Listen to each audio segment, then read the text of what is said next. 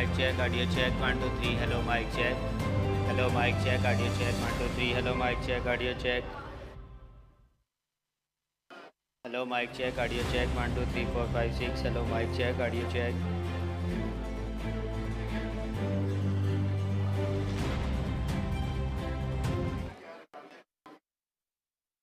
Hello mic check, audio check, 1 2 3 4 5 6.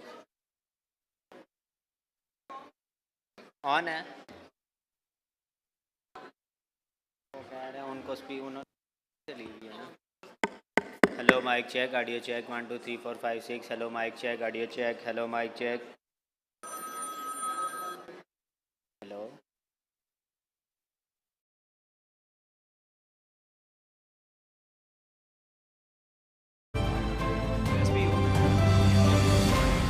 Audio check. Hello, 1 2 3 audio check. 1 2 3 4 audio check. Audio check. Hello, 1 2 3 audio check.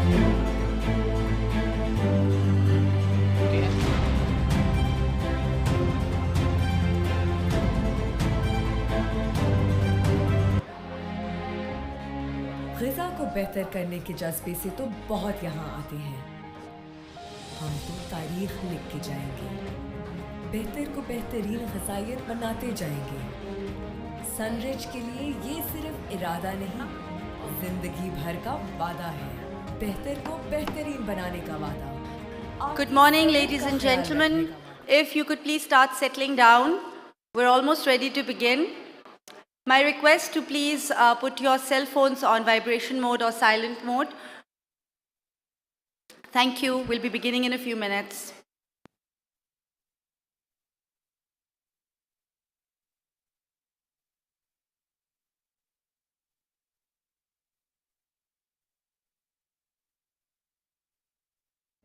बेहतर को बेहतरीन ग़िज़ाइयत बनाते जाएंगे। सनरिच के लिए ये सिर्फ इरादा नहीं, जिंदगी भर का वादा है, बेहतर को बेहतरीन बनाने का वादा। आपकी सेहत का ख्याल रखने का वादा, पाकिस्तान को खुशहाल बनाने का वादा। पर ग़िज़ाइयत है क्या? ये है हमारा यकीन, हमारा अज़्म, हमारा वादा, हमारी ताकत। ये वादा है करोड़ों पाकिस्तानियों के रोजगार बेहतर बनाने का, अपने किसानों और मेहनत कशों के घरों में खुशहाली फैलाने का। ये वादा है मोहब्बत और मुशक्कत से भरपूर ग़िज़ाइयत फराहम करने का। ये वादा है हमेशा बेहतरीन ग़िज़ाई अज्जा का, जो ना सिर्फ भूख मिटाए पर सबकी सेहत भी यकीनी बनाए। सुनहरी गंदम का खालिस आटा, खिले खिले आला मयारी चावल, चीनी की खास मिठास, खुशबू और मज़े से भरी दालें, हिमालयन नमक की उम्दा खूबियाँ, मैदा, सूजी, बेसन और गुडगुडीज़ का अलग ही मज़ा। ये सब और बहुत कुछ आपकी ग़िज़ाइयत से भरपूर ज़िंदगी के लिए हमारा वादा। हमारा वादा है फसल से मेज़ तक के महफूज सफ़र का, ताकत का, सेहत का, खुशी का, ताकि आपको और आपके अपनों को हमेशा मिले ग़िज़ाइयत से भरपूर ज़िंदगी। सनरिच फूड्स, ग़िज़ाइयत से भरपूर ज़िंदगी।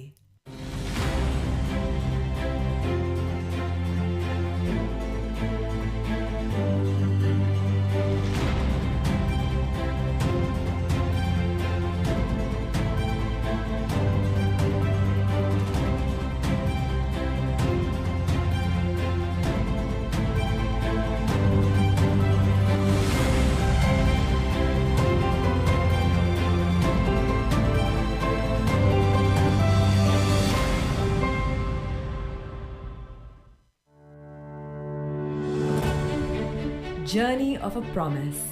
In the symphony of life, change is the only constant, weaving a tapestry of evolving realities. We stand at the forefront, challenging the impossible, forging strength and connecting you to a world pulsating with passion, binding you to your own happiness. We are the architects of this transformative change, and our medium is something fundamental. Food, more than sustenance, is an emotion, a promise for better nutrition. In the beginning, a seed of an idea sprouted, a tiny grain that ignited our journey. From the humble harvest of simple grains to the pinnacle of sustainable agriculture practices that nourish our world, we've evolved, matching the relentless pace of progress. Our commitment manifested in 9 state-of-the-art factories.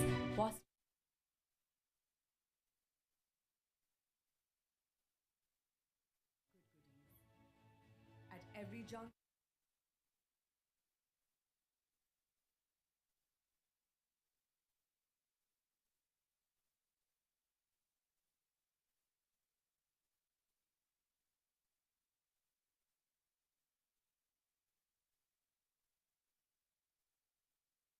products are not just commodities, they are a commitment to a healthier life. Our fiber-fit flour redefines the future of bread and gut health, boasting fortifications and twice the fiber content. Crafted with love, our product range, including all-purpose flour, semolina, and pizza flour, stands as a testament to excellence. Sunrich Foods extends its influence beyond wheat, granting rice a new stature. Grains 2 to 3 times longer, celebrated for their aromatic essence, ensuring every bite is an explosion of flavor. Our salt, whether the Sunrich Pink Himalayan salt with 84 natural... Hello, Assalamu alaikum, good morning. We're just about to start. If I could please request the following to join us on the stage.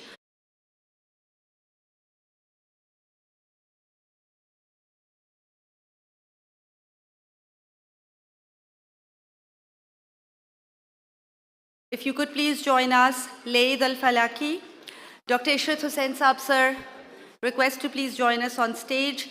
Lucia from ACCA, if you could please join us.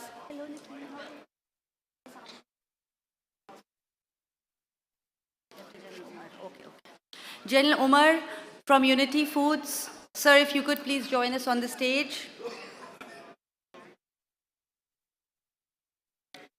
Maheen Rahman from InfraZamin, if you could please come on the stage. Buhok Khu, Chairman InfraZamin Board, if you're in the hall, please join us on stage. And Mr. Mustafa Muharram, Chairman Muharram and Partners. All right.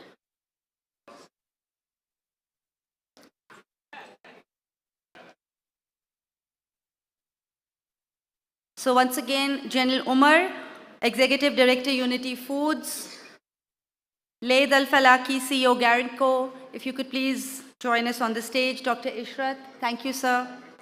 Lucia, oh, she's already here. Thank you, Lucia. Maheen, Buhok Khu from InfraZamin Board, and Mustafa Muharram.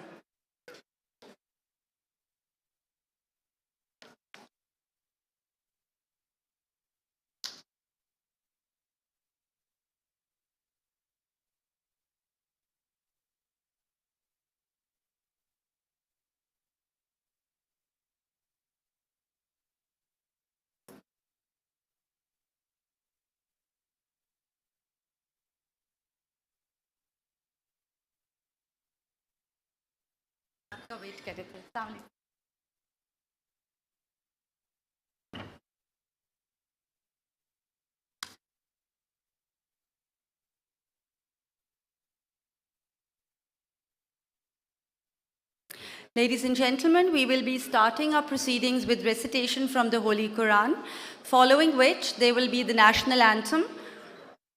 So we're all set to begin. Bismillah. Sound, can we have the recitation, please?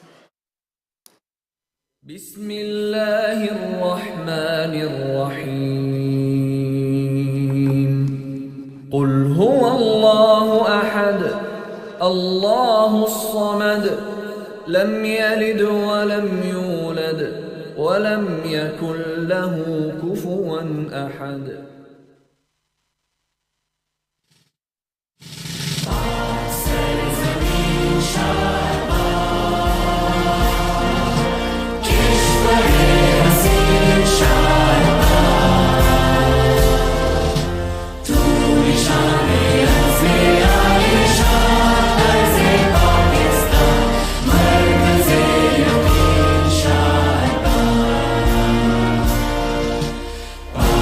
Say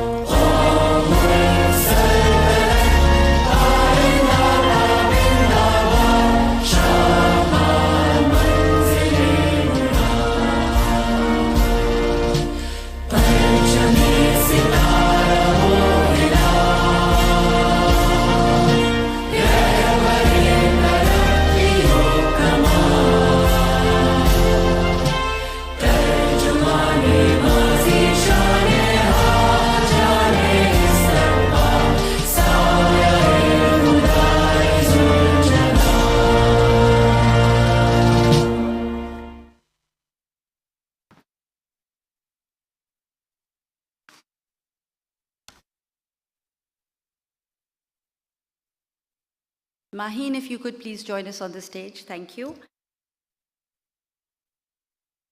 Bismillahirrahmanirrahim. Ladies and gentlemen, Assalamu alaikum. A very good morning to all of you and a warm welcome to all those who are present here physically and to our online audiences who have joined us from around the world. We are delighted to have our worthy speakers, delegates and guests at the 7th edition of the Leaders in Islamabad Business Summit. I'm Rabia Ahmed, Director and Chief Operating Officer, Nutshell Group. I, along with Mehrunisa Azhar, Chief Disruption Officer, and Shaha Tariq, Head of Content and Storytelling, Nutshell Communications, will be the summit moderators for the 2 days of this conference. And yes, it seems like the women are taking over the planet. Thank you very much. Ladies and gentlemen, Leaders in Islamabad Business Summit 7th edition is hosted by Nutshell Conferences Group and Unity Foods Limited, in collaboration with the Overseas Investors Chamber of Commerce and Industry. Faysal Bank is our platinum partner, and InfraZamin Pakistan stands as our strategic partner. The theme for the 7th edition of Leaders in Islamabad Business Summit is Collaborating for Growth. Started in 2017 by Nutshell Conferences Group and Martin Dow Group, Leaders in Islamabad has over the years become a very important and formidable brand. With the exception of 2020, when COVID protocols did not allow us to get together at a large scale, we have been getting together here every year at the Islamabad Serena Hotel for the Leaders in Islamabad Summit. This, ladies and gentlemen, is Pakistan's largest corporate event, which brings together a dynamic mix of corporate and public sector leaders, entrepreneurs, innovators, thinkers, strategists, economists, investors, academicians, policy experts, and many, many more. Over the years, Nutshell Conferences Group has hosted more than 5,500 delegates from over 450 organizations and 30 countries. The co-hosts and partners of the 7th edition are thrilled to have the movers and shakers of Pakistan's business and corporate sector, the public sector, the government, and the intelligentsia from across Pakistan and around the world. Ladies and gentlemen, Leaders in Islamabad, or LIBS as we call it, is not only the biggest corporate event, it's also over the years become a very sought after event in the country. You know, as soon as the first announcement for the Leaders in Islamabad Summit went up on our social media about a week ago, I started receiving calls and messages from my friends and our associates. When am I getting the invite? Are you not inviting me to the summit? Where can I find the invite? As is the case for all members of the Nutshell team. So, alhamdulillah, all praise to Allah. We are humbled by your support, your love, and your appreciation, and overwhelmed by the huge turnout we get at Leaders in Islamabad year after year. So we will be talking a bit more about the theme of today's summit, which is Collaborating for Growth. In his welcome address, Asfar will be elaborating on the theme. But I just wanted to say that I think it's a very appropriate theme, considering that on a regional and global level, we are moving away from the competition, and we are going towards collaboration. In Pakistan, I think we are very good at individual brilliance, but we are a little slow on collective thought, collective strategizing, holding hands, and bearing or enjoying the fruit of collective execution. So this is a very appropriate theme, a need of the time. This year, we will be talking about a variety of topics. They will provide very good food of thought for all our audiences, from climate and infrastructure to Pakistan's power sector, and from emerging leadership trends to generative AI and big data. Our thought leaders will share their ideas about how we can collectively think, ideate, and execute and change our world for the better. Before we move on, I must thank all our partners for the Leaders in Islamabad Business Summit. Unity Foods, our co-host. Farooq Amin Saab, the Chief Executive Officer, is here amongst us. Thank you very much, Farooq Saab. General Umar will be one of the speakers for our inaugural session from Unity Foods. Faysal Bank is our platinum partner, and although Yusuf Hussain Saab, the president and CEO, and his team could not join us because of their board meetings, they're definitely here with us in spirit, and they've been our partners for a very long time. InfraZamin Pakistan is our strategic partner. Thank you, Maheen, for joining us. Our energy partner, K Electric, technology partners, SAP, TMC, and Teradata. Our gold partners, U Microfinance Bank, Uphone and PTCL Group, Mobilink Microfinance Bank, NBP Funds, Abacus Consulting. Our research partners, S&P Global. In fact, tomorrow we have a power-packed session where senior members of the S&P Global team from USA are going to be part of a panel. OICCI has been our strategic partner since the first edition of Leaders in Islamabad, so thank you very much, OICCI. Then Corporate Pakistan Group, Knowledge Partners, ACCA, again, our partners since the longest time. Lucia is here. She will be part of our inaugural session. Our outreach partners, Pakistan Software Houses Association, PASHA, and VCAST, and our sustainability partner, Spectrico. So a big round of applause for all our partners before we formally start. So Leaders in Islamabad this year has 40 local and 15 international experts who are going to think and shape the business world of today and tomorrow.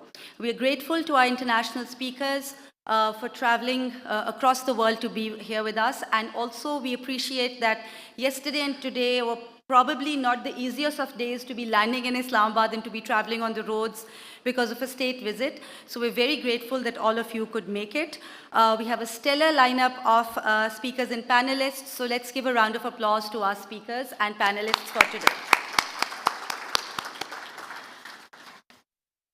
All right, so our event is being live streamed across the world. We are live on Nutshell Group's YouTube channel, Facebook page, and LinkedIn page. We're also live on the Facebook page of Express Tribune.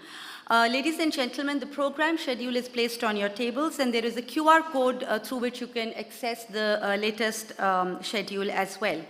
The hashtags we're using for today are hashtag Leaders in ISB and hashtag Collaborating for Growth. So please, while you're listening to the speakers, go ahead and post and say nice things about the speakers and their sessions. All right, so now I'm going to invite the first speaker. The welcome address will be delivered by Muhammad Asfar Ehsan. I'm sure everybody in this hall knows him. He's a prominent figure.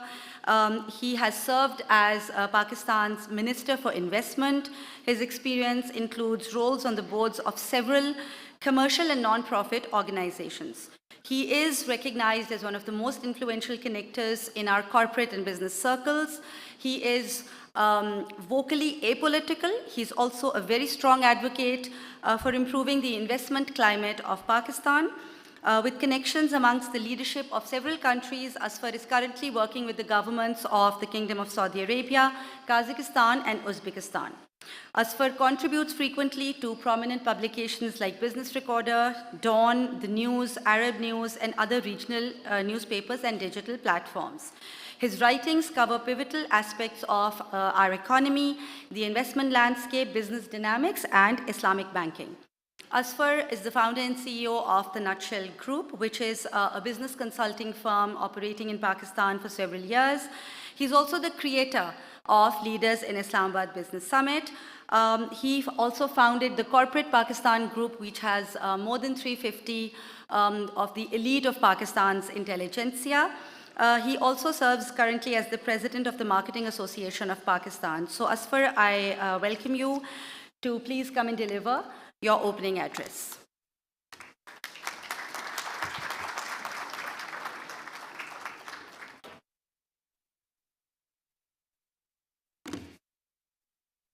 Thank you, Rabia, and thanks for your flattering introduction. I think I deserve it. Bismillah ar-Rahman ar-Rahim.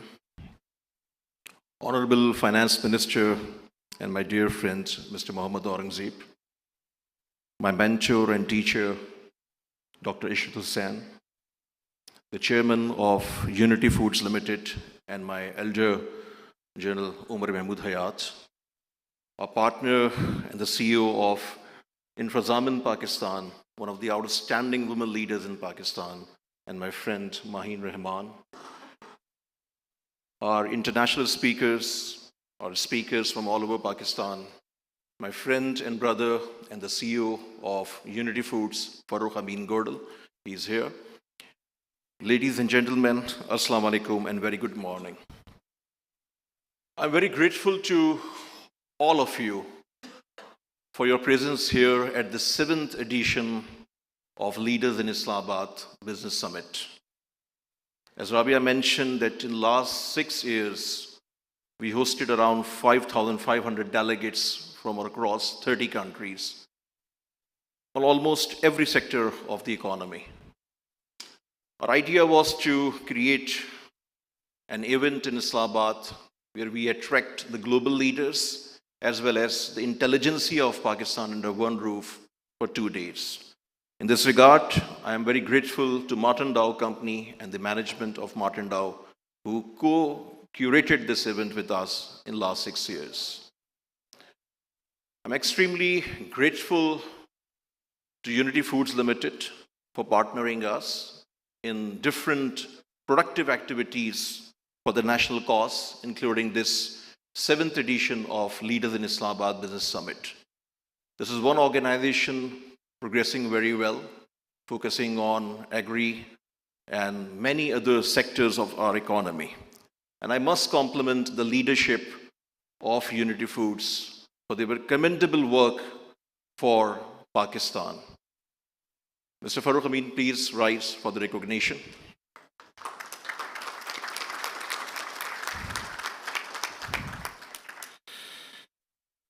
My dear friends, I'm also very grateful to our partners, InfraZamin, and our platinum partners, Faysal Bank Limited, and all our other partners who are collaborating with us for this Leaders in Islamabad Business Summit.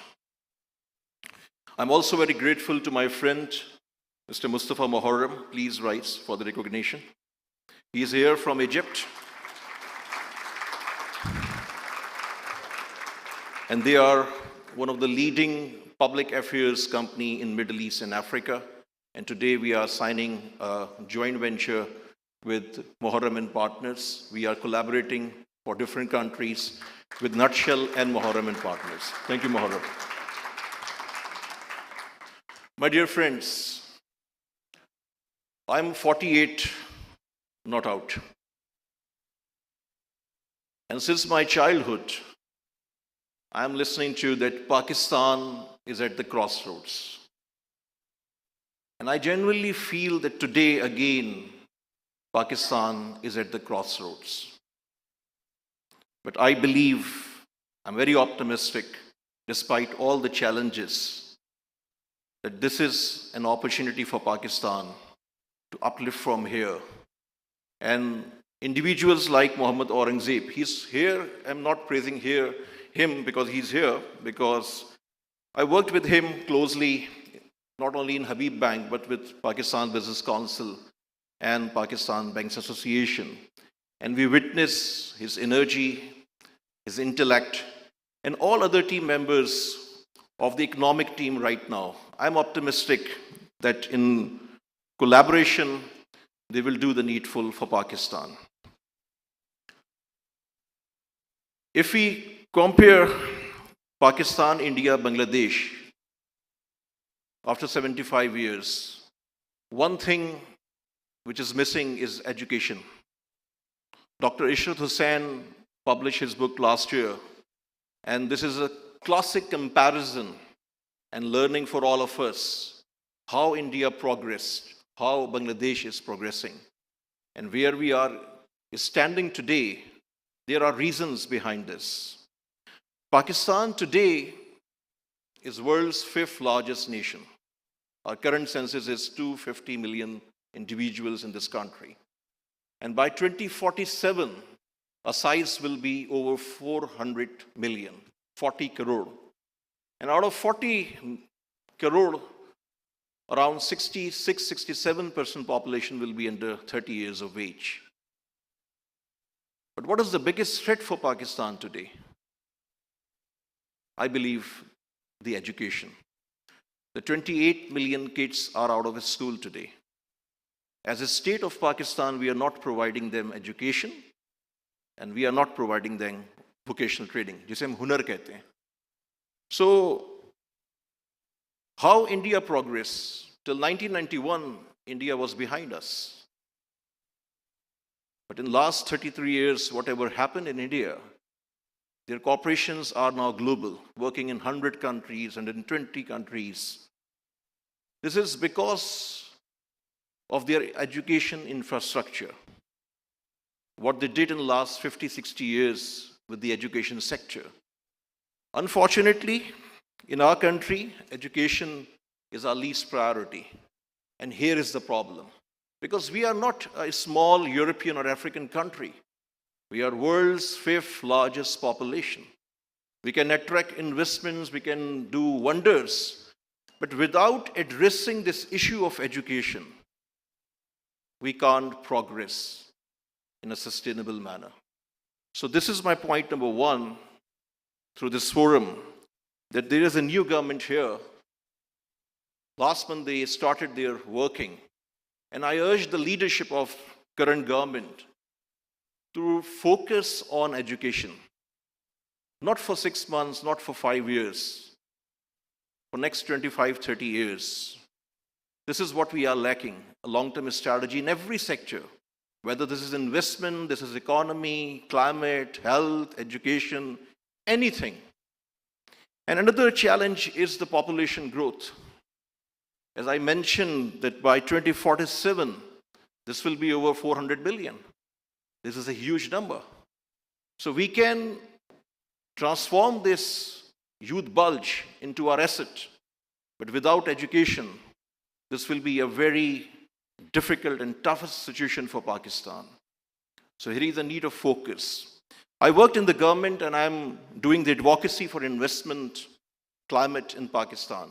And I'm very, very well aware that the current government is doing the policy reforms and they are doing some outstanding work. In next few months, we will see some progress here. But what we need in investment also is a plan for next 20-25 years, not 5 years. My friend Naeem Zamidar is here. He also chaired the Board of Investment. And after the policy reforms, there is a need to manage the guarantee for policy continuation for at least next 8, 10, 12 years. Without fixing all these issues, this will be difficult to attract sustainable FDI. So I believe that we all are Pakistanis first. Our political affiliations are on number second. And we should act as Pakistan first. So here is a need of collaboration. Here is a need to support the state of Pakistan. And we should avoid the polarization in this country. This is another big challenge for this country. I'm optimistic about the future of Pakistan and I believe that whatever is happening in the last few years, this is part of an evolution. Trust me, this is part of an evolution. There are huge opportunities, but there is a need of competent teams at the right places. There is a need of collaboration amongst all stakeholders. One is the political government, one is the bureaucracy, one is the military leadership, one is the business community. Without a strong working of these 4 stakeholders, these 4 segments of our society, we can't progress. So, I also believe that recently Saudi Arabia delegation visited here and our leadership also visited Saudi Arabia and a very excellent meeting with the Crown Prince Mohammed bin Salman and his team. I'm working with Saudi Arabia very closely and this is my passion also now. There's no more work, this is a passion.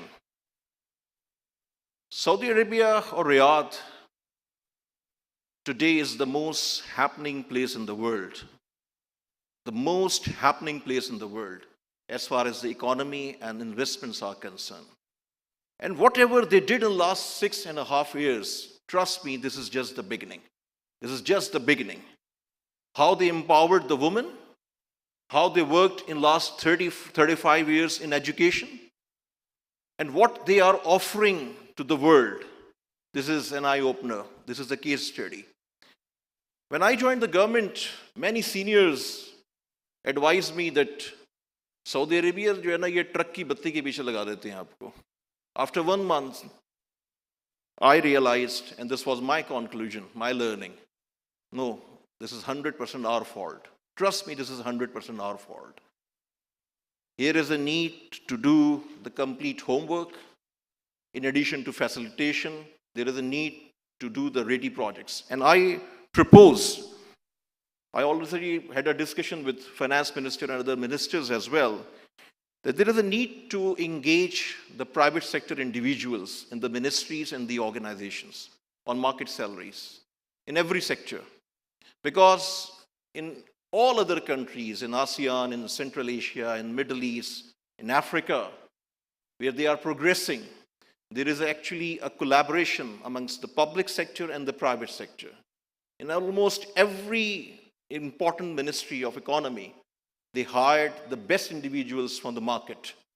So here is a need to address this issue on war fittings, because a competent team in different ministries, a competent team in different institutions who are responsible for this economic and investment climate, this will be productive and this will be beneficial for all of us. So my concluding remarks are, one, I mentioned about education. We should do the firefighting, we should do everything, but on parallel, we should start from now instead of waiting further. A concrete plan and concrete strategy, a concrete budget for our education system. And this policy should be for next 25, 30 years minimum. Number one. Number two, for all other sectors, there is a need of plan for 20-25 years. अब वो time चला गया कि आप 6 महीने 8 महीने की बात करते थे. What I experienced in different governments, in every government, a clear firefighting mode all the time. A lack of a strategy in almost every important matter. So there is a need of continuation, and there is a need of charter for business, a charter for economy, duly approved from the parliament as well as from the National Security Council. Koi aaye, koi jaye, aapki policy same rehni chahiye. And then you will see that how investors will react and how investors will be ready to invest here in Pakistan. And before addressing FDI, I believe that please facilitate the existing investors in Pakistan. This is the number one priority. Existing investors includes the local investors as well as all the foreign investors who already invested in Pakistan. Because if they are happy, if they are satisfied, if they are growing, trust me, you will attract FDI on a sustainable basis. And there is a need to support all these organizations who are growing instead of creating a very difficult environment for them to progress and to grow. So this is also my request to Finance Minister and his team to address this issue on war fittings. एक आखिरी बात मैं उर्दू में कहना चाहूँगा, और ये बात मैं हमेशा कहता हूँ कि हम अपने आप से सच बोलना शुरू करें as a state of Pakistan. जैसे हम अपनी ऑर्गेनाइजेशंस में सच बोलते हैं, हम अपनी इंडिविजुअल लाइफ में सच बोलते हैं. एक ऑर्गेनाइजेशन होती है, उसमें हम एक बैलेंस शीट देखते हैं, हम एक एक्सरे देखते हैं कि ये ब्लैक है और ये वाइट है. जब स्टेट ऑफ पाकिस्तान की बात आती है तो हम सच नहीं बोलते. I believe that this country's potential is huge beyond lip service. And kitne bhi problems ho, this is the time to uplift this country. But without collaboration, without unity in the nation, this is not possible. So we all are blessed individuals. We all are corporate executives or the part of the national intelligence here. This is our role to support this country beyond our party affiliations. Trust me, beyond our party affiliations. Pakistan is first, and Pakistan will remain first. And I believe that with good policies, with collaboration, we will grow, and Pakistan will be a prosperous country in the near future. Thank you for your patience, and thanks for your participation.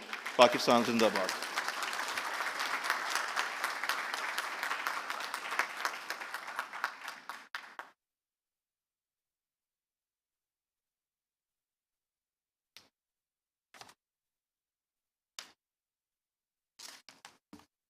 Thank you, Asfar, for ending on that very positive note. Actually, when you were mentioning our population statistics and the percentage of the number of young people that we have, according to the Pakistan National Human Development Report, not only do we have a very large, huge, a very big youth bulge, but this percentage of the young people in our population is going to keep increasing till 2050. So there's immense potential. And like you said, focus on education, but also on national strategies in all fields, in every domain, are the need of the hour. So with this, we move on to our next speaker. Our co-host for Leaders in Islamabad Business Summit 7th edition is Unity Foods Limited. And from Unity Foods, we are joined for the welcome address by Lieutenant General Umar Mahmood Hayat. He is the chairman of Unity Foods Limited. He is an expert on disaster management and post-disaster rehabilitation. He has served as the chairman of the National Disaster Management Authority, NDMA, and the chairman of the Earthquake Reconstruction and Rehabilitation Authority, ERA. He has a deep understanding of the gaps and needs in disaster management and rehabilitation in Pakistan. He also has extensive experience of working with international donors and multilateral organizations working on humanitarian projects. Previously, he has also served as the chairman of Pakistan's largest public sector enterprise, the Pakistan Ordnance Factories. We're very happy to have General Umar with us, sir. I invite you for your welcome address.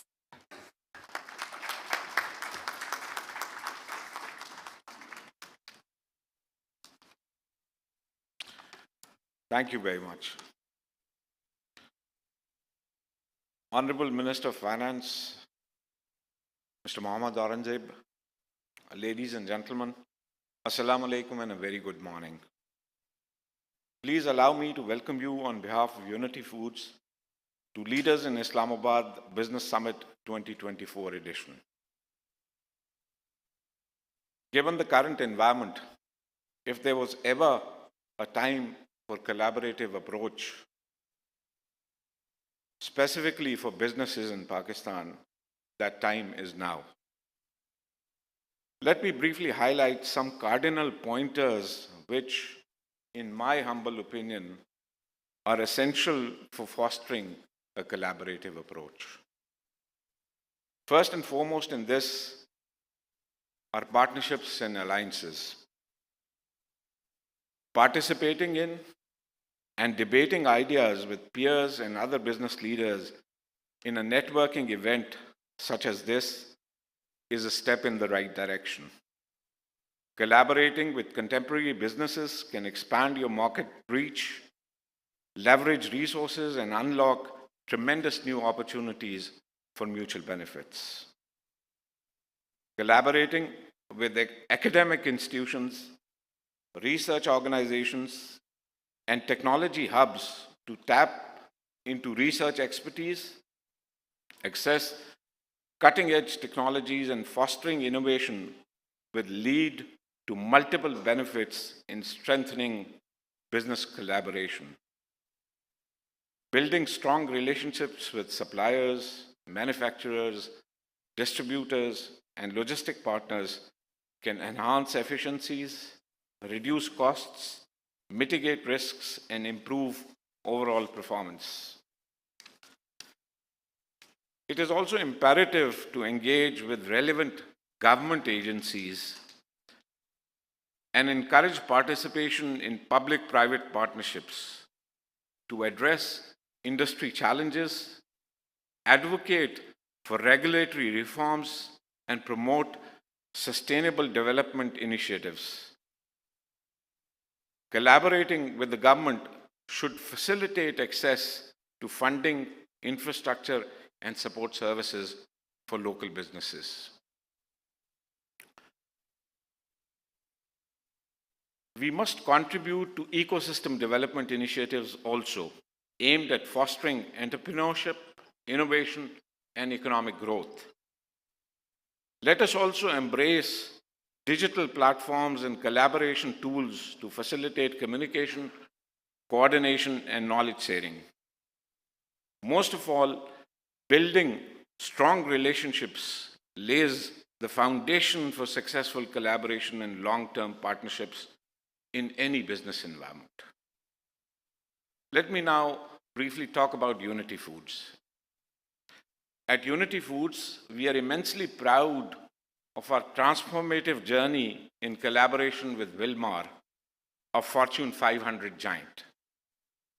This partnership has been the cornerstone of our growth that has propelled our operations to new heights.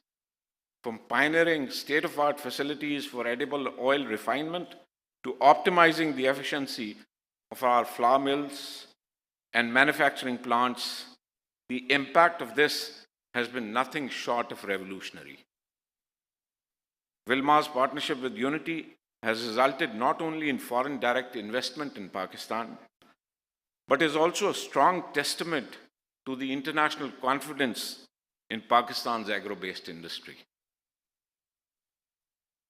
While such collaborative approaches are a benchmark for private industries, what we at times find lacking is a recognition of this in our policy making and regulatory frameworks. For example, the disparity between credit extended to government sector versus private sector is staggering. As a result, this creates major hindrances in the growth of local businesses and stifles entrepreneurship. Moreover, the bureaucratic and operational hurdles faced by local businesses also varies from province to province. While one province facilitates businesses and entrepreneurs, the situation in another province would be entirely different, thus creating a need to standardize policies and procedures for facilitating local businesses. This underscores the urgent necessity of fostering a culture of collaboration from ground up. It is essential that we create an environment where government, local partners, and financial institutions seamlessly come together, championing and empowering local businesses. It is through this unified effort that we can drive sustainable economic growth and propel our GDP to new unparalleled heights. The path to sustainable growth and prosperity lies in collaboration. The onus is on us, the leaders and the policymakers sitting here today, to champion a culture of collaboration and transcends boundaries and empowers every stakeholder to deliver and thrive. Unity Food remains very steadfast in its commitment to fostering partnerships, both global and local, that drive prosperity and shared success. Together, let us forge a future where collaboration is not merely a strategy, but a driving force for advancement, prosperity, and collective achievement. Thank you, ladies and gentlemen.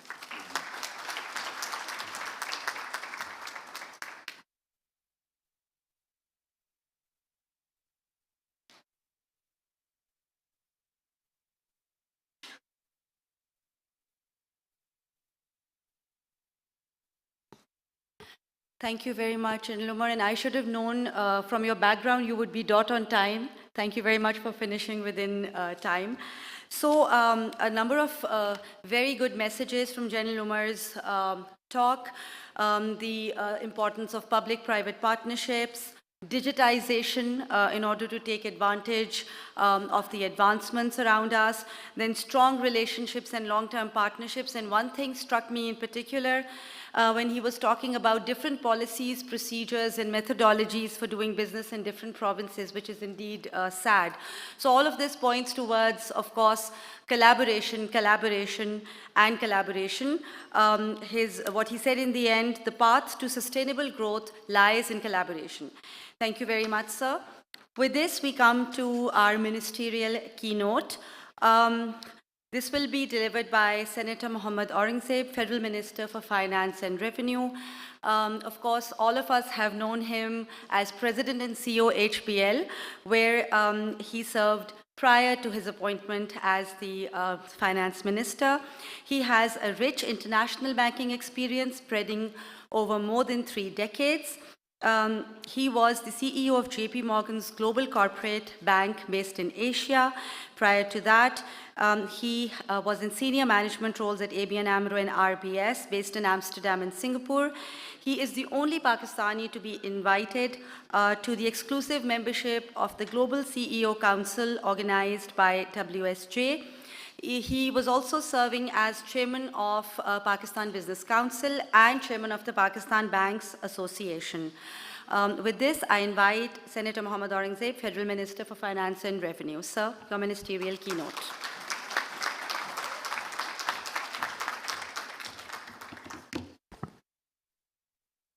Asfar, ladies and gentlemen, it's a great pleasure to be here. I arrived back from Washington, D.C. at 3 this morning. We were on the same flight from Dubai. Let's first take stock of where we are. We have certainly entered this year from an economic perspective on a much stronger note in terms of where we were this time last year. Whereas the fiscal equation in terms of our primary surpluses, whether it's the external account, and you've just seen the number that's been given in terms of current account surplus for March. It was declared by State Bank yesterday. Our FX reserves, और जब आपको याद होगा कि the FX reserve had dipped to close to $3.4 billion last year, which is equivalent to about 15 days of import cover. And alhamdulillah, we are a little over $8 billion right now. And once the final tranche comes from the IMF, end of this week, we will be over $9 billion. And by the time we end June, we will be anywhere between $9 to $10 billion, which is going to be equivalent to 2 months of import cover, which is a much better position in terms of where we were. And the secondly, it's not only the quantitative aspect of it, but it's also the qualitative aspect of it. Because ये जो FX reserve बढ़ा है, ये debt stock से नहीं बढ़ा है. It's through the market operations and everything else that's come along with that. And therefore, qualitatively, it's very important as well.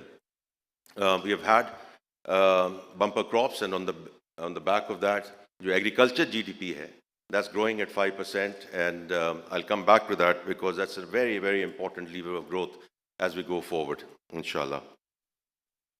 In terms of the other data points, stock market is a data point.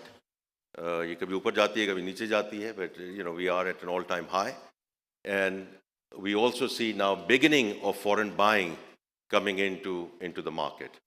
And I was with institutional investors last week in Washington, hosted by JPM and Jefferies and Citi, and we see in the fixed income market as well, interest coming back in, which is all, it's a good sign as we go forward.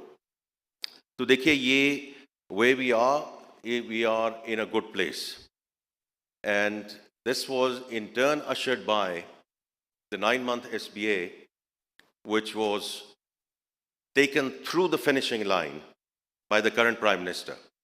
और आप सब यहाँ मौजूद थे. And that was absolutely critical that we did that as a country. IMF is known as lender of the last resort for a reason. There is no plan B. कोई plan B का कोई तसव्वुर नहीं किया जा सकता when you are in a situation where I said you are down to 15 days of import cover. So it's not only the start of that program, which ushered in this macroeconomic stability, but also the successful conclusion of this program. When I was in DC again last week, we were complimented as a country to show the necessary discipline to go through the program. So staff level agreement happened in March, but inshallah the board meeting of the fund is there and we'll get the final tranche and we move on. Now, where do we go from here? One of the reasons why we initiated discussions with the fund to go for a longer and a larger program is for two reasons. One is to bring permanence in this macroeconomic stability. That's number one. The second thing is the execution of the structural reform agenda. और मैं असफर आपकी conferences में बड़ी देर से मैं कहता रहा हूँ कि इस मुल्क को पॉलिसी प्रिस्क्रिप्शंस की ज़रूरत नहीं है. We know the what and why for the longest time. We just don't do it. So it's now the how part of it and we have to get into the execution mode. और इसमें तीन key areas हैं. One is sort of tax to GDP or broadening the tax base.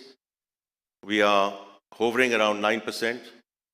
When I was with some of the investors in UAE yesterday, and they went straight into chat GPT when I said it's sort of tax to GDP is hovering around 9%, and they gave me the neighboring countries in Southeast Asia, और वो सब अब हमें पता है. कोई 16% पे है, कोई 18% पे है, कोई 20% पे है, which we all know. We need to move towards sustainability. Otherwise, it's not going to happen. And I'll come back to that in a moment. When I say we are in an execution mode, क्यों हम कहते हैं कि we are in execution mode? The second thing, which is a huge priority, and all of you know better than I do, is the energy equation. Whether it's on the power side or it's on the petroleum side, and I appreciate the petroleum minister and the power minister are going to be here addressing you later on in the conference. So I won't steal their thunder. But it's so critical that we fix this equation, because जो भी हम करना चाहते हैं from our industrial perspective or from getting our export base right, we are not going to get there if we don't fix this issue. And I'll come back to that. The third thing is the SOE reforms, and therefore accelerating the privatization agenda. In the very first week, the Prime Minister said the government has no business in being in business, and therefore all operating units, all ministries, we have to step up to ensure कि ये जो drag है SOEs का, इसको हम privatization की तरफ लेकर जाएं. So I'll just spend a couple of minutes in terms of the execution part of it, and then we can say where do we go from here in terms of road to markets. क्योंकि मैं बार-बार ये चीज़ repeat करूँगा as we go forward कि how do we get out of the fund program, and that's the only way is to have a very clear roadmap in terms of road to markets. But before we go there, let's come to these three items. So जो tax का जो element है, उसके दो पहलू हैं. One is the policy and the enforcement gap, and the other is obviously bringing in the undertaxed and untaxed sectors into the net. जो enforcement वाला discussion है, वो बहुत important discussion है. उसके दो पहलू हैं again. One is where we have the functionality and we haven't done it. So track and trace की हमारे पास functionality है, implementation is lax, and therefore operational effectiveness is very limited. तो वो ये जो enforcement elements हैं, इनको हमने दुरुस्त करना है. उसी के सिलसिले में there are about 1.7 trillion की litigation is pending with the tax tribunals. अब इस figure को आप देखिए कि इस साल का जो budget है वो is 9.4 trillion, and inshallah we are well on our way to meet that budget. But we don't make decisions. As a country, जो मैं बार-बार बात में कहता रहा हूँ कि छोटा से छोटी company हो, बड़े से बड़ा मुल्क हो, timely decisions, timely executions. So in conjunction with the Law Minister and Attorney General, and I'm very grateful to them, क्योंकि ये चीज़ एग्जेक्टिव के पास है। क्योंकि मुझे किसी ने कहा कि आप चीफ जस्टिस से क्यों नहीं जाकर बात करते। चीफ जस्टिस तो मैं उस वक्त जाकर बात करूं अगर ये हाई कोर्ट और सुप्रीम कोर्ट का मामला हो। ये तो ट्राइब्यूनल्स हैं, ये ट्राइब्यूनल्स वो हैं जहां से एफबीआर के लोग जाते हैं और लॉ मिनिस्ट्री से लोग जाते हैं। That's how these tribunals are structured. So it's very much in the domain of the executive. So we need to fix it, not the court. और इनकी as I said law minister साहब की मदद से we have requested this tribunals they make decisions in the next 3 to 4 months. And we will also change people in these tribunals as we go forward. So ये तो वो है चीज़ें जो हमारे control में हैं and we need to fix them in terms of short-term measures, and we have already started this thing. We are not waiting for EFF, we are not waiting for the extended facility because ये चीज़ें हमारे control में हैं. And then of course bringing in from the undertaxed and untaxed, और उसमें हमें provinces के साथ भी मिलकर चलना पड़ेगा और उनके मशावरत से चलना पड़ेगा, because some of the tax aspects are now very much after a devolved situation is in their purview. So उनकी भी हम मदद हासिल करने की इंशाल्लाह इसमें कोशिश करेंगे as we bring these sectors into the net as well, so that we start moving towards 13 to 14% of tax to GDP into a more sustainable range, inshallah, in the next 3 to 4 years. The next one is, as I said, energy, और चूँकि ministers खुद आ रहे हैं, वो खुद बात करेंगे. I think Awais is already working on, first of all, dealing with the corporate governance. वहाँ भी यही सिलसिला है कि जो leakages हैं in the system, and leakages are euphemism for outright theft, and therefore the enforcement element has to come in on that side in the short term, and then whatever we are trying to do in terms of जो corporate board and distribution companies के उनको reduce किया जाए, उसमें private sector के लोगों को ज़्यादा लाया जाए, and he's working on it, and I'm sure he'll talk about it when he's here with all of you. और उसके बाद in distribution companies को हमने private sector में कैसे लेके जाना है, whether we go the concession route a la Turkey or we actually go for the privatization route, remains to be seen. But as far as I'm concerned, it can be a combination of both as well. और इसमें अब GenCos का है, gas allocations का issue है, whether we are going with the right merit order, etc. Because a lot of thing is that the demand is going down, we are going off grid, उसकी वजह से capacity payments बढ़ रही हैं. So we have to look at this equation very holistically between the power minister and the petroleum minister and myself as we go forward, and inshallah we'll do that in the medium term on that aspect. बाकी रही SOE reforms की और privatization की, as you see, PIA is an asset which is in play right now. उसके expression of interest जा चुके हैं. We are expecting the bids to come in. और उसकी simple बात ये है कि we cannot afford these type of losses year after year after year. It's as simple as that. और हमारे neighborly country में जब ये चीज़ गई है, whether it's a foreign investor or local investor, it's the airline there is looking very good and working very well. The other is Islamabad airport, उसमें भी interest आ रहा है, but we want to accelerate this privatization agenda as we go forward. तो इसलिए ये जो IMF वाली discussion होती है, तो वो आमतौर पे ये पूछा जाता है कि जी अब और आप पे वो क्या करने वाले हैं? कुछ नहीं करने वाले. If these are the kind of things which we need to do as a country, I keep on repeating that this is therefore Pakistan's program, which is help, supported, assisted by the fund. इसको हमें इस तरह देखना है because ownership ही उसी तरह आएगी. अगर हमने ये कहते रहे कि कोई आके हमारे से करवा रहा है, कुछ नहीं करवा रहा है. Because this is our requirement as a country if we want to get out of the trap that we are in at this point in time. And we are very committed to actually, inshallah, get it done. Now, coming to the IMF, we had very good discussions in Washington with a view that we go for a larger and a longer program. People keep on asking me कि उसका हुजम क्या होगा, उसकी duration क्या होगी. That is only, we'll start getting into the contours of that program when the mission is here, inshallah, in middle of May. Or we are hoping if all goes well and we agree on the prioritization, and I have no reason to believe we will not agree with the prioritization, because जो हमारी priorities हैं ultimately those have to be supported by the fund, और वो हम इंशाल्लाह agree कर लेंगे. But we are still hoping that we can get into a staff level agreement by the time June is done or early July, so that we can move on. IMF is a means to an end, not an end in itself.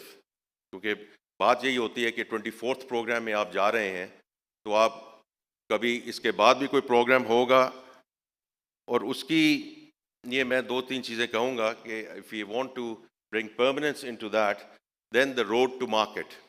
Now, road to market has sort of 3 components to it. One is जो हमारा homegrown discussion है, which is making sure that the export equation gets right. So on the textile side, I think I have to say full kudos to the industry, because we have gone into value addition and things are moving forward.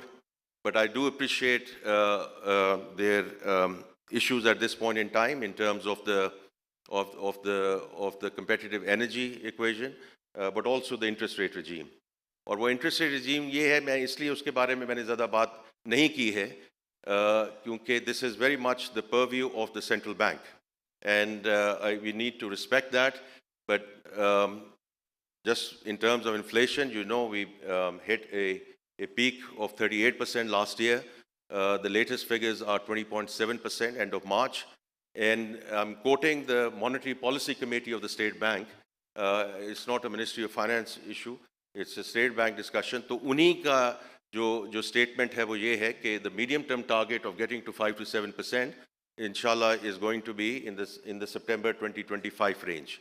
Now, if that is the case, then I do expect that the inflation starts coming down, and also based on the base effect, and then of course the policy rate needs to follow. So ये जो एक इस वक्त discussion है in terms of the high interest rate regime, which is a right discussion, and I can fully appreciate that. तो वो ये बतदरीज उसमें बेहतरी आएगी. But textiles, I think, therefore, I think वो आगे चलेगा, लेकिन it's going to be range bound because of these 2 reasons in the short term.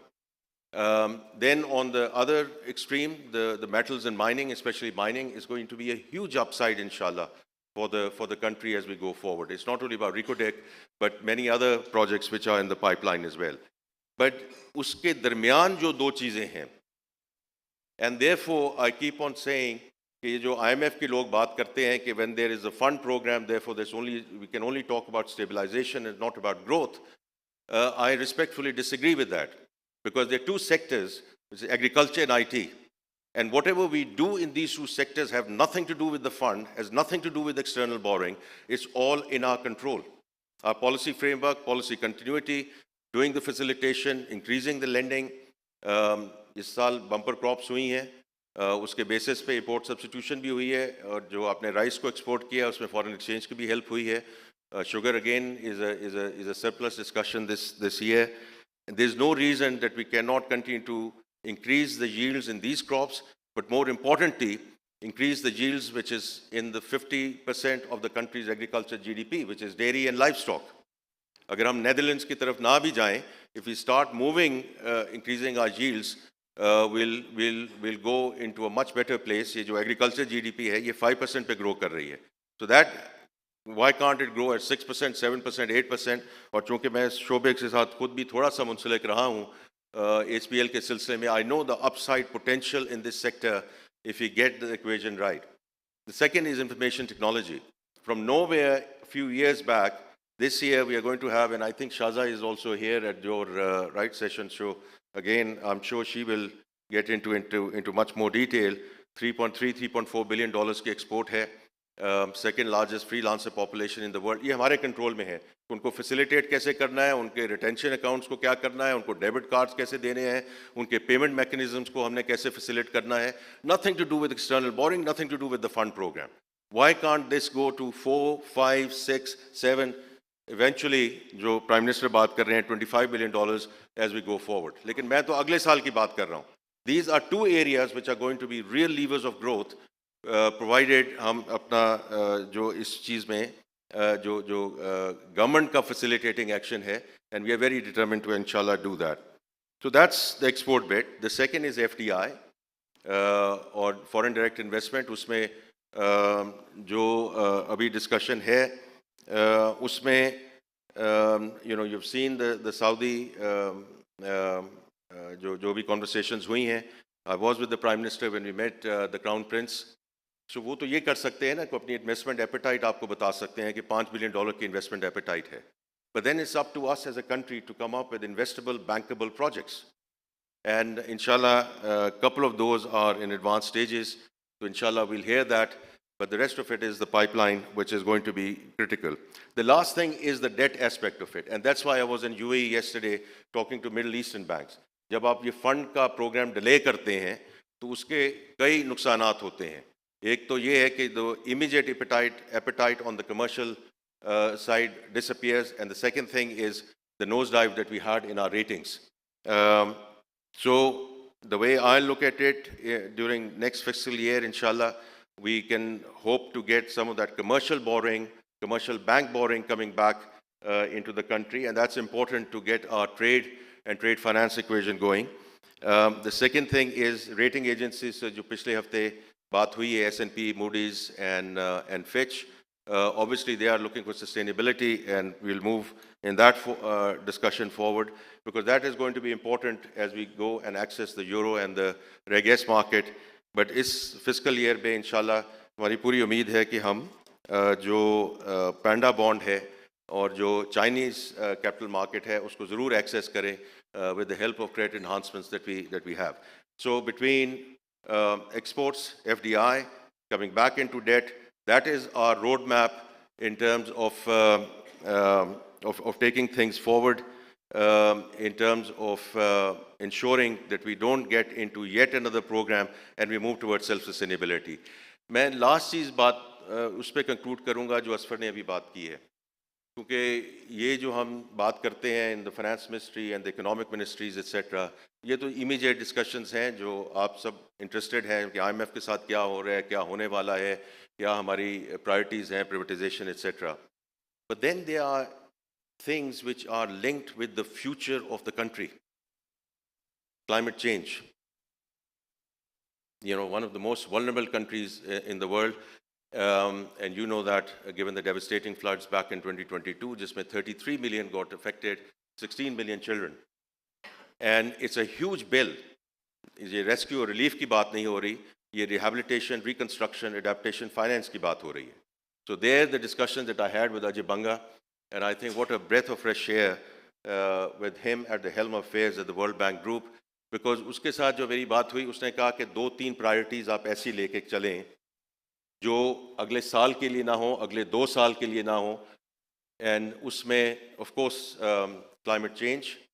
The second one is digitalization, because that's something which we are going to do inshallah in the short term in FBR, because we are going ahead and appointing a world-class consultant this week ताकि हम end-to-end digitalization करें और उसमें human intervention जितनी कम हो सके वो कम हो सके. But it's in the end it has to be digitalization across the economy.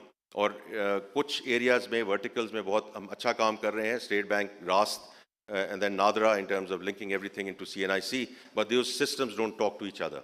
So digitalization. And the third thing is human capital. आपने इस पर बात की education की, आपने बात की health की, आपने बात की children out of school. But the child stunting, right, is horrific, absolutely horrific, the kind of statistics that we have. And that is the future of Pakistan. तो अजय बंगा के साथ मेरी जो बात हुई यही बात हुई कि 2-3 टॉपिक्स गन शॉट अप्रोच ना करें कि 10 चीज़ें ले आए, 12 चीज़ें ले आए, लेकिन वो चीज़ which is really the future of Pakistan, he said we will support you through the cycle, which is the next 10 years, 15 years, 20 years, because that is the equation we need to get right. ये IMF भी हम कर लेंगे, हम ये जो immediate चीज़ें हैं इंशाल्लाह ये भी कर लेंगे, but if this country has to move into middle income countries, these are the aspects which you emphasize, and we need to move these things in parallel not कि पहले हम ये करेंगे उसके बाद दूसरी चीज़ करेंगे. All of this has to go forward. I wish you all the very best for the rest of the conference. Thank you, ladies and gentlemen, for your patient hearing. It's absolute pleasure and privilege to be here at the conference. Thank you.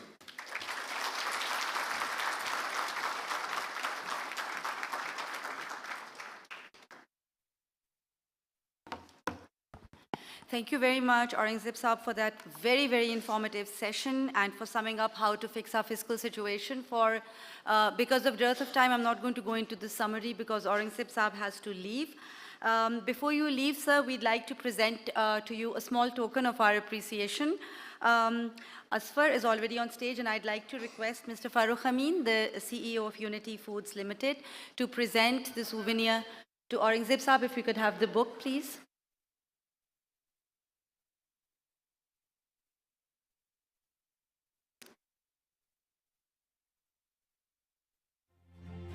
Could we also have a quick photograph of the session members before you leave, Aurangzeb Saab? Could we have a quick group photo with you? Asfar, a quick group photo with Aurangzeb Saab? Quick photo, yes.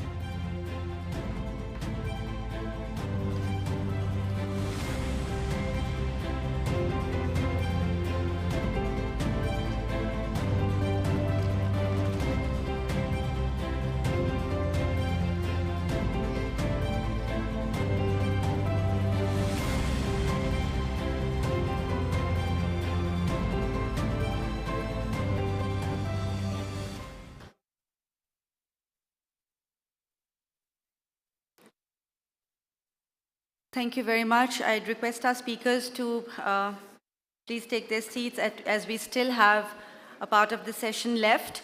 All right, we'll now move to our next address in the inaugural session. Lasha Tabidzi is the Global Chief Digital Officer at Beyond. This is his second visit this year. He was here in Karachi at the Future Summit, which is one of Nutshell's flagship conferences in Karachi. So thank you very much for being here yet again, Lasha. His focus has been on multi-screen, omni-channel, customer-centric, digital-first products, and he's known for delivering out-of-the-box solutions. So let's listen to his out-of-the-box views on collaborating for growth. Lasha, the stage is all yours.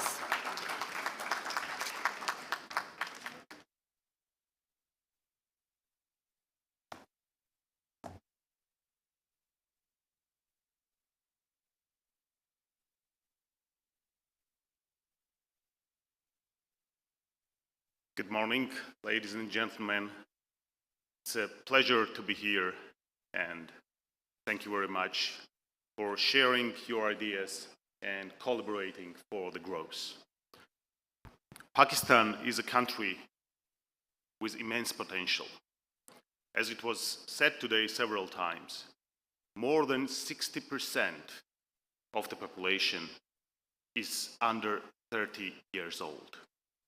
And this massive youth population is hyper-connected and digital savvy, using smartphones, tablets, and digital access to do their tasks on a daily basis. The roles of PTA, the IT and Telecom Ministry, State Bank of Pakistan, and the national resolve for the digitalization of Pakistan merits appreciation and support. We at WION and JAS not only share the Digital Pakistan vision, but also support and continue with meaningful investments and initiatives to make this reality happen.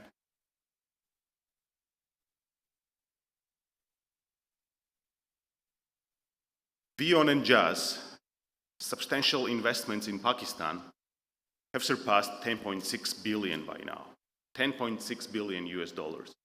And these investments are focusing to advance the country's digital infrastructure, including mobile broadband expansion, fintech and financial services, banking with MMBL, fintech with JazzCash, focusing on cloud and cybersecurity through our platform Garage, and creating various lifestyle entertainment applications like #1 entertainment app of Tamasha, lifestyle application Rocks and Simosa, as well as going forward, tapping into the more digital products.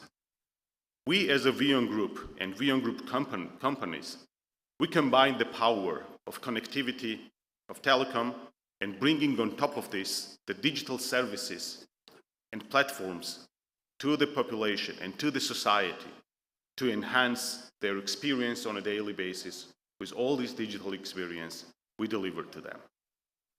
Over the past 4 years,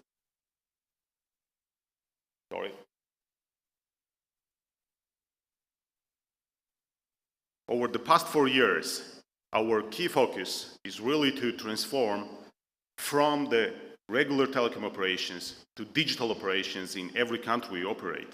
And Pakistan and Jazz is in forefront of this digital transformation. By doing this and delivering the digital operation strategy to the country, we're helping developing countries like Pakistan to shape and reach the digital future very soon. Our strategy in Pakistan is to expand the outreach and the capacity of our network, specifically focusing on semi-urban and rural areas, strengthening our digital portfolio, and bolstering our cloud, cybersecurity, and edtech offerings to the markets. Together with our operational companies, and in this case specifically together with Jazz in Pakistan, we're continuously focusing on our everyday digital interactions with our customers and to delivering to our customers very specific and very tailored digital solutions for their everyday interactions and everyday in improving the livelihood of them. Excellence in connectivity, and on top of this, bringing the excellent digital services to the market is our goal. And one of the examples is JazzCash, the leading mobile wallet and digital financial services platform in Pakistan. With over 44 million users, with 12 million application users and 17.5 million daily monthly active users.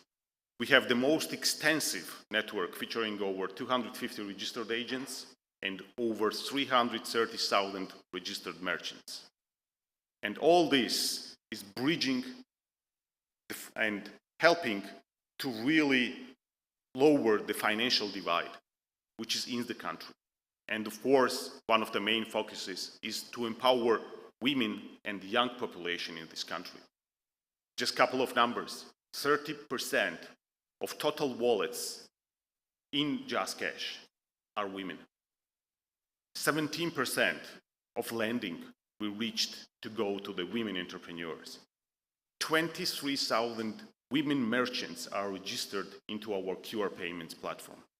And 6,000 women agents are working in the network of cash digitalization.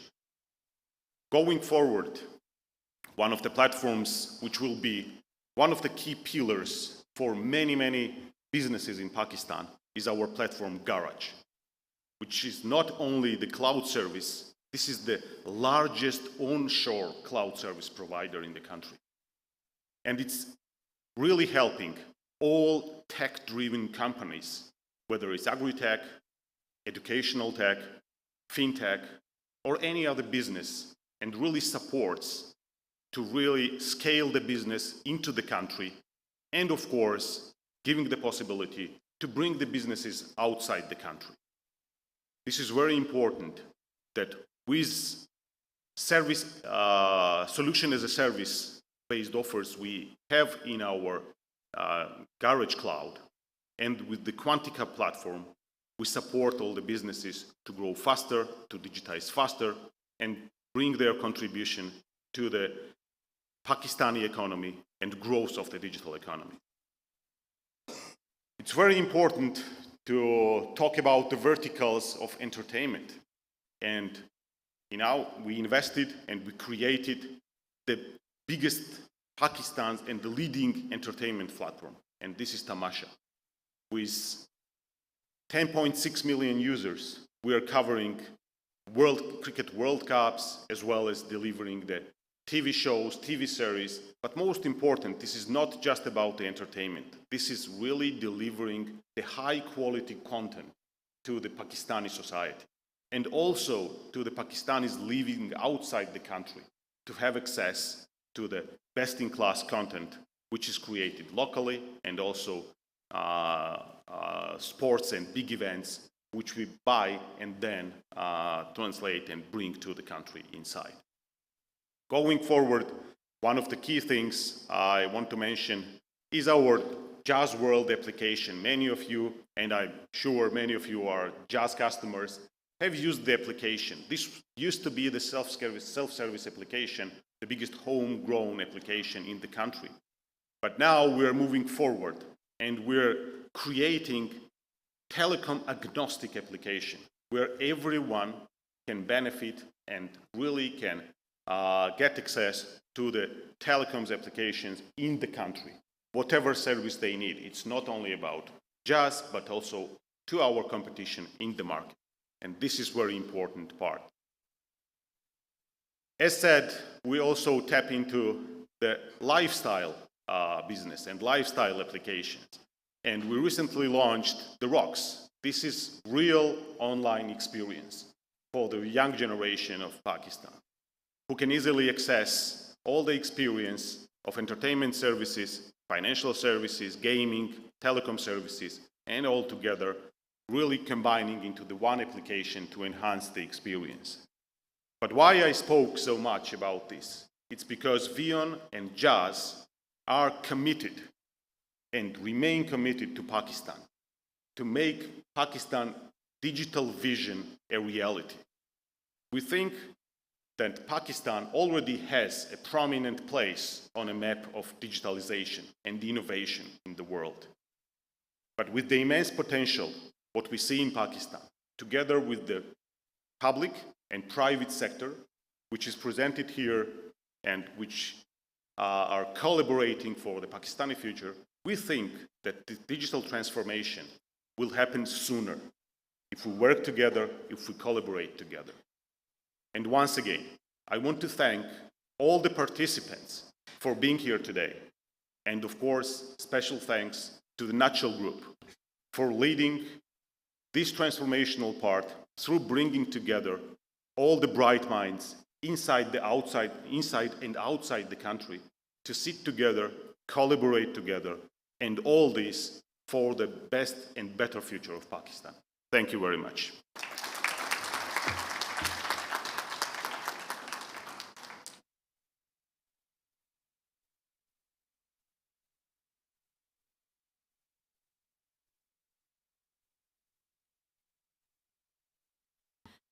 Thank you very much, Lasha. It's always a pleasure to listen to you telling us about how you are so invested in Pakistan's economies, as VEON has been for more than a decade.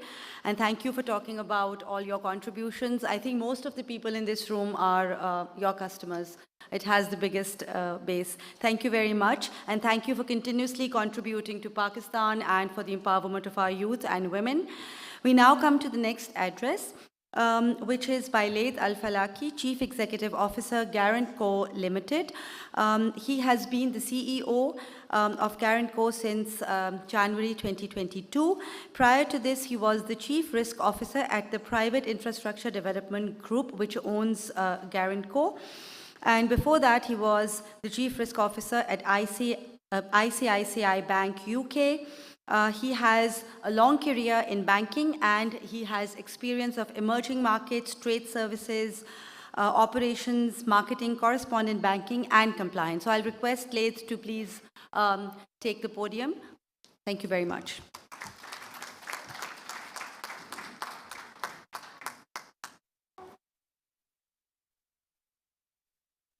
Thank you very much indeed. Bismillah ar-Rahman ar-Rahim.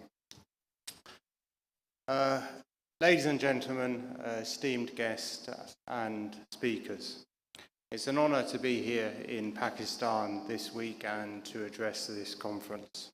Let me start by introducing myself. I am the CEO of Garanco, which is part of a wider group, the Private Infrastructure Development Group, PIDG, or as we refer to ourselves, PIDG. Now, what is PIDG? PIDG is an entity that was set up in 2002 to try by a number of donor governments to try and address market failures in the infrastructure space across sub-Saharan Africa and South and Southeast Asia. Its mission is really to alleviate poverty in developing countries through the provision of infrastructure, to do that through sustainable development impact, socio-economic development, and also by providing a just transition to net zero through climate finance. We are present right across the project lifecycle in infrastructure, so from early stage seed equity to development capital, investment capital, on the credit solutions side, long-term debt, and what my company Garanco does, which is guarantees through credit enhancement. And we wrap that all up with a technical assistance offering at the upstream level, working with regulators and governments, and also downstream in individual projects, embedded advisors, capacity building, health and safety programs, and many other similar initiatives. Now, what makes us different to the typical DFIs or MDBs? Our mandate is really to try and mobilize private investment into infrastructure. And let me give you an example.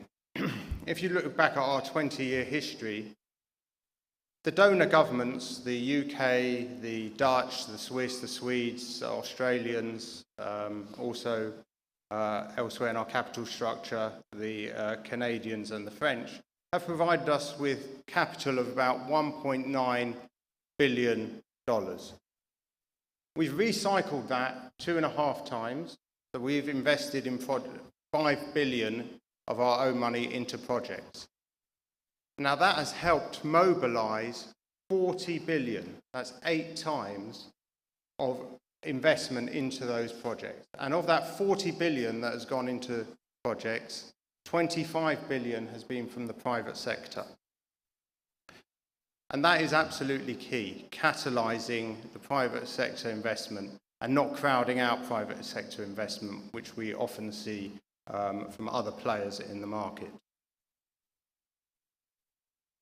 Now, what have we done in Pakistan? We've been here for about 10 years, maybe a little more.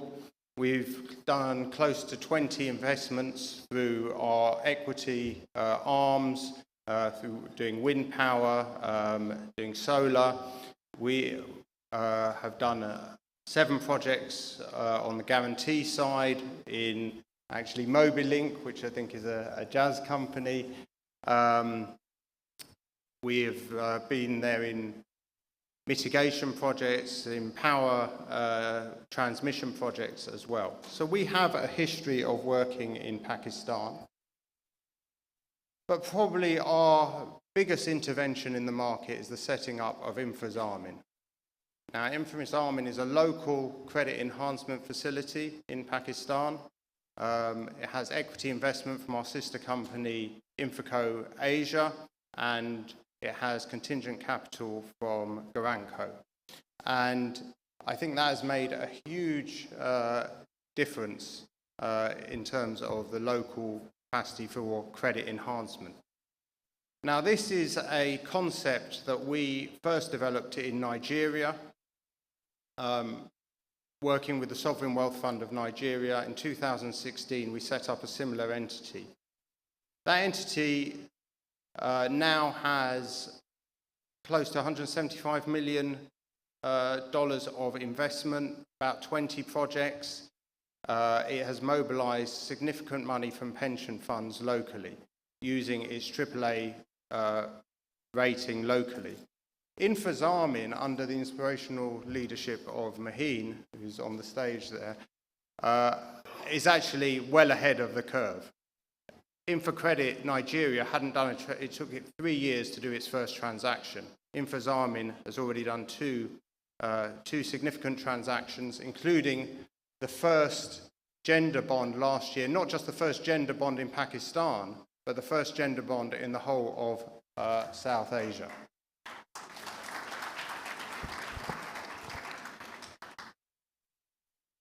So why are we here? Why do we want to do more? Well, firstly, everyone knows about the infrastructure gap.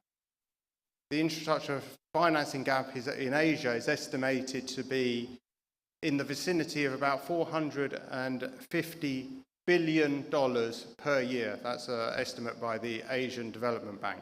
And if you throw in social infrastructure, which we count in our definition of infrastructure, that probably doubles to over 900 billion.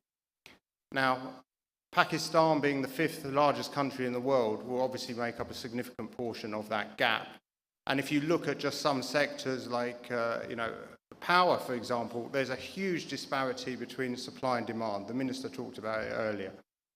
I think it's estimated to be about 7,000 megawatts of differential, which is huge.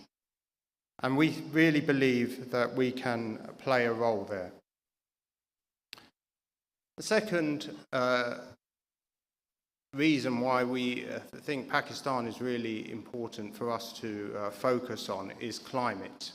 We saw the devastating impact of the floods in 2022. There is a disproportionate impact on countries such as Pakistan of climate change, certainly compared to the amount of emissions. Net emissions of developing economies, countries such as Pakistan, is relatively small compared to the disproportionate impact of climate change. And you saw that the climate bond, the gender bond that InfraZamin launched last year also had flood rehabilitation at its core. And there is much more we can do on climate. And when we talk about climate, we're not just talking about renewables, about climate mitigation, which is very important, of course, and especially with the supply-demand gap in energy markets in Pakistan. But really, we need to think about adaptation, and we need to think also about climate resilience. Just to give you one example, I was in Madagascar last year visiting a solar farm that we helped finance. Now, like Pakistan, the east of Africa has been devastated by climate change. The cyclone season is much longer than it has been previously, and there are the storms, the force of the storms is much greater. And they swirl in across through Malawi, Mozambique, and then into Madagascar. And you can see in Malawi, for example, which only has an electrification rate of 12%, half the infrastructure was wiped out at a storm 2 years ago. So it's really important that we make the infrastructure resilient. And what we've done in Madagascar is, when we built that solar farm, the poles, the mounts for the solar panels, are buried 3 meters into the ground, which is much more than you have it in many solar farms. And the reason for that is when the cyclone comes, it doesn't uproot all the solar panels and destroy the energy infrastructure. So climate resilience is really important, and we've seen that in Pakistan. That's an example that we've done in Africa, and it's something that we would certainly look to replicate here. So what does Pakistan need to do? I think we've heard a lot from the Minister and other speakers about what it needs to do to bring the country up and make more of a conducive environment for investment. And there are many things that have already been done. I think the State Bank Renewable Energy Scheme is a great scheme that they've put in place. That allowed us to do a solar rooftop C&I project here with Shams last year. So things are moving. But more needs to be done. I think the Minister mentioned privatisation. I think that is also very key for FDI. But I think we need to really get more lending into the system. If you look at the loan deposit ratios, the investment deposit ratios in Pakistan, in the banking system, they are very low. And we really need to find a way of mobilising lending, creating more investable and bankable projects. Now, part of that is getting interest rates down. And the Minister did allude to the fact that hopefully they will come down to 5 to 7% in 2025. I think that's absolutely vital for the development of Pakistan. At the moment, there is no incentive for banks to lend because they can take very cheap, relatively cheap customer deposits, and then they can put them in government paper and take zero risk and still make very high net interest margin and very high profits. So there is no incentive. You need a lower interest rate environment in order to really mobilise investment. Another thing that I think is really important is to try and mandate institutional money to come into infrastructure financing. There is a huge amount of pension fund, provident fund, insurance money out there, and that really, instead of sitting in government paper, needs to be mobilised into infrastructure. And those entities need to be not just incentivised, but mandated to invest in infrastructure. Now, I appreciate, they have a duty to, their pensioners and other stakeholders, of course. And that's where credit enhancement can play a really key role. What InfraZamin is doing, what Garanco is doing, can play a very key role in de-risking some of those investments into infrastructure and really allow that institutional money to flow. I think what also needs to happen is a framework to allow longer-term investment into infrastructure. And it's going to take a long time to build markets and bond markets with,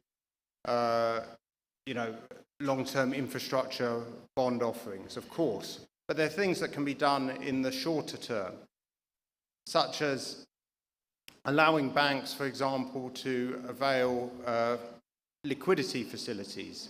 One thing that we do is we provide a liquidity extension guarantee so that banks can maybe lend longer term, but they know that they have a put option on a internationally A-rated entity and therefore can take that tail risk away from them.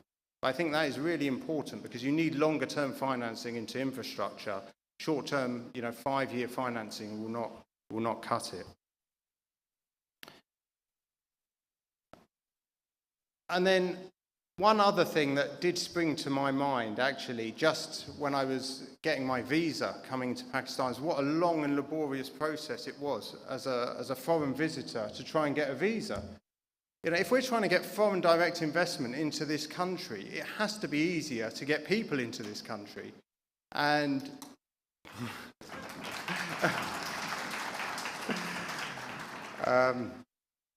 if you look at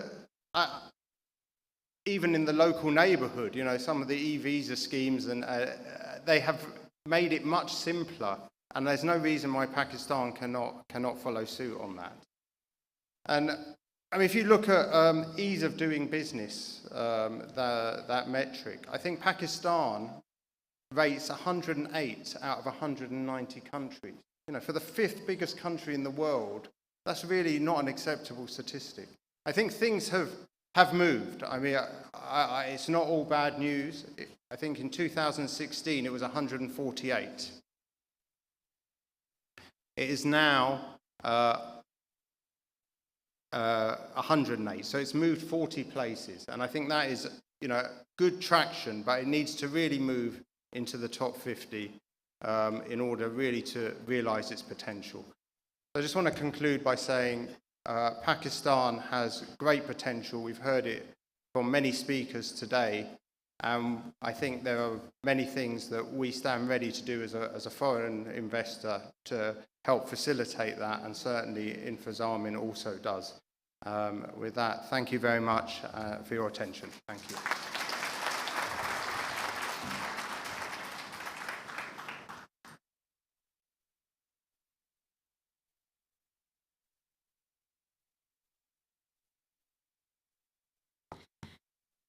Thank you very much, Laith. Thank you for addressing extremely important issues like climate change and climate resilient infrastructure. Ladies and gentlemen, I'd like you to please join me in welcoming our chief guest for the inaugural session, His Excellency Sayyid Yusuf Raza Gilani. He is the chairman of the Senate of Pakistan. Yusuf Sahab, thank you very much for joining us. So also I'd like to mention that we're running a little bit late, so we're going to have to now manage our time. And I'd request the speakers also to help me to please manage the time of this session. Our next speaker is somebody that everybody in Pakistan not only knows but is highly inspired by. He is Dr. Ishrat Hussain, Nishan-e-Imtiaz, Hilal-e-Imtiaz. He is a former federal minister, and he was the governor state back from 1999 to 2006. He has also served as the dean and director of the Institute of Business Administration, Karachi.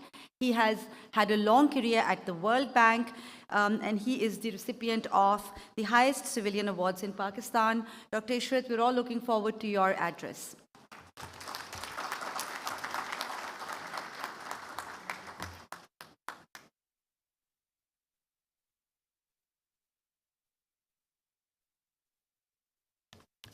Bismillah ar-Rahman ar-Rahim. Honorable Sayyid Yusuf Raza Gilani, Chairman of the Senate, Mr. Asfar Ahsan, international delegates, distinguished ladies and gentlemen. It's always a great pleasure for me to be here. I wasn't supposed to be here, but an event in Karachi got cancelled because of the visit of the President of Iran, and Asfar persuaded me to arrive last night. So I'm here. So the topic is of some interest to me because I've been writing about it and speaking about it and preaching about it as compared to the other countries in the world which have made progress. And that is, we should have a common agreed goal for Pakistan. That is a starting point. Collaboration should be around a certain goal or vision or mandate. Otherwise, we will be going in all directions. So my submission to you is that what we need in Pakistan is an inclusive, sustainable, and sustained growth. Not the kind of growth where the benefits are accruing to a very small segment of the population, while the majority is completely outside the benefit stream. Or we're using the planet in order to extract the resources while we are contributing to the carbon dioxide emissions, environmental degradation, biodiversity depletion, and pollution. That's not the cost we are going to bear. And it has to be sustained growth. It's not boom and bust, because boom and bust does not assure the investors whether they should be willing to invest in a country where they do not know what is going to happen tomorrow. So that is my definition of the kind of growth around which we have to collaborate. The evidence from the developing countries for the last 70 years has now come to the conclusion that in addition to physical capital, which is the machinery, equipment, infrastructure, hardware, which you all know, and human capital, which has become now very critical, and natural capital, which are the natural resources, oil, gas, mining, and others. There are two other types of capital which are equally important for achieving growth of this kind. One is the social capital. And what is social capital? Social capital is there must be trust between the various parts of the society, between the private sector and the government, between the government and the civil society. Trust is the glue which binds the whole society together. Japan is a very good example, and China and Korea, where there are fewer lawyers and more engineers because they thrive on trust and social capital. The transaction cost is very low and resources are allocated efficiently. And the other one is intellectual capital.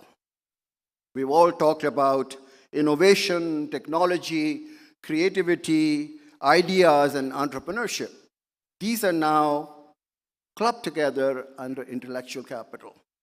And if you don't have investment in intellectual capital, then you're not going to have sustained growth in the future. Having defined what are the contributing factors, I would submit in the context of Pakistan, there are 6 dimensions of collaboration which we have to work on together. One is the collaboration between the government, the private sector, and the non-governmental organizations. Japan Inc. and Korea Inc. give you a glaring example of where all of them work together and took the war-devastated countries of Japan and Korea to become rich countries in the world. What we are doing is not right. We are blaming each other. Blame game is not providing you the social capital. Collaboration means everybody does their own job but work together with a common goal. The second dimension is that we should have collaboration between executive, judiciary, parliament, and in case of Pakistan, the military. Unless all of them are on the same pathway and each one is not going in a different direction, this collaboration will not produce the right outcome. The third dimension, in my view, is between the federal, provincial, and local governments. I have had the occasion to be part of the Economic Ministries Economic Coordination Committee. After the 18th Amendment, we have a decision-making which is fragmented, where the federal and the provincial, although the local governments haven't come into existence, do not really see eye to eye. So if federal government decides the wheat price should be 2,500, one of the provincial governments says no, 3,000. So all the wheat then migrates from Punjab on the border of Sindh and Punjab. That's not how the national markets work. They have to be together and work in harmony. The fourth is between the government and the international development partners and the international community. Climate change, pandemics, health hazards are not something which are confined to the boundaries of Pakistan. We have to seek the help, the expertise, the know-how of international community and be part of the international community in solving these problems. And with IMF and the World Bank, who are our partners, we should have clearly defined capacity that this is what we want from you, not they telling us what we should be doing according to their dictates. And that is something where the roles are reversed. The fifth one is between the private sector and the private foreign investors through joint ventures, through franchises, through participating in global value chain, by standardized harmonization. And once you are standard harmonization, then your products can sell. India has the second largest number of FDA inspectors for the pharma industry, and their exports have gone up to $28 billion. Even Bangladesh has gone up to 4 or 5, and we are stuck with 400 and 500 because we haven't got the FDA or the WHO standards implemented in Pakistan. And finally, because I have spent 8 years in the academia, we have to bring in the academia and industry together to carry out research and help the country solve our problems. Now, why is this not happening, this kind of collaboration? I won't take much time because I was told that we are running short. Number one, we have existing constitutional bodies like National Economic Council, the ECNEC, the Council of Common Interest. We have underutilized them. We have not used them to bring the provinces and the federation together. They meet only twice a year or once a year for going through the annual development plan. That is a ritual. There are a lot of issues which should be debated and discussed. Number two, we have not utilized existing executive bodies. We have formed so many, and Yusuf Raza Gilani Sahib has been the Prime Minister, and he knows the Prime Minister is supposed to chair the Board of Investment, he has to chair the Export Development Board, he has to chair the National Water Council, the National Science and Technological Council, to develop the strategies, plans, and monitoring mechanism. But these are not really functioning as they should be doing. And that is a gap whereby our coordination failure takes place.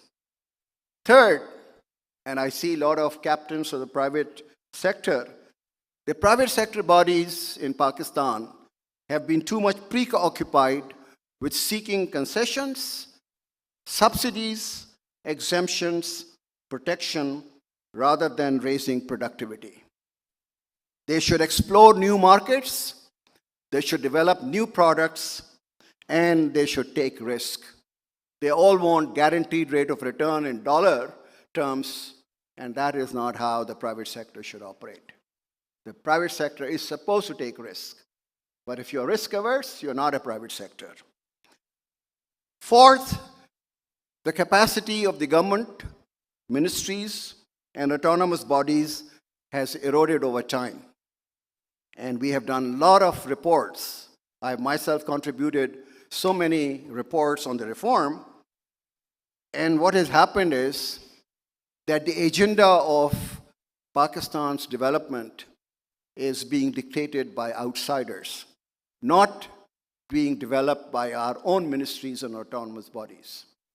And unless we take over the charge of developing our own agenda and analyzing what our problems are and how do we overcome that, I don't think we are going to have a lot of traction.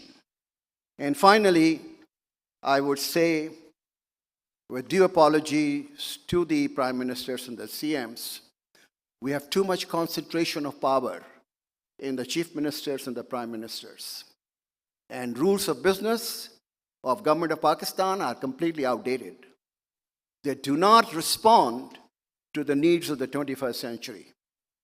We have to completely rehash the rules of business and make a facilitative role of the government rather than an obstructive role of the government. In other countries I go, the bureaucrat says, what can I do for you? In Pakistan, I go and they say, ye ho hi nahi sakta. First response is, ye ho hi nahi sakta. Now, if you don't change the mindset through the incentive structure, and finally, our academics should not be just interested in publishing in the peer-reviewed journals of the impact factors. We have problems in agriculture, in health, in education, in financial inclusion. Let them use their minds, let them use their knowledge in order to find solutions to these problems. That is what my take is on the theme of this conference, which is collaboration for growth. Thank you very much.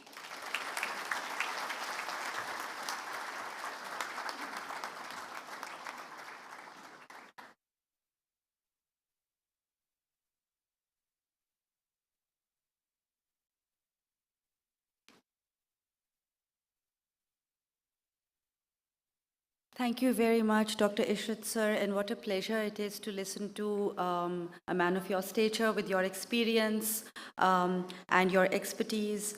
And of course, I think the takeaway for me was that our development has to be led by us, by Pakistan.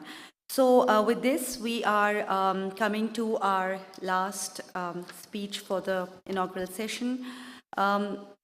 We are joined by the chief guest for the inaugural session, His Excellency Syed Yusuf Raza Gilani, Chairman, Senate of Pakistan. Gilani Saab's political career spans more than 4 decades. He was Speaker of the National Assembly from 1993 to 97. He's also served as the Prime Minister of Pakistan from 2008 to 12. He was leader of the opposition in the Senate from 2021 to just recently and has been re-elected to the Senate in March. Sir, I request you to please come and address the audience.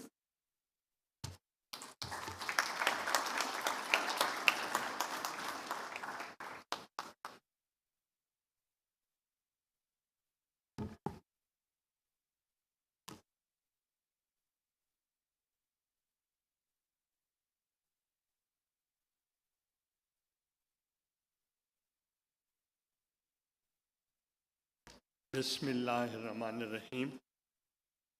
Respected organizers, guest speakers, and participants, ladies and gentlemen, Assalamu alaikum.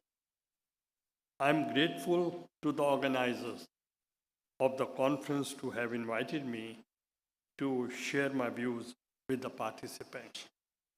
I'm very pleased to join you today, and I'm delighted to learn that it is the 7th edition of the conference, which is a testimony to the fact that this conference has established itself as a prominent and constructive forum for business leaders to deliberate on key issues facing them. Holding debates and dialogue on economic issues affecting business sector is a healthy and useful tool to broaden knowledge and contribute efforts to finding solutions and formulating strategies to meeting the challenges facing the economy and the business. I'm confident that the deliberations of the conference and its recommendations would be considered by the policymakers to make the right choices and decisions. Let me be candid. This is the conference is being held at a critical juncture in country's political economic history. The choices and decisions made today and would have lasting implications for the country's security, politics, governance, economy, environment, people's welfare, and population in general. Therefore, we should realize that our actions today would have far-reaching implications to Pakistan. In my view, The key challenges confronting Pakistan are the following, and which should engage our attention during the deliberations of the conference. Number one, security. First, we are facing security challenges both internally and regionally. After nearly a decade-long peace in the country, we see the specter of the terrorism rearing its head again. There is a perceptible spike in terror-related incidents, including suicide bombings. Also, the incidents of law and order related crimes such as dacoities, murders, kidnappings, and land grabbing, car lifting, and phone snatching is also on the rise. Such incidents undermine business confidence and damage the investment climate. Furthermore, our region is surrounded by numerous conflicts having implications on our national security. Let it be well understood that our region has been facing instability for many decades, but the amplification of this instability at present is unprecedented and owes to the unjust and brutal war of Israel is carrying out in Gaza more than 6 months, and which has the potential to turn into a regional war. Ending this war has to be on the top priority of the world's leading powers. Decisive polity. While it is heartening to note that the democratic transition witnessed 2008 has survived to this day, despite many challenges, the fourth parliament since then has started in terms after the February elections. However, we see that there are serious divisions amongst the political forces which don't augur well for the much needed political stability that was hoped after the elections. There has to be dialogue among the political forces, and they should have the ability to iron out the differences in the spirit of understanding, amity, and give and take, the very essence of democratic polity. Economy. Third, and perhaps the greatest concern to the conference, is the challenge of economy. We are afflicted by a set of multiple challenges on the economic front. Inflation is not high, but the highest and the longest running in country's history. This is happening when nearly the decade economic growth has either been anemic or stagnant. Taken together, these two features pose actual threats to our economy. In its wake, there are limited investments, falling per capita income, rising unemployment, and worsening poverty, while a host of adverse external factors have contributed significantly to such outcomes. We have to make a radical break from the policies of the recent past so that we provide a solid and sustainable foundation to economic revival and resumption of stalled growth. Here, the main theme of the conference, collaborating for growth, is very apt.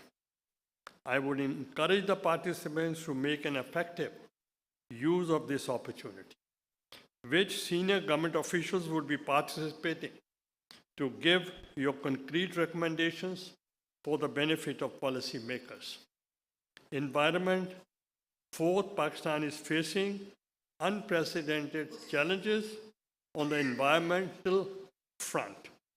This last decade had witnessed numerous disasters brought about by non-seasonal heavy rains, rising temperatures, changing seasonal patterns, frequent occurrence, natural disasters, and consequent and accelerated economic losses. Despite universal recognition that Pakistan is among the leading victims of climate change, globally without making any significant contribution to environmental degradation or emission of greenhouse gases. Yet, in more recent episodes of such disasters, Pakistan has not received the kind of support it deserved or promised on the occasion.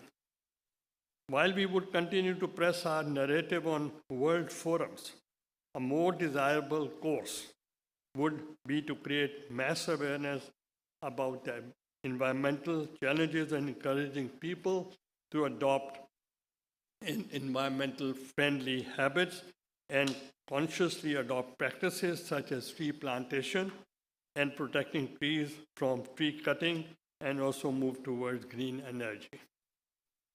Social welfare. Fifth is the natural to be concerned about social welfare of weak and deprived segments of population, as rising unemployment and declining per capita income would be swelling their ranks. I feel proud that it was my government back in 2008 which had formulated and launched the Benazir Income Support Program, BISP, which has survived many administrations but remains the flagship program of social safety net in Pakistan. There is evidence that there is a considerable duplication between federal and the provincial governments in implementing various programs of social safety net. It is imperative that limited resources devoted for such purpose are effectively utilized to ensure the access to the deserving recipients. BISP should be the super highway over which every single social safety net program should be run, and only people should be eligible for public support for who are found in the BISP data. Based on it is on the census of economic and social status of the population. Finally, the most daunting task the country is facing is population growth. The population growth rate during the period 1998 to 2017 was 2.4%, among the highest in the world. In the follow-up census announced in January 2024, the population growth was registered at 2.55, which is even more worrying. With such unbridled growth in population, the per capita availability of water and food is declining, which could lead to social unrest and other societal ills. Population welfare has receded in importance on the agenda of successive governments, and at least since the turn of the century, it is imperative that we give top priority to the subject and raise the awareness of people to engage family planning from point of view mother, child, and family's welfare. Before I close, I want to comment on Dr. Ishrat's remarks कि यहाँ पहले कभी से पूछा जाए तो वो कहते ये नहीं हो सकता. As a student, at a very young age, I became a railway minister. और उस टाइम पे जो रियल ब्यूरोक्रेसी थी, जो ब्यूरोक्रेट जो थे, वो अंग्रेज़ी के अलावा बोल भी नहीं सकते थे. There was a secretary. His name was J.J. DeMello. He thought कि मैं बच्चा हूँ, मेरे पास आए, तो मैंने कहा सेक्रेटरी साहब, एक बहुत अच्छी ट्रेन है शालेमार, वो लाहौर से कराची तक जाती है, और वो जो ट्रेन है वो मुल्तान से नहीं गुजरती, और Multan is a big city. तो उसने कहा सर ये नहीं हो सकता. मैंने कहा ठीक है, आप ऑफिस जाएं. वो चले गए. मैंने एक नोट बनाया कि जो ट्रेन मुल्तान से नहीं गुजर सकती बंद कर दें. वो मेरे पास आया. उसने बहुत भारी भरकम थे और उन्होंने वो एक सिगार भी लगाया हो तो भागते हुए आए कि सर हो सकता है। तो मैंने कहा आज ही होगा, कहते हो जाएगा। तो मैंने कहा पहले आपने क्यों रोका? कहते sir we should have understanding, this is for all the bureaucracy, we should have understanding कि अगर आपको बहुत ज़रूरत हो किसी चीज़ की तो let's have a code word, and the code word should be कि कोई रास्ता निकाले। मैं समझ जाऊंगा मिनिस्टर साहब को बहुत मजबूरी है, तो यहाँ मैं कहूँगा तमाम ब्यूरोक्रेसी को और एडवाइज़र्स को, मिनिस्टर्स को कोई रास्ता निकालें, ताकि कोई रास्ता निकालें। Before I close, let me again laud the commendable efforts of the organizer in launching a pioneer effort in organizing such conference of business leaders, bringing them together both under one roof as well as virtually on the subjects of common interest. Thank you very much. Pakistan Zindabad.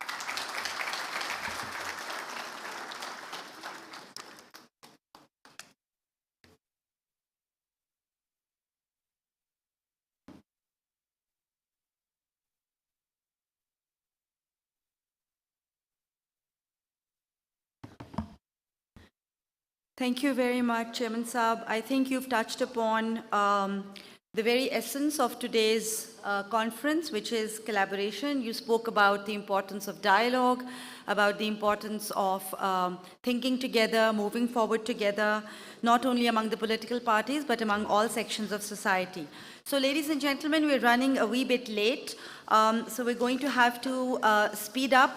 But before we break for tea, there's a very important activity for which you're seeing some arrangements being made, and this is the signing of a strategic partnership between Nutshell Group and Muharram and Partners. Let me tell you a bit about our new strategic partners, MNP. They're the largest public policy and government relations consultancy in the Middle East and Africa. They cover more than 25 geographic locations, and they work in 18 plus sectors, including technology, telecom, banking, payments, education, agriculture, energy, FMCGs, pharmaceutical, so on and so forth.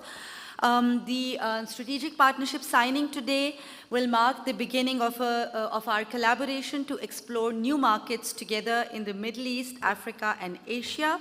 The MOU will be signed from MNP by Mustafa Muharram. He's the chairman, Muharram and Partners. Please, I would request you to take your seat at the table. And from Nutshell, Mohammad Asfar Ehsan, founder and CEO, Nutshell Group.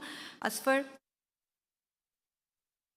From MNP, I would also request Mr. Sharif El-Bediwi to join us on the stage. He's the senior advisor for GCC, Turkey and Pakistan. Also, May Ali, Vice President of Public Policy for Middle East and Africa. From Nutshell Group, I would request Air Chief Marshal Sohail Aman, Chief Executive Strategic Engagements and former Chief of Air Staff. Sir Sohail, thank you. Also Usman Yusuf, Director, Nutshell Communications, and myself.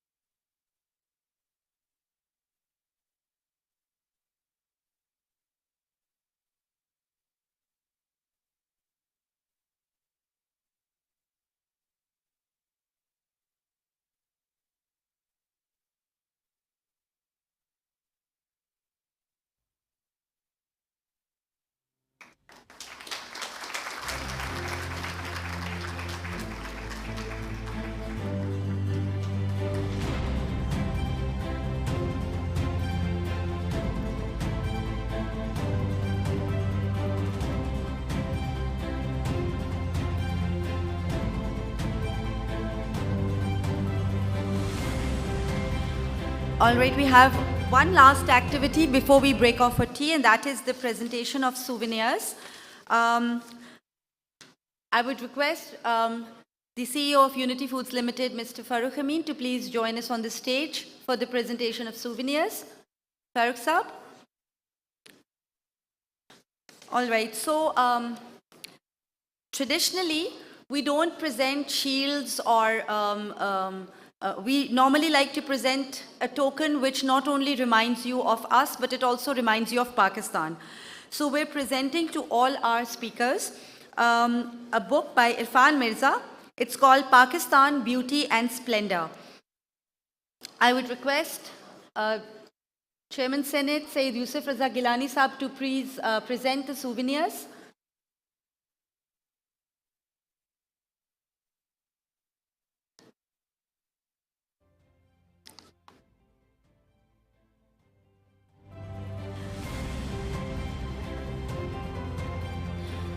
First of all, I'd request Chairman Senate to present the memento to Lieutenant General Umar Mahmood Hayat.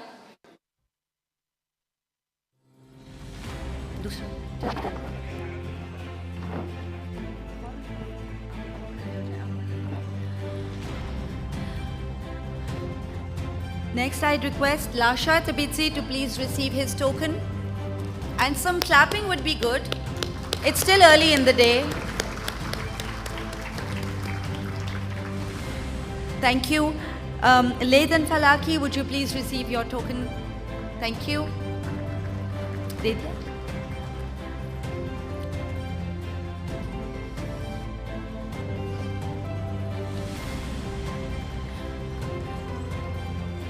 Next, I would request Dr. Ishrat Hussain to please receive the book. Sir, I think you must have quite a collection with you by now, with the number of times you've joined us at Nutshell's events.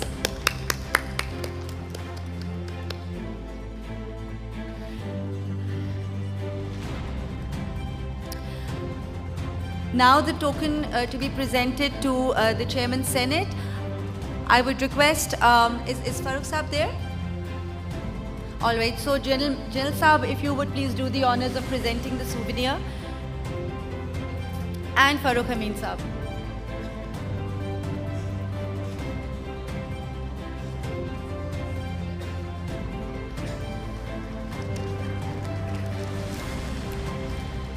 So now we'll have a quick group photo. For the group photo, I'd request all the speakers of the inaugural session to please stand together. Also, I'd request Air Chief Marshal Suhail Aman to join us on the stage. Usman Yusuf, if you could please also join us. And my fellow moderators, Mehrunisa and Shaha, please join for the group photo.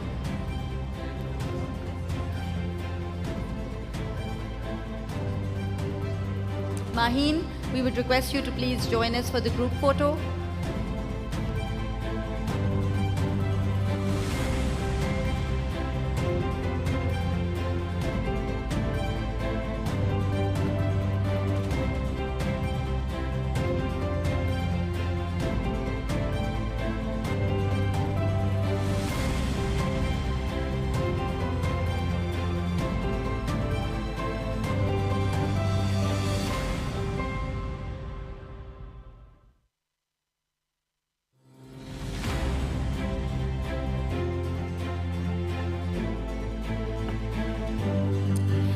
Ladies and gentlemen, since we have limited time, so I'm sorry, but we can only give you 15 minutes to have a quick cup of coffee and come back so that we can start the next session sharp at 11:30.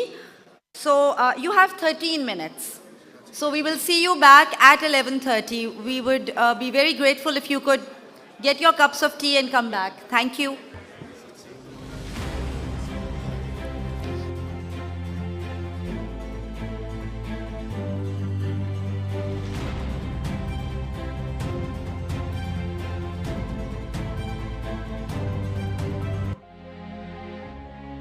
ग़िज़ा को बेहतर करने के जज्बे से तो बहुत यहाँ आते हैं। हम तो तारीख लिख के जाएंगे, बेहतर को बेहतरीन ग़िज़ाइयत बनाते जाएंगे। सनरिच के लिए ये सिर्फ इरादा नहीं, जिंदगी भर का वादा है। बेहतर को बेहतरीन बनाने का वादा, आपकी सेहत का ख्याल रखने का वादा, पाकिस्तान को खुशहाल बनाने का वादा। पर ग़िज़ाइयत है क्या? ये है हमारा यकीन, हमारा अज़्म, हमारा वादा, हमारी ताकत। ये वादा है करोड़ों पाकिस्तानियों के रोज़गार बेहतर बनाने का, अपने किसानों और मेहनत कशों के घरों में खुशहाली फैलाने का। ये वादा है मोहब्बत और मुशक्कत से भरपूर ग़िज़ाइयत फराहम करने का। ये वादा है हमेशा बेहतरीन ग़िज़ाई अज्जा का, जो ना सिर्फ भूख मिटाए पर सबकी सेहत भी यकीनी बनाए। सुनहरी गंदम का खालिस आटा, खिले खिले आला मयारी चावल, चीनी की खास मिठास, खुशबू और मज़े से भरी दालें, हिमालयन नमक की उम्दा खूबियाँ, मैदा, सूजी, बेसन और गुडगुडीज़ का अलग ही मज़ा। ये सब और बहुत कुछ आपकी ग़िज़ाइयत से भरपूर ज़िंदगी के लिए हमारा वादा। हमारा वादा है फसल से मेज़ तक के महफूज सफ़र का, ताकत का, सेहत का, खुशी का, ताकि आपको और आपके अपनों को हमेशा मिले ग़िज़ाइयत से भरपूर ज़िंदगी। सनरिच फूड्स, ग़िज़ाइयत से भरपूर ज़िंदगी।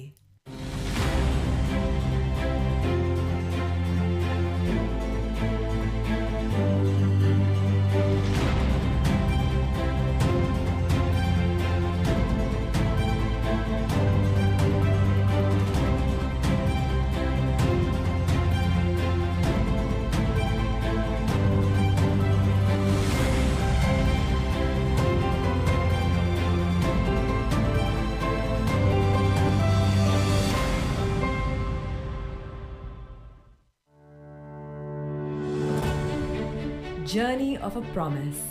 In the symphony of life, change is the only constant, weaving a tapestry of evolving realities. We stand at the forefront, challenging the impossible, forging strength and connecting you to a world pulsating with passion, binding you to your own happiness. We are the architects of this transformative change, and our medium is something fundamental.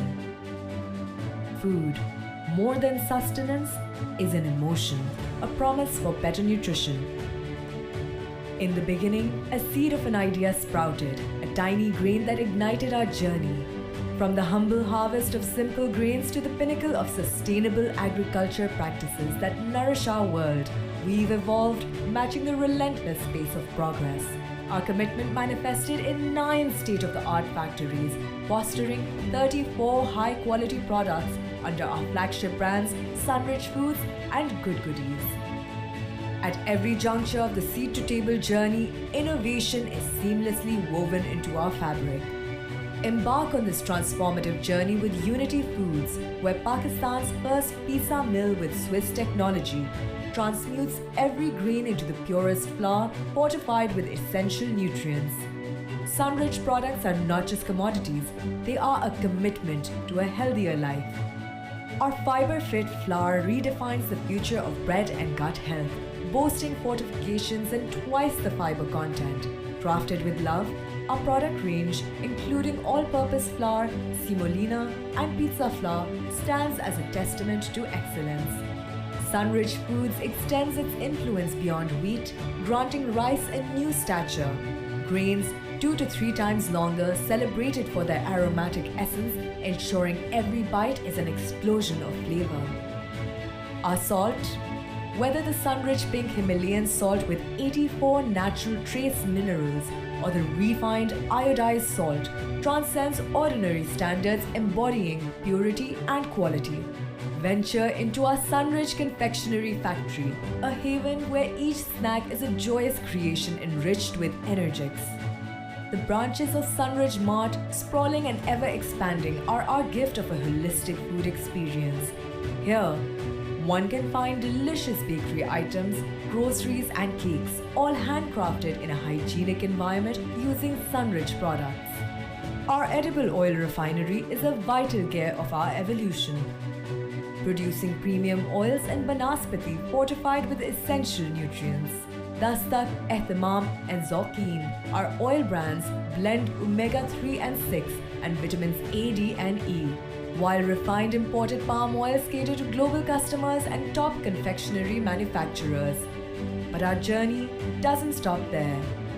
We transform crushed seeds into high-quality animal feed, completing our integrated value chain, ensuring that every product embodies the essence of our promise as we stride towards net zero by 2050. From the seed of an idea, we've burgeoned into a company that embraces progress and innovation. In our journey of constant transformation and growth, we stand committed more than ever to our promise for better nutrition. Unity Foods, food for life.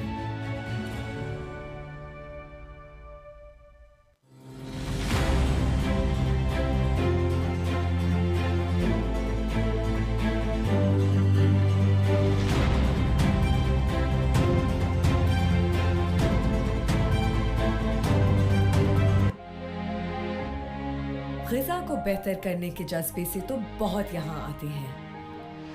हम तो तारीख लिख के जाएंगे, बेहतर को बेहतरीन ग़िज़ाइयत बनाते जाएंगे। सनरिच के लिए ये सिर्फ इरादा नहीं, जिंदगी भर का वादा है। बेहतर को बेहतरीन बनाने का वादा, आपकी सेहत का ख्याल रखने का वादा, पाकिस्तान को खुशहाल बनाने का वादा। पर ग़िज़ाइयत है क्या? ये है हमारा यकीन, हमारा अज़्म, हमारा वादा, हमारी ताकत। ये वादा है करोड़ों पाकिस्तानियों के रोजगार बेहतर बनाने का, अपने किसानों और मेहनत कशों के घरों में खुशहाली फैलाने का। ये वादा है मोहब्बत और मुशक्कत से भरपूर ग़िज़ाइयत फराहम करने का। ये वादा है हमेशा बेहतरीन ग़िज़ाई अज्जा का, जो ना सिर्फ भूख मिटाए पर सबकी सेहत भी यकीनी बनाए। सुनहरी गंदम का खालिस आटा, खिले खिले आला मयारी चावल, चीनी की खास मिठास, खुशबू और मज़े से भरी दालें, हिमालयन नमक की उम्दा खूबियाँ, मैदा, सूजी, बेसन और गुडगुडीज़ का अलग ही मज़ा। ये सब और बहुत कुछ आपकी ग़िज़ाइयत से भरपूर ज़िंदगी के लिए हमारा वादा।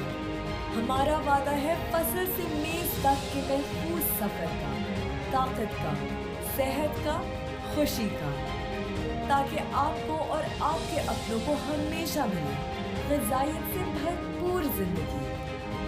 सनरिच फूड्स, ग़िज़ाइयत से भरपूर ज़िंदगी।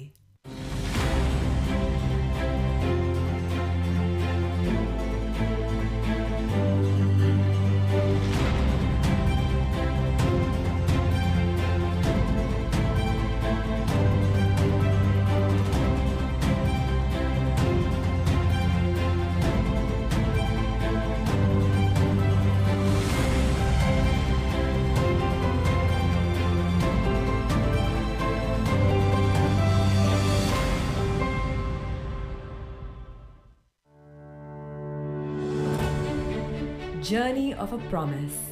In the symphony of life, change is the only constant, weaving a tapestry of evolving realities. We stand at the forefront, challenging the impossible, forging strength and connecting you to a world pulsating with passion, binding you to your own happiness. We are the architects of this transformative change, and our medium is something fundamental. Food, more than sustenance, is an emotion, a promise for better nutrition. In the beginning, a seed of an idea sprouted, a tiny grain that ignited our journey. From the humble harvest of simple grains to the pinnacle of sustainable agriculture practices that nourish our world, we've evolved, matching the relentless pace of progress. Our commitment manifested in 9 state-of-the-art factories, fostering 34 high-quality products under our flagship brands Sunrich Foods and Good Goodies. At every juncture of the seed-to-table journey, innovation is seamlessly woven into our fabric. Embark on this transformative journey with Unity Foods, where Pakistan's first pizza mill with Swiss technology transmutes every grain into the purest flour, fortified with essential nutrients. Sunrich products are not just commodities, they are a commitment to a healthier life. Our fiber-fit flour redefines the future of bread and gut health, boasting fortifications and twice the fiber content. Crafted with love, our product range, including all-purpose flour, semolina, and pizza flour, stands as a testament to excellence. Sunrich Foods extends its influence beyond wheat, granting rice a new stature, grains 2 to 3 times longer, celebrated for their aromatic essence, ensuring every bite is an explosion of flavor. Our salt, whether the sun-rich pink Himalayan salt with 84 natural trace minerals or the refined iodized salt, transcends ordinary standards, embodying purity and quality. Venture into our Sunridge Confectionery Factory, a haven where each snack is a joyous creation enriched with energetics. The branches of Sunridge Mart, sprawling and ever expanding, are our gift of a holistic food experience. Here, one can find delicious bakery items, groceries and cakes, all handcrafted in a hygienic environment using Sunridge products. Our edible oil refinery is a vital gear of our evolution, producing premium oils and banaspati fortified with essential nutrients.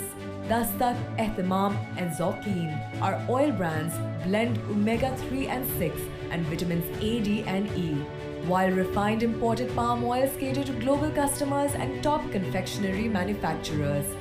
But our journey doesn't stop there.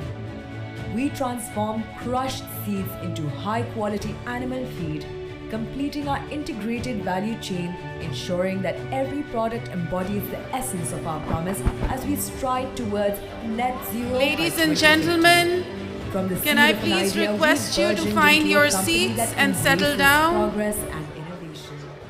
In our journey of constant transformation and growth, we stand committed more than ever to our promise of better nutrition. Unity Foods for life.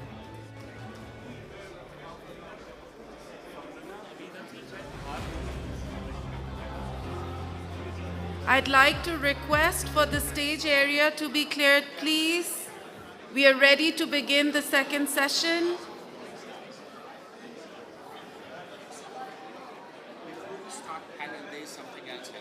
Yes.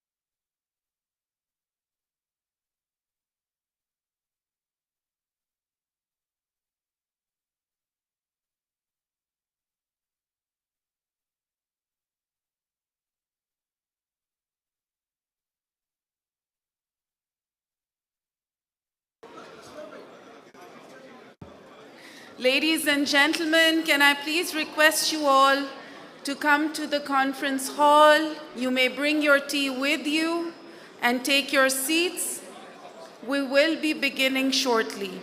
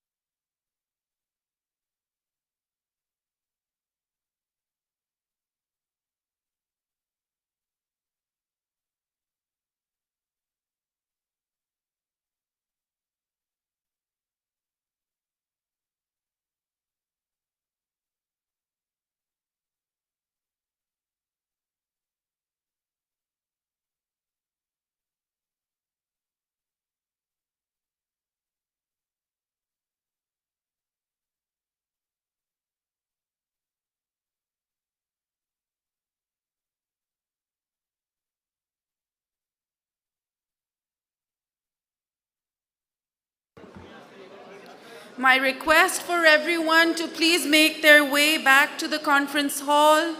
You may bring your tea and refreshments with you. Please take a seat so that we may begin on time. where we financed over 70,000 women livestock owners across the country. So those are the kind of small micro infrastructure projects that we will be funding. In addition to that, there's another component. We are also looking at, as you know, Sindh was hit by floods last year, and over 60 to 70% people lost their homes. So part of this proceeds we will also be using for developing climate resilient housing and home improvement loans for households in Sindh.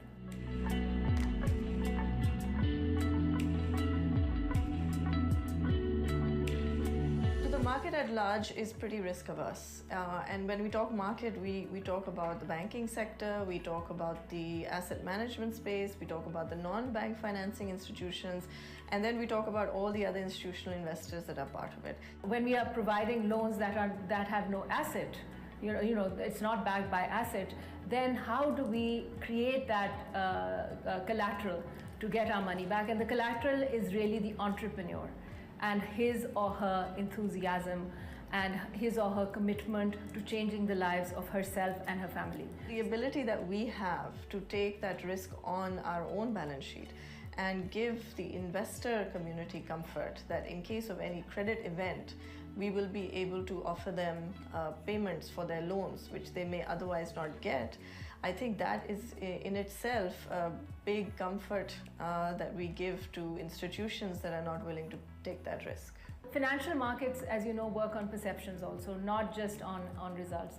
So the perception, what the guarantee does is it helps us move into investors who wouldn't naturally invest in the microfinance industry. So the guarantee becomes the bridge. Ladies and gentlemen, we are all set to begin. My request for you all to please take your seats. Thousands of women entrepreneurs across Pakistan, and that diversifies risk. What InfraZamin is doing is bringing in sources of financing to those markets. If Kashf was not there in between and InfraZamin was not there as a guarantee provider, this wouldn't happen. These are transactions that take a long time to come to closure because there's a fair amount of due diligence involved. But just the fact that we've managed to bring out 2 within the span of 2 years, and we are developing a pipeline for future transactions, just shows how much opportunity and how much demand there is for credit in this market, even under such difficult economic conditions.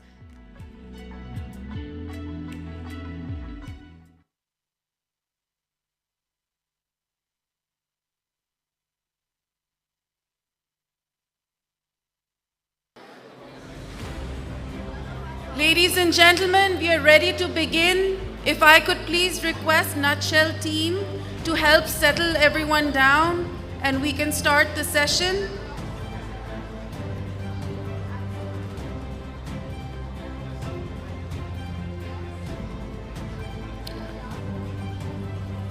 We are ready for our next presentation. Can everyone please take a seat?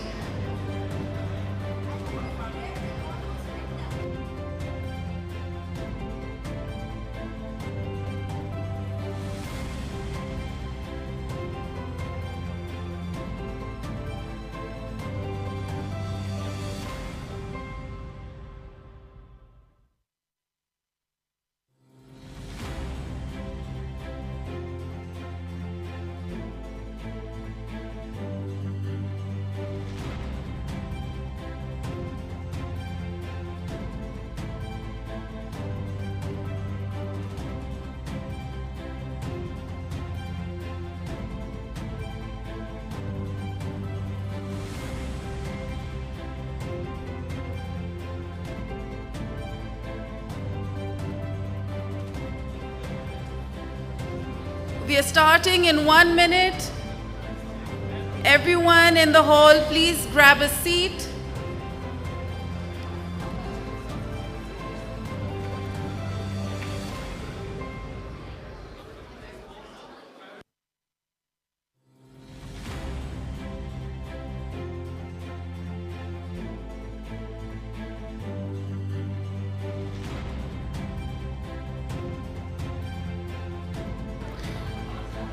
I'd like to request Team Nutshell and the volunteers to please help settle down our guests.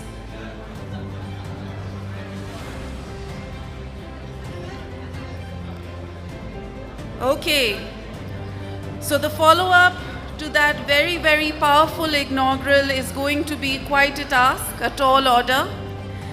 But we're going to maintain the same pace and have more discussions today and tomorrow, just as impactful.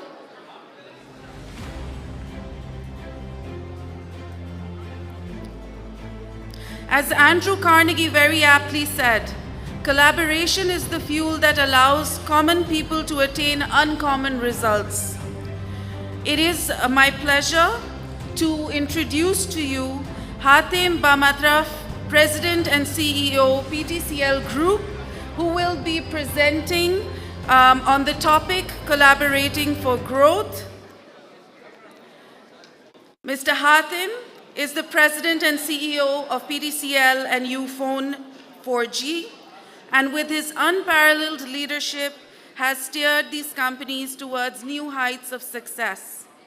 With a wealth of experience spanning numerous telecom companies in the MENA and Afghanistan region, Mr. Hatem has invaluable expertise in driving growth and innovation in diverse markets. In his role as the Chairman of the Board of Directors for SUMMIT-7th Bank Limited, he continues to champion initiatives aimed at empowering communities and fostering economic prosperity. Please join me in extending a warm welcome to Mr. Hatem.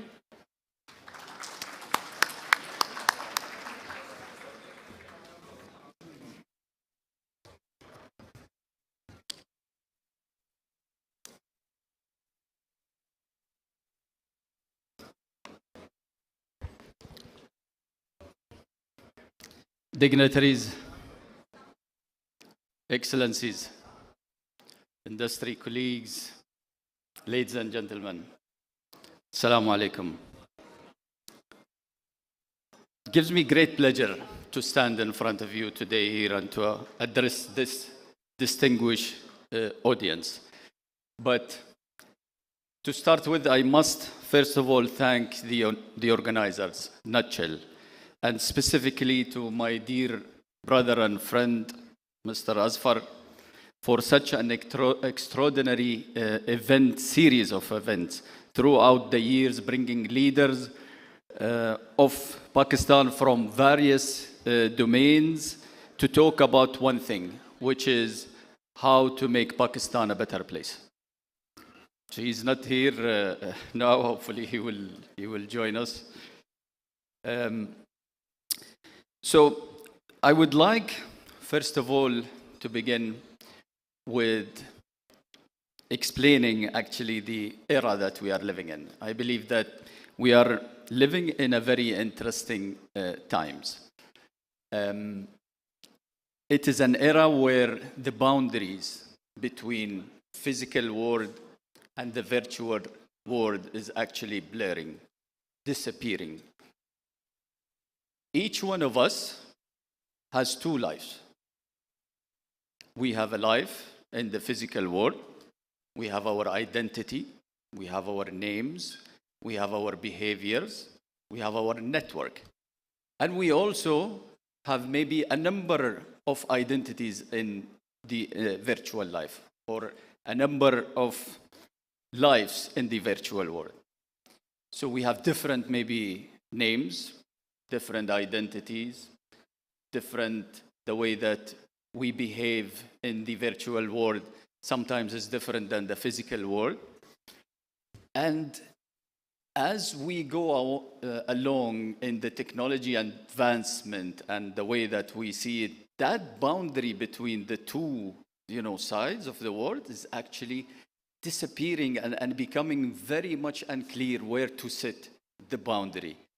And this is maybe very clear when we look at our kids and the young generation and how do they behave, which is totally different than the way we used to live. I grew up as a kid that most of my life was basically physical. I go to school to learn. I watch TV sometimes, to entertain. I go and play football outside in the neighborhood. I sometimes go to the cinema physically. If I want to socialize, I go physically and meet people. But all of this is changing right now, if you notice, that you still have the choice to do this physically, or you can do it virtually also. So you can go to the cinema with your friends and watch movie virtually without even moving outside of the house.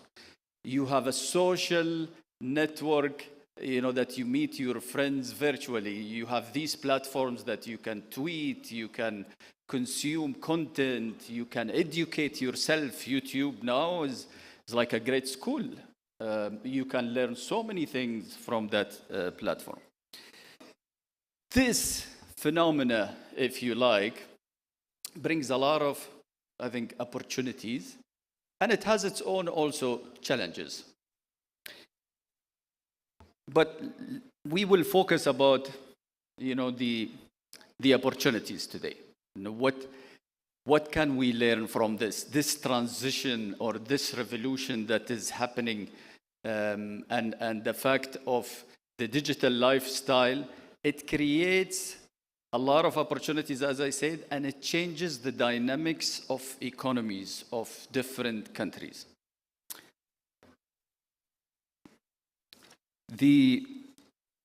This was very clear, of course, during the COVID.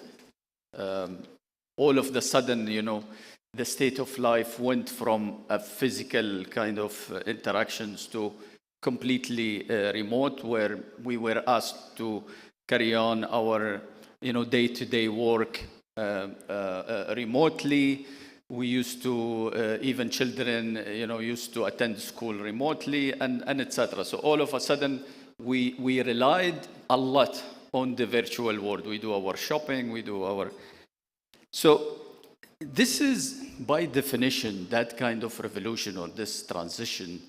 By definition, it started in the third industrial revolution. And if you follow the previous generation of industrial revolution, you would understand that this is primarily different than the rest. Every industrial revolution, when it came, it brought with it a lot of different opportunities, and it is up to the nations and to the countries and people to understand what are the level of opportunities that we can capture out of this revolution and prepare for it. And whoever took advantage and understood this, they are becoming now a superpower, or they are already out there. So if we analyze the third industrial revolution, which was started at the 90s, when the internet basically came, that have changed the dynamics and the structure of doing business, completely. So this was the beginning, of the dot-com. This was the beginning of the mobile phone era, the penetration, the broadband, the internet. This is the Microsoft, this is the Google, the search, this is the YouTube, the Amazon, the e-commerce, etc. So new concepts have been formed, which was never there before. And all of this because of technology. But the interesting part that I would like to emphasize on is that there is a reason why people that took advantage of this, they are sitting in one place. It's only one nation or one geography, one area in the world that have really taken a lot of advantage of this. And we know. So Microsoft, Google, Amazon, Facebook, Twitter, you name it. There is a reason why, the innovation just actually happened out there. It's in the 90s, I remember when I started my college, this was the first time that I was introduced to computers or learn how to type in a keyboard while the internet is out there. And there was websites, people were designing HTML pages, people are designing e-commerce, eBay, transactions over the internet, and we were just learning how to type in a keyboard. just understanding the difference between a CPU and a memory and a RAM. So this gives you an indication that the education system was completely, disadvantaged to us. We did not have access to resources that was available out there for other nations, other countries. They took advantage of that. They understand that this a computer revolution, an internet revolution, and they knew what to do. They took advantage of this, and this is why they are today, at the top of the economy, because they took advantage of that revolution. There are other nations that took advantage of this, not primarily as an innovator, but as a support nations to support that revolution. So if we look, for example, software development, so the innovation, of the social media and the transformation and the founding of internet happened in one place, but we saw that there are other countries that took advantage also of this. So software development, for example, India took a big advantage of that. So they started to develop their people. They don't, innovate, or they did not find these kind of big platforms and giant platforms, but they supported these giant platforms. So they started to outsource. China, for example, benefited from this a lot. So they started to assemble devices, build, for example, screens, chipset, etc. Korea have taken a big advantage of this also, the Samsung story, the chipset manufacturing, and etc. So there were, few countries or economies that really have also realized that this is a new revolution, that it has a lot of potential and opportunity, and they managed to put themselves into the map of this revolution. We are living now in a fourth one, which is another revolution. It's called the fourth industrial revolution, and by definition, it's an evolution of technology, so it's a continuation of technology. And remember the phenomena or the concept that I talk about, the boundaries between physical world and the virtual world. It is actually going to be even more difficult in the fourth industrial revolution. And if you don't believe me, just try to put some of those VR headsets and start to engage with these applications. Try to play a game.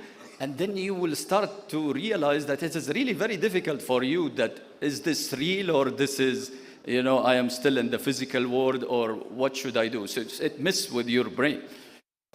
But this is a revolution that is going to also create a lot of opportunities for so many people. It depends on how you really understand this and how do you position yourself to capture, value out of this new transformation. So if we miss the revolution of the past, then there is no reason that we miss this, which is what the era that we are living in. The beauty of that is that, or the advantage that we have, and the difference between the third industrial revolution and how did it start, and the limited resources that we have. So our education system was not fully designed in order to see that something like this was happening. And beside that, the whole world was a bit scattered. Unlike today, the globalization, the world now became much more closer than any time before. So meaning that resources, which is basically the information, technology, the resources to learn, to get yourself educated, is available out there. Unlike, before the era of internet, was access to information and knowledge was very difficult. You have to go to school, or you have to go to college, or maybe you have to travel outside of your country. Now, it's completely different. Now, there is no boundaries between, when it comes to educate yourself and getting the knowledge that you need. And we believe in Pakistan that it's a nation that could take a big advantage of that. Why I'm saying that? As I said, the world now is completely different than where it used to be. So there is no limit to access to information, to resources, that you could equip yourself to take advantage of this new industrial revolution. We have a youth, population. We have 62%. That's the latest, I think, statistic that I have, is a youth population, and youth plays a major role in driving, economies. And the youth understand this very well, better than anybody. So it's not an aging population that belongs to a different era. No, those people, they're living. A lot of them, they are actually digital native. They're born this way. They're born with that kind of concept. They understand it very well. We have the 5th largest or most populous, population in the world, and 62%, as I said, they are youth. English language also, it helps in Pakistan because it's a very strong, second language spoken. So that also adds to the advantage that this nation has. So all what it requires now is that we envision that if this is the future and this is the revolution and these are the opportunities, we need to now position ourselves and take advantage and do the fundamental things, putting that vision in front of us. But before, we think about going there, and before actually pursuing that journey, and we heard today from the finance ministers and the different ministers and the government officials that there is a lot of positive signs from stabilizing the economy. I like what the word that the Minister of Finance, he said that the IMF is not the end goal. It is just a cure. It's like an injection to cure you, it's like a painkiller, but it's not going to solve your problem. So while we're stabilizing the economy, but it is important that we know which direction we want to go and what are the steps that we should take in order to pursue that journey. So I would like, and by the way, this is also something that I want to mention on the sidelines, is that the story of Emirates Airline. When I talk to anybody, my colleagues, my friends and I tell them that Emirates Airline started from Pakistan, nobody actually believes that this is the case. So, and there is, I don't know, maybe some of you know, but there is a lot of you, maybe they don't know. Every Emirate, if you notice, every Emirates flight starts with EK, which is Emirates to Karachi. That's the first trip. And there's a lot of people that they don't know that this was the case. So Pakistan at one point of time was a destination where things were happening. Karachi was also a capital in the region, at least, where there was a lot of things that's happening. I know a lot of people from our nation that used to buy homes in Karachi for tourism, for destination, for business, and for etc. So it's not the case that we are just starting. No, Pakistan was there on the map at one point of time. We have deviated, unfortunately, from that track, but it's never too late. We can bring it back again, as I said, with the right vision and the right direction, and to fix few things that we have, in our economy and our policies and our. So, representing the private sector and from the technology sector, there are a lot of fundamental things. So if we talk about the opportunity is the 4th industrial revolution, which all about technology, we need to fix our technology here, first of all. We need to build the right infrastructure. Before we actually pursuing that journey, first of all, we have to enable Pakistan to be on the map of a digital nation. And if I look at the numbers today, unfortunately, when we talk about fiber penetration, how many homes are connected with broadband, with fiber? It's a single digit. It's like 5-6% of the homes are connected with fiber. And when we look at the mobile broadband, for example, although we are happy that we are saying we have 4G and etc. But when we look at the numbers, this is a big country. We are still hovering around 50% mobile broadband penetration, which is 4G. That means there is more than 100 million people are still without broadband. And it all starts from there. If we equip the nation, first of all, of the necessary infrastructure and the technical infrastructure or the technology, the broadband primarily, then you could see and pursue that journey that we are talking about to go to that direction. And there are fundamental reasons why this is the case, why we lack from our technology. So there is a lot of policies that needs to be corrected. It needs to encourage investing in technical or technology infrastructure. We need to turn around the situation. We need to accelerate our technology infrastructure. We need to enable the country with better network and much more broadband access to the people. There, as I said, there is a lot of things that needs to be done. Of course, I'm not going to talk about the details of what do we need to do, but there are so many discussions happening now with policy makers, with government officials, in order to change the situation of the. And the other important thing is that while we put that vision in our mind and that this is the journey that we need to go to, we need also to understand that we create an environment in Pakistan where we attract foreign investors. We were successful at one point of time. We brought a lot of big tech companies to Pakistan, but unfortunately there is a number of them, they actually are leaving. They're packing their bags, and some of them are thinking also of exiting, and this is not healthy.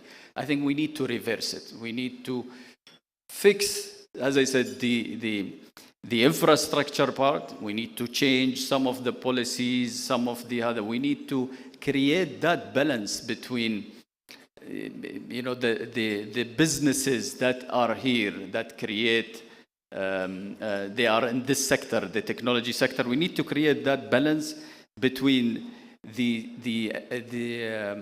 private sector and the consumers. And this is sometimes, for example, if I talk from a telecommunication point of view, this is pretty much imbalanced. Why I say that?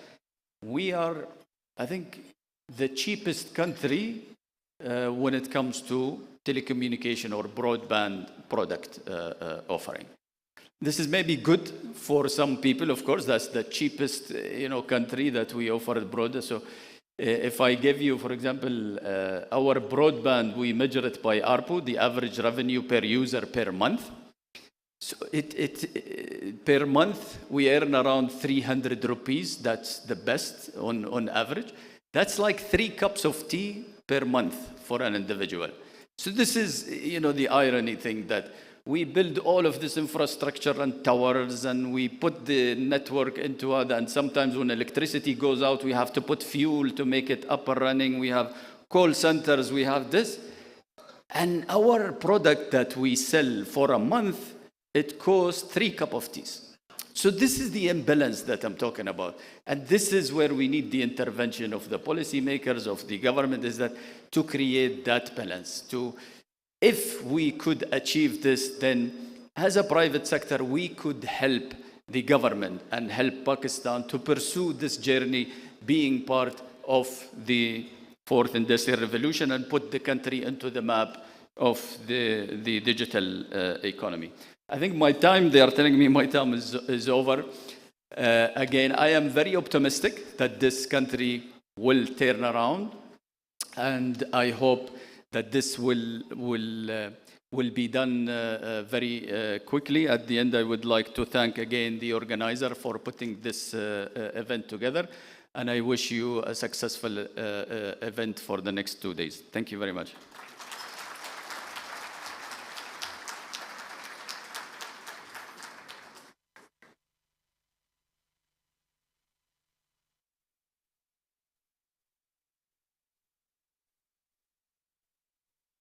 Thank you for that, Hatim.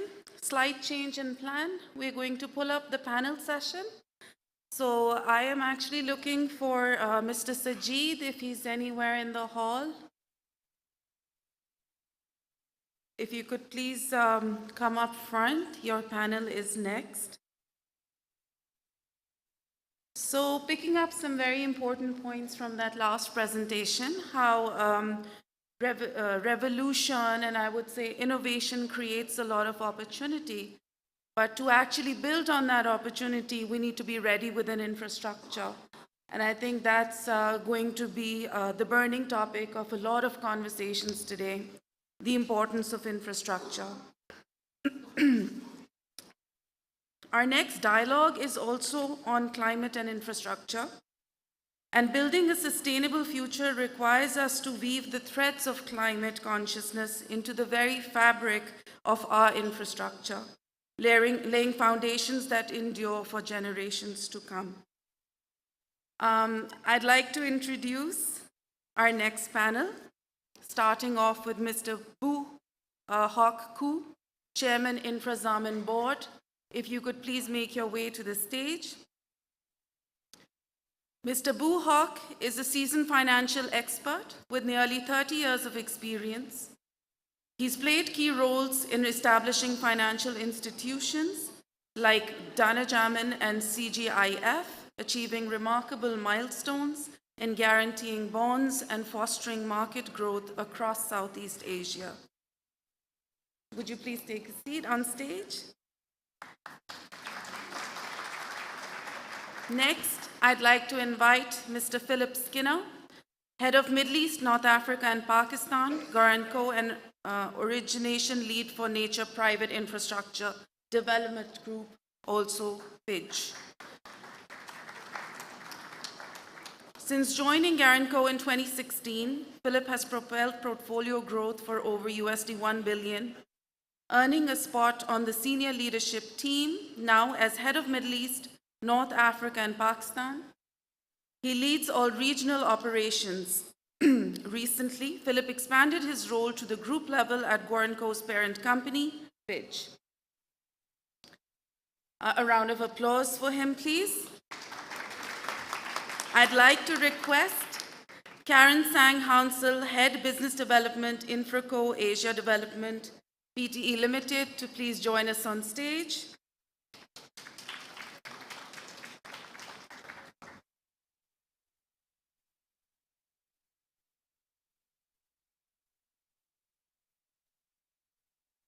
A visionary leader driving finance and development since joining,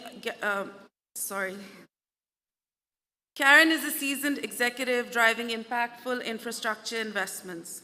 As the Head of Business Development in InfraCo Asia Development, PTE Limited, she has nearly 2 decades of experience in infrastructure investment.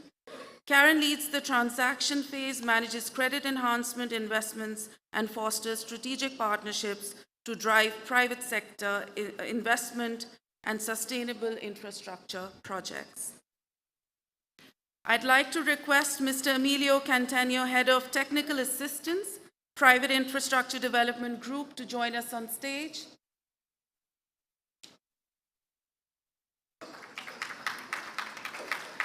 Mr. Emilio is a distinguished leader with over 35 years of experience in corporate finance, asset management, and advisory services across global markets.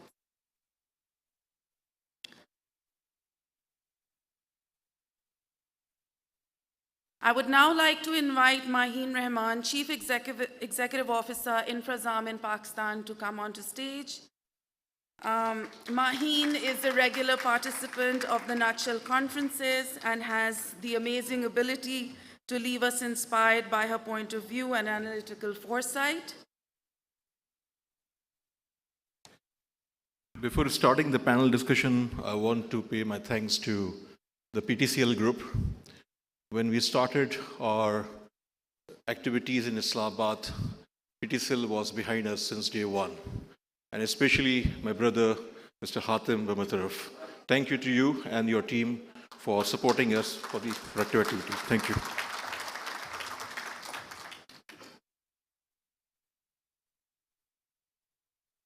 And then finally, to keep this conversation laser focused, I'd like to introduce Mr. Sajid Aslam, partner Spectaco LLC USA, as our moderator for today's discussion. With over 25 years of management experience spanning various sectors and regions, Mr. Aslam brings a wealth of experience and expertise to this conversation.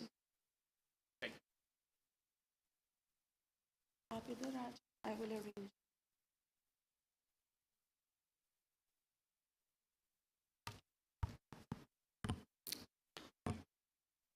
Assalamu alaikum. Guys, there is a lunch after that. Assalamu alaikum.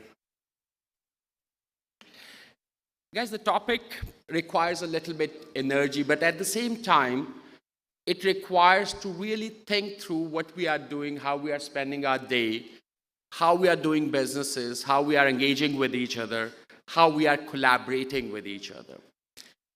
Infrastructure, when we talk about it, has got a very interesting dynamics. Infrastructure is a vulnerable to climate change. It's a contributor to the climate change at the same time. And it's a roadmap. Without infrastructure, we cannot talk about development. We can't talk about economic development. We can't talk about living and the livelihood stuff. And given where we are today in terms of the climate, there's a 40% of energy-related emissions are coming from the built infrastructure. 50% of the natural resources we are consuming for built infrastructure. And if we really want to achieve net zero, every new infrastructure which is built now from today to 2050 has to be sustainable. And 7% of the total building stock of the world have to start renovation towards the sustainability or a climate resilient infrastructure and also supporting that the climate agendas. Otherwise, that net zero is not going to get achieved. And when we talk about infrastructure, we are talking about big money. We are not talking about something which we can do in a very, very simple way. We have to be very innovative. We have to consider the climate impacts. And at the same time, we have to collaborate with somebody like these people who are sitting there, and we will get to know them better, how they are supporting not only in Pakistan, globally, the infrastructure development while considering the ESG and sustainability as one of a key criteria to develop that. So thank you very much for being here today. Bo, I'll start with you. If you can give a little bit overview about the organization, how it's evolving, what area you are focusing in Pakistan, outside Pakistan, so the audience can understand the overall scope of the work which you people are doing right now. So, Bo, starting with you.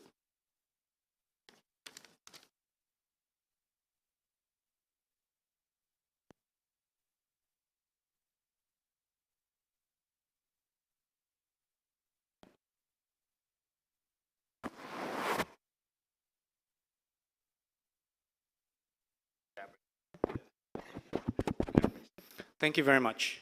Certainly a pleasure to be here, flying in from Kuala Lumpur yesterday.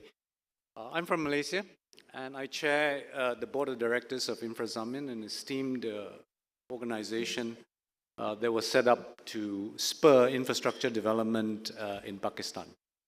I'll leave to my colleagues on the panel to explain a little bit more of what they do.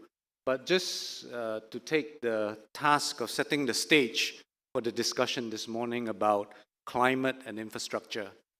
To my mind, such a discussion would not be complete without talking about finance and financing both climate resilience initiatives as well as building more infrastructure. So I think the common thread this morning at this panel would be how we are going to address the issue of financing both climate projects as well as infrastructure projects.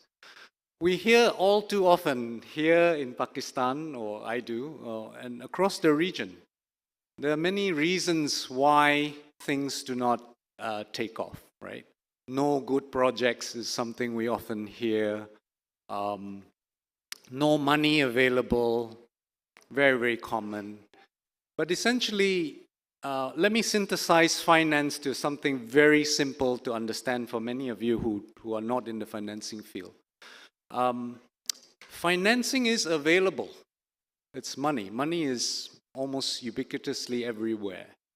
Where it fails to show up in a project or a company is because it just doesn't flow there. And it does not flow because of one single point: confidence. All right? If interest rates are higher because of lack of confidence, it still flows and then you pay a higher rate.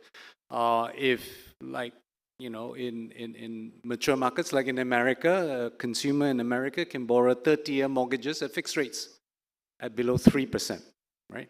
So money flows principally on the basis of confidence. And I think we heard this morning's session, a lot of discussion and a lot of insights were given by His Excellency, the Finance Minister, about recovering confidence, right?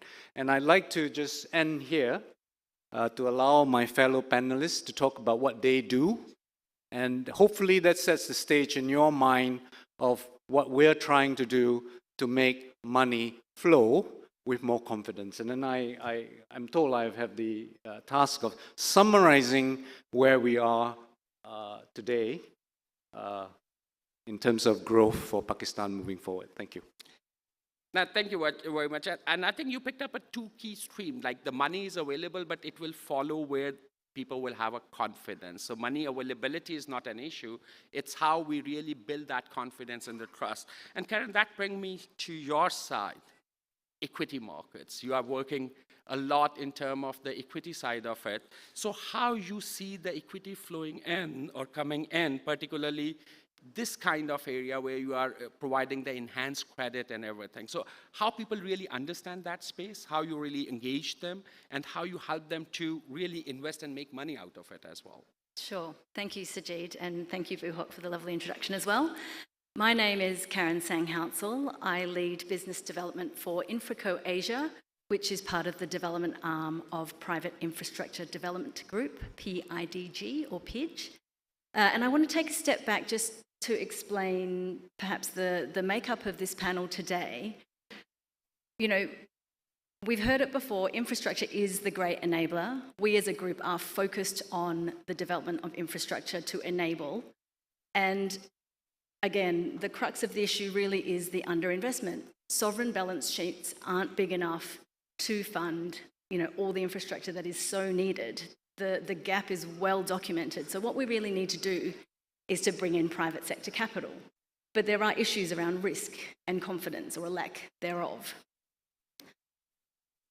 So this is where the role of PIDG as a group comes in.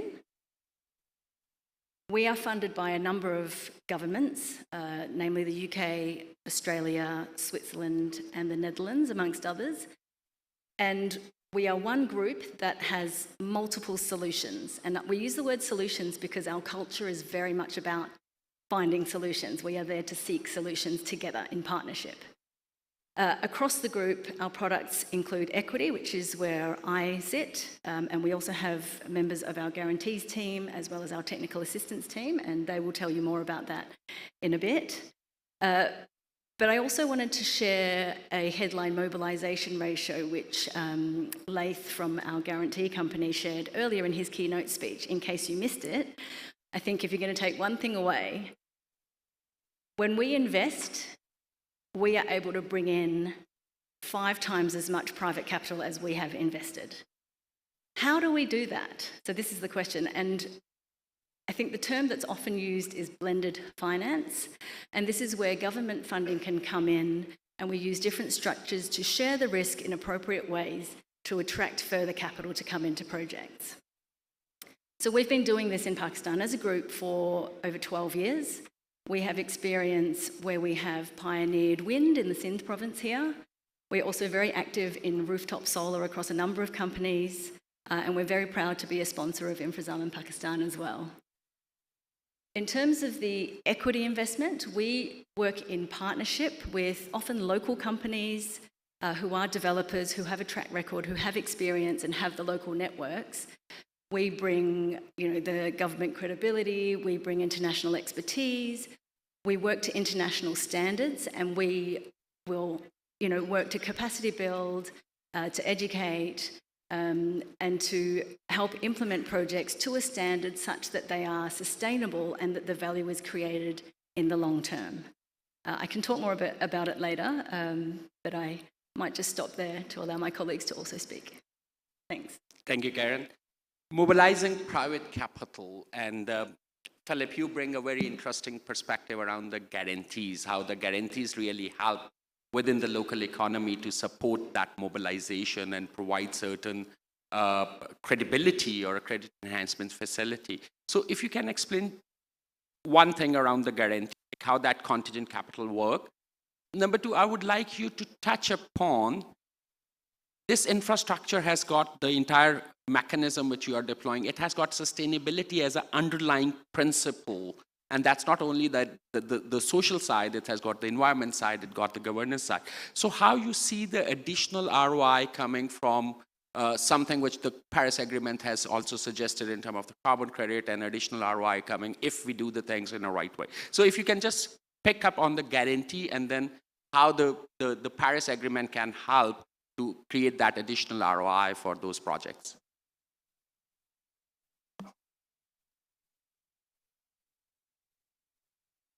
Thank you very much. Hopefully you can hear me now. So I've been working in Pakistan since 2017, traveling here 2 or 3 times a year, and it has been an immensely rewarding journey. But I'd like to share with you a few observations of the trends that I've witnessed and compare them perhaps to the over 22, 23 countries that Garanco and the 40 plus countries that the Private Infrastructure Development Group is invested in. Pakistan is not unique in its currency challenges, okay? But they are particularly acute here. And for any investor investing into infrastructure, they are always on the hunt, well, developers rather, are always on the hunt for hard currency, because typically a lot of the CapEx components are priced in hard currency, and they're looking to seek to raise hard currency to fund these projects. So it is a natural thing to try and court international investors who can bring US dollars into Pakistan. However, that hard currency can bring challenges. It can accentuate existing problems. And what we have therefore aimed to do at Garanco is to mobilize the local currency markets. So we have focused on mobilizing domestic sources of capital, be it through the bond markets or the bank markets, by using our guarantee as a form of credit enhancement to move capital into projects where it would otherwise not be willing to invest. And again, this is not unique internationally. But what is unique, I think, about Pakistan is the size of this market. And that is not to be underestimated. The size and the sophistication that comes with it. The sheer depth of talent, the sheer depth of understanding of complex structured finance projects in this market is far beyond most of the countries that we operate in. And that puts Pakistan in a very, very strong position to be doing more with its local currency markets. Let me bring you a couple of examples of successes from other markets which we've transacted in to give you some inspiration. So, as mentioned earlier by my CEO, Laith Al-Falaki, we set up our first credit enhancement facility in Nigeria called InfraCredit back in 2016. Now, they guaranteed the first 10-year infrastructure bond in 2017. 2 years later, the first 15-year infrastructure bond. 2 years later, 2021, the first 20-year infrastructure bond on the back of a guarantee product. And that same year, we saw private sector investors going into a 10-year bond with no guarantee at all. Okay? So these instruments have the power to mobilize the private sector, to mobilize pools of capital that are there, and get capital flowing to instill the confidence that Buhok is talking about into particular asset classes. Similarly, in Kenya, we saw capital markets on the corporate bond side had been completely dead for over 3 years. No one had come to market, no one had issued. Garanco comes along, we provide a 50% guarantee to East Africa's first green bond.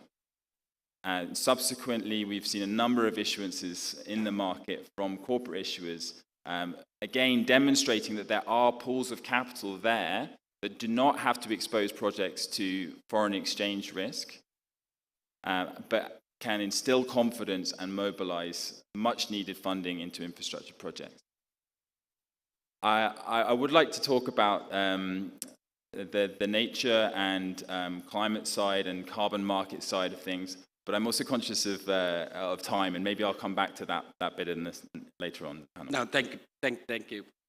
I think where Philip left is that when we are talking about the nature-based solutions and all that, and then sustainability, building that sustainability within these financial instruments, and then designing the financial instrument itself, it's require a lot of technical assistance and the capacity building and the technical knowledge.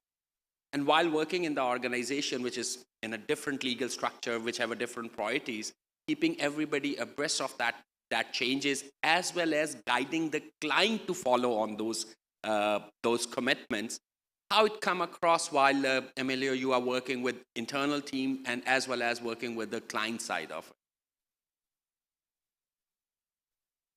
Thank you very much. My name is Emilio Cattaneo, and I run the technical assistance team in PIDGE. You've heard from my colleagues about some of the instruments that PIDGE is able to deploy to bring challenging and impactful infrastructure projects to completion and operation. And within the suite of blended finance instrument that PIDGE is able to provide, we have our technical assistance offering, which in many cases is fundamental and catalytic in ensuring that projects are structured successfully, particularly in the context of ensuring that they have very positive climate impact and that they are constructed in a resilient and sustainable way. What is technical assistance? I mean, what do we include within that toolkit?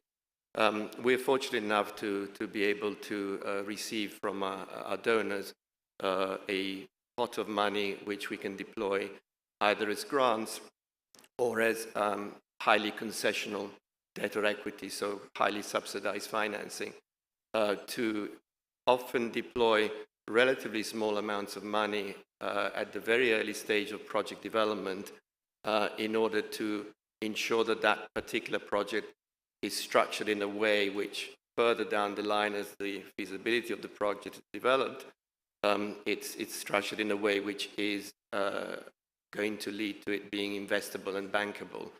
And we do that right from the beginning. I mean, the minister earlier spoke about PPPs and privatization and having to push more of the public sector assets into the private sector.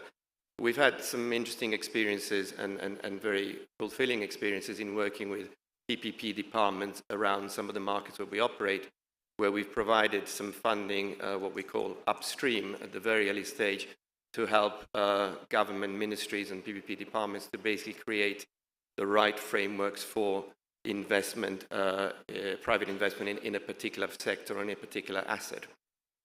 And we think this is very, very catalytic, because if you structure those tenders for assets to be privatized in a very well-governed, transparent way, you very often get very much demand for those assets from private sector bidders. And ultimately, those same bidders will develop the asset and provide, very efficient, very cost-effective services to the consumers that will be using a water treatment plant, a power plant, a transportation asset, and so on. So we tend to work mostly through the PIDGE companies. We work to support the projects that are being developed by our colleagues who are represented here, for the companies that are represented here today. And to give you a few examples of the things that we've done in Pakistan, I think our major activity in Pakistan over the last few years was really providing the catalytic funding to create InfraZamin, we provided a grant which was basically used to set up the company, to incorporate it, to structure all the contracts that were required for it to be operational. And that's quite an interesting grant because much of our grant-making activities involve an element of repayment or reimbursability. So in fact, the grant that was provided to set up InfraZamin was subsequently repaid once the company was set up, which allows us to then redeploy that funding into other ventures. And particularly, we've been able to recycle those funds into other activities here in Pakistan. And just to give you a few examples of some of the things that we've done in the last 12 to 18 months, we've again been very active working closely with Maheen and her team in providing some grant funding to cover some of the more expensive transaction costs which are incurred in the guarantee process, particularly being that it's a relatively new product for the market. InfraZamin is a relatively young company. Some support can be provided to pay for some of the transactional costs, for example, on the multi-net guarantee, which was the first project that InfraZamin did. On the cash gender bond, we were active in supporting some of the listing costs there. And more broadly, we've been quite actively involved in the power sector, working with our colleagues at InfraCo Asia to do feasibility work around commercial and industrial rooftop solar activities, where best to site, where is most demand. And then finally, perhaps I should mention the work that we've been doing, again, through Garanco for a number of years with K Electric, who will be speaking this afternoon, where we've been very honored to be able to support them on their safety awareness program, which is multi-pronged, but I think the most impactful part of that is the way that they've been training women electricians to basically go into households in Karachi to educate and build awareness around electrical safety, both at the household level, but also a very exciting schools outreach program where through funding that we've partially provided, K Electric has been able to educate children from 6 to 12 years old on the dangers of electricity, and particularly things like illegal connections. So the program we're very proud of, and it kind of demonstrates how technical assistance can be used not only at the start of a transaction, but also on an ongoing basis to create additional impact in the projects that we support. So I think I'll leave it there. Thank you. I think so far the conversation which we have heard, there are a couple of things I would like audience to pick up, and after asking one question to Maheen, I would like to come back to you as well. The world is evolving and we are transitioning from very conventional processes to new processes, whether we are talking about infrastructure, energy, or the financial instrument. Dr. Ishaq picked up a very interesting part this morning, is in a social capital trust is the one which is a key motivator. And these guarantees and these innovative financial instruments help us to build those collaborations. So I would definitely ask you to think about what key learnings we can pick up from this esteemed panel. They are not there every day. That's a very rare opportunity that the entire panel is sitting in front of us, where we have got the technical assistance, we have a guarantee side of it, we have got the equity and the private capital mobilization strategy and the business development people, and we have got the leadership sitting at the same time there. So I think that's a rare opportunity, and I encourage everybody to ask some questions which can provide a clarification and create those collaborations for your own project or people you are working with, right? So these questions will help to clarify a lot of other things which people may have in mind, but they are not courageous enough to ask right now. This opportunity is rare, avail it. So Maheen, coming to you, Pakistan, not an easy mark, right? It's not an easy mark. Being a female leader, it becomes more difficult in some areas when you are talking about the financial side. Our conventional side is a very, very different. And when we are talking about the collaboration, this is something which you are bringing to the table. Number one, it's innovative. Number two, people really have to understand it better and then collaborate in terms of to enable that. So either as a client side, as an investor side, or as a supporter side, they can do that. You have gone through a very big success story from a gender bond perspective that was talked in the morning as well. So if you look at the journey of the InfraZamin, So where the opportunity lies, where the challenges are, how you really overcome that, how the collaboration is happening between the insurance sector, between the banking sector, between the fund side of it, between InfraZamin, and then the people who really need that fund, how aware they are to really use these kind of opportunities. Assalamu alaikum, and thank you, Sajid, and thank you, Nutshell, and Asfar for having me here again today. It's always a pleasure. I think you're very right. We have an incredibly unique panel here. We have representation from the equity arm, you have representation from the guarantee arm, you have representation from the technical assistance arm, and you have really what you have is an ecosystem that has been put together to develop that very thing which Buhog talked about, which is confidence. And I think it's best demonstrated when we look at why we need confidence in the Pakistan market. The financial system is very large. It's very stable. Our banking system subscribes to some of the best and tightest regulation that we actually have in Asia. But somehow, the banks are not able to really develop that confidence to lend to infrastructure or climate or green projects like we need to. Our total private sector lending is about 17% to GDP. India and Bangladesh are in the 50 to 60% of lending to GDP. So we have a long way to catch up. And one of the ways that we can develop that catch up is through collaborations that you see on the stage here and collaborations with the country. And I think let me demonstrate this, and it's easiest perhaps understood as an example, is if we look at what the gender bond achieved beyond just developing a bond which came to the private sector here to invest in. It was done on the back of a full guarantee wrap. We got in the private sector to invest, but it's not just, the story didn't end there for Kash. After that, Kash was able to raise double the financing, again from the local and the international market, and most likely over next year may just go to the international market also to raise an international bond as well. So see the pathways that were opened up because someone was willing to take a bet. And I think it just comes down to that. Do we have the confidence to take that bet? And as InfraZamin, what we have been doing is identifying good projects, good companies, and saying, how can we take this to the financing market, either through equity or through guarantees, which is what we do, and allow banks the opportunity to develop that confidence in those companies so that they can raise the financing which they need for their own growth needs.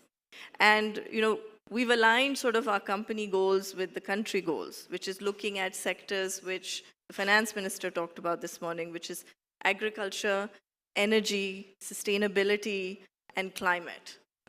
As an incredibly climate vulnerable country, it's not just about building multiple solar panels. It's like, what happens when there is a flood? What happens to those solar panels? Can they be resilient to that kind of climate event? And so more and more we are transitioning and building our portfolio and our pipeline towards such projects that we can support, that cover all the areas that you're seeing over here on stage. And so enable good companies to raise financing to become great companies. Because the private sector is really the one that has to develop the projects and take the country forward. I think we need to stop continuously relying on fiscal space to give us that, because that has now shrunk. Thank you. I think I'll come to audience. Any question so far before we move on? Please. Yeah, so please, lady there. Yeah. Okay. Can we get a mic? Yeah, but I think the online audience may not be able to. Can we get a mic there? Okay, let me do that.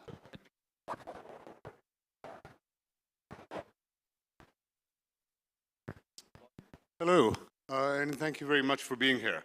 My name is Amir Masood, and I'm a lawyer, and I'm here. So my question is sort of a two-part thing.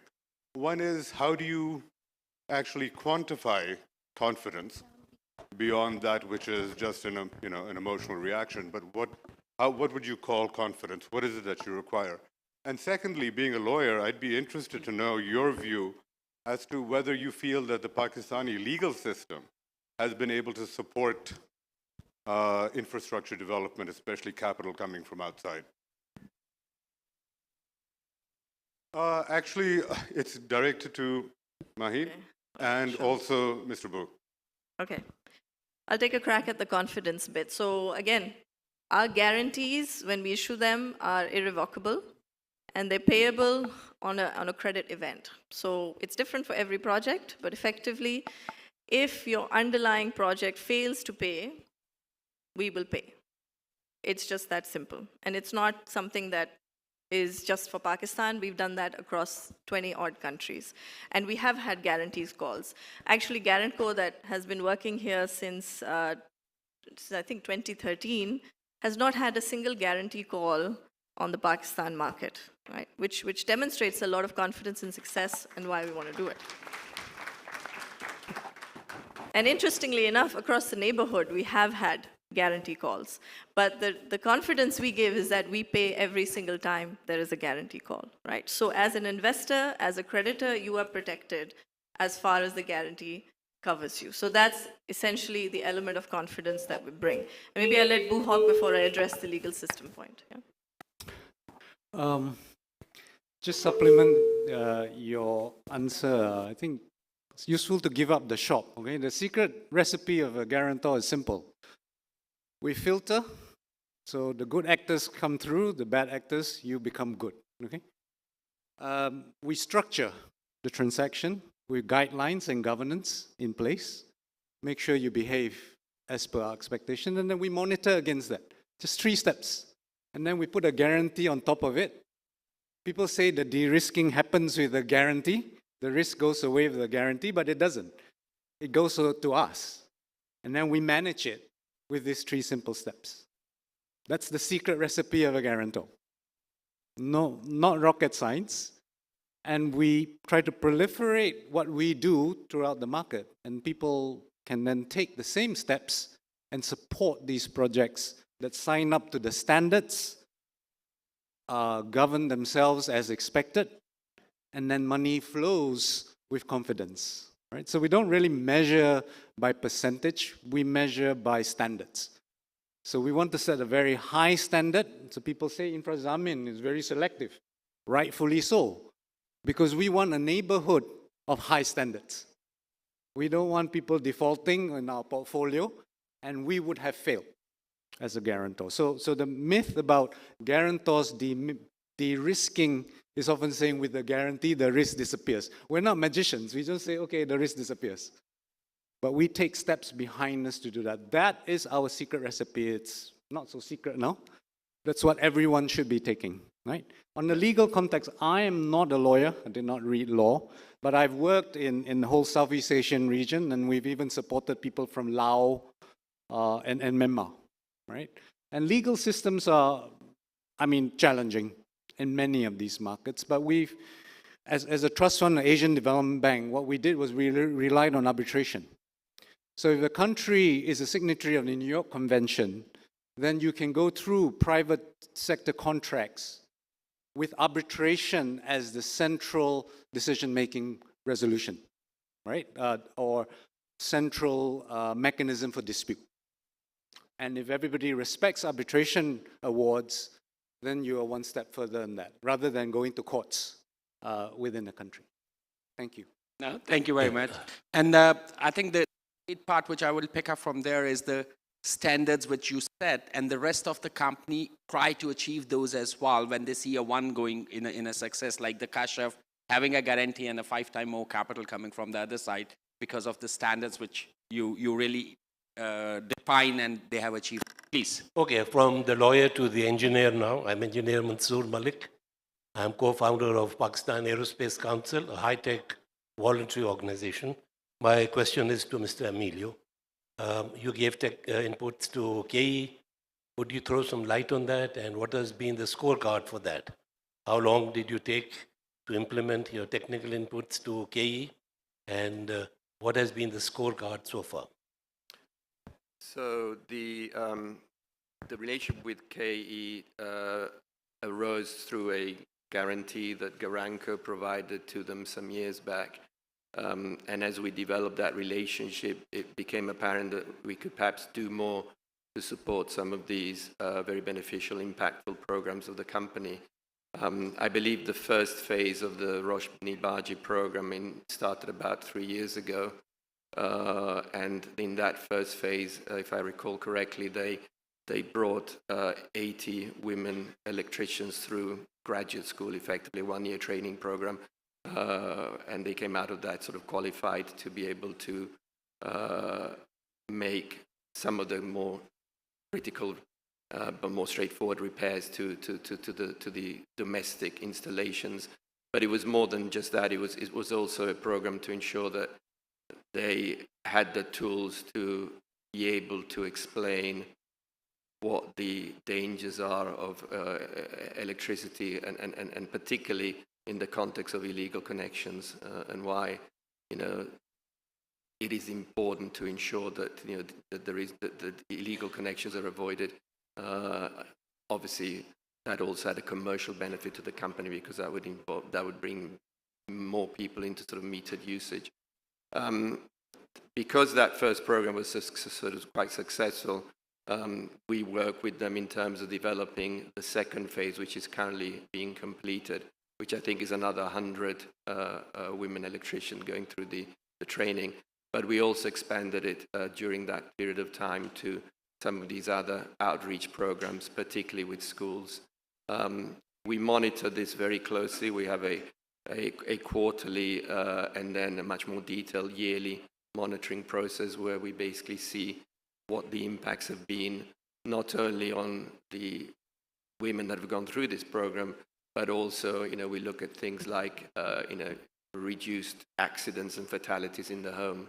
So we take it right down to, what the end result of all this activity should be. So it's been going for about 3 years now, and, we'll hopefully continue to have the relationship with them as they move forward with new initiatives.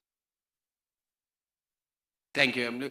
Great question. I think this is the one which is an important element, not what we are doing, but how we are measuring that is important. Will you want to add something on KE? I think the point I'd like to make on K Electric, so I was part of the original due diligence team that came to look at that transaction, and what we found was a counterparty that wanted to do more, right? A company that didn't just look at the distribution infrastructure and the cabling that needed to be put in place. It really wanted to improve its health and safety record. It really wanted to improve its gender impact, right? And through the technical assistance that we were able to mobilize, we were able to enhance what they were already doing. So it wasn't an imposition on us. It was us trying to help K Electric do more. And I think that's the way to do it. It's to feed off the great work that's already being done. Thank you. We will come back to audience again. Yeah, here.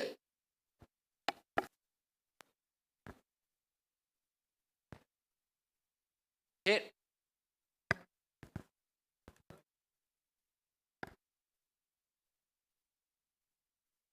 Hello. Hi, my name is Fatma. This question is for the panel.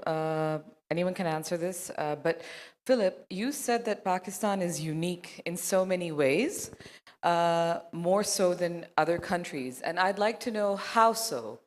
I mean, you've been working here for several years. And Maheen, you say this panel is unique and is representative of an ecosystem. And we should take advantage of this panel. So I'd like to know in what ways Pakistan is unique. And I'd like both of you to answer the question, how is Pakistan unique in this aspect? Thank you.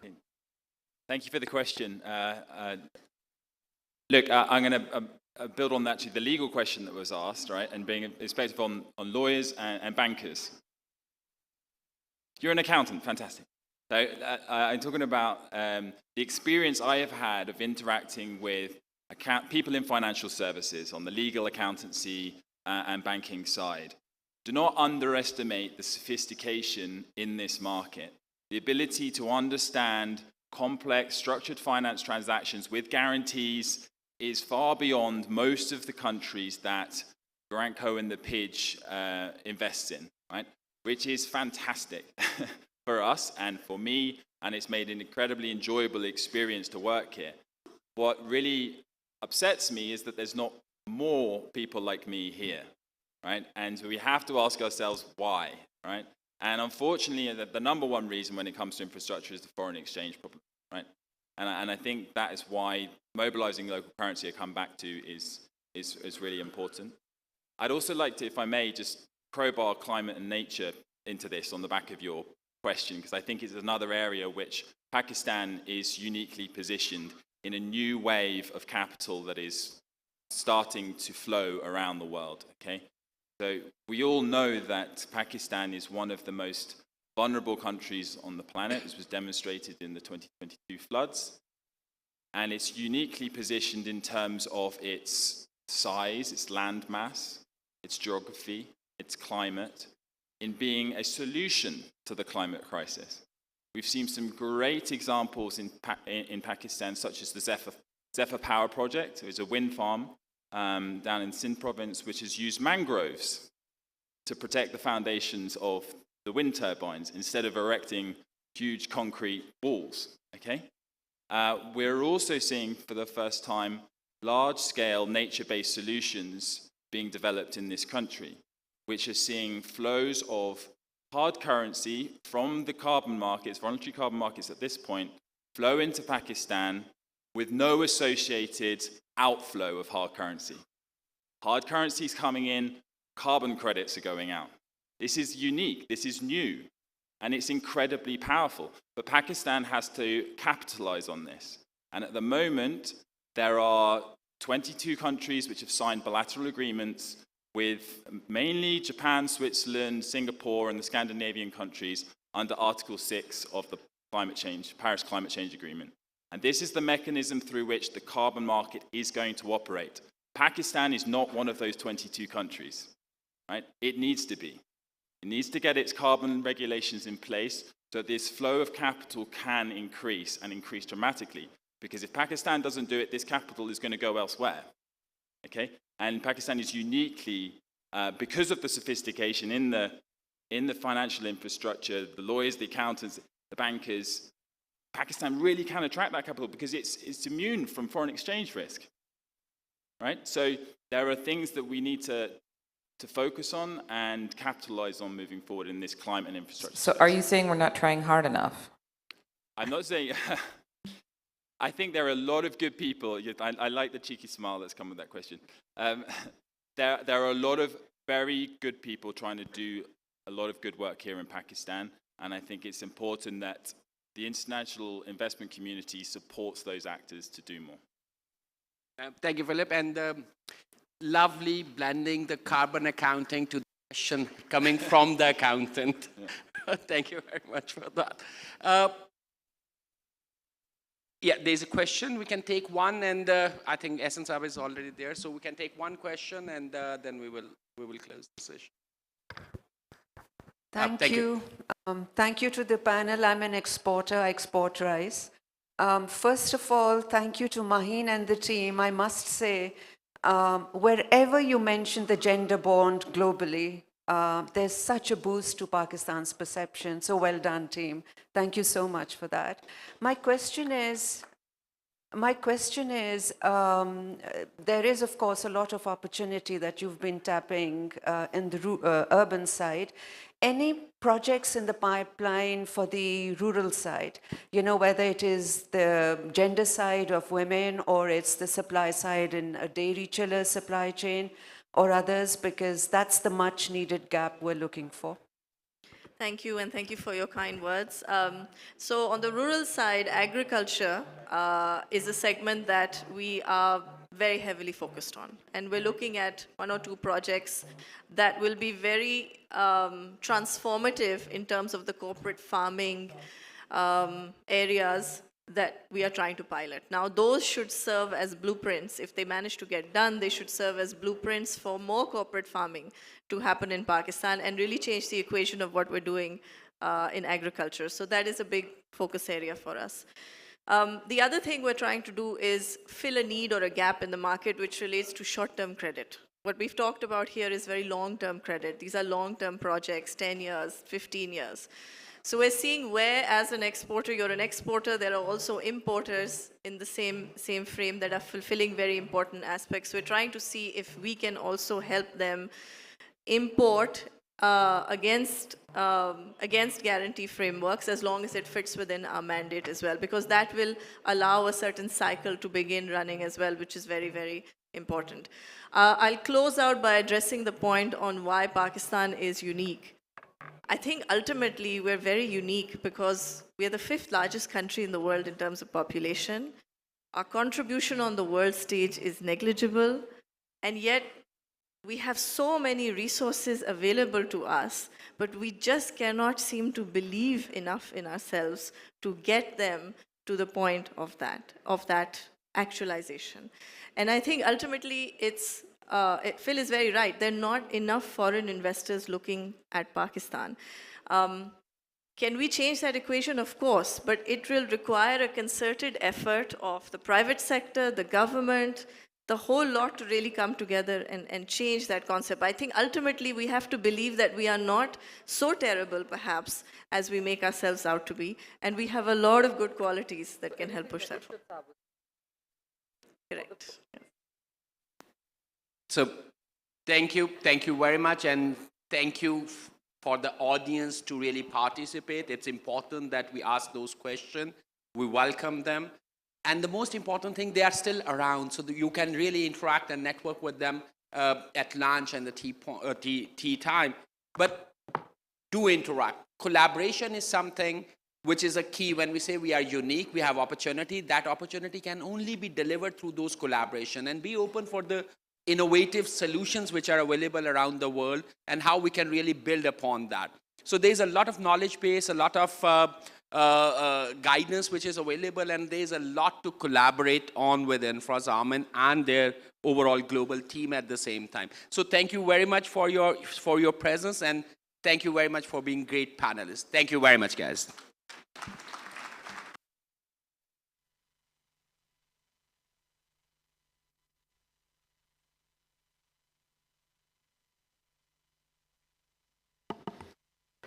Thank you, Sajid, and thank you to all the panelists. I think the audience engagement is a good measure of how engaging that conversation was. I would now like to invite Mr. Asfar Ehsan to come up on stage and distribute the mementos to the panel. Along with him, I would also like to invite Professor Ehsan Iqbal, Federal Minister for Planning, Development and Special Initiatives, to join in, and please hand over the mementos to the panelists. Can I also please have Mr. Farooq Amin up on stage, representing Unity Foods and our co-host for today. Mr. Farooq Amin, please.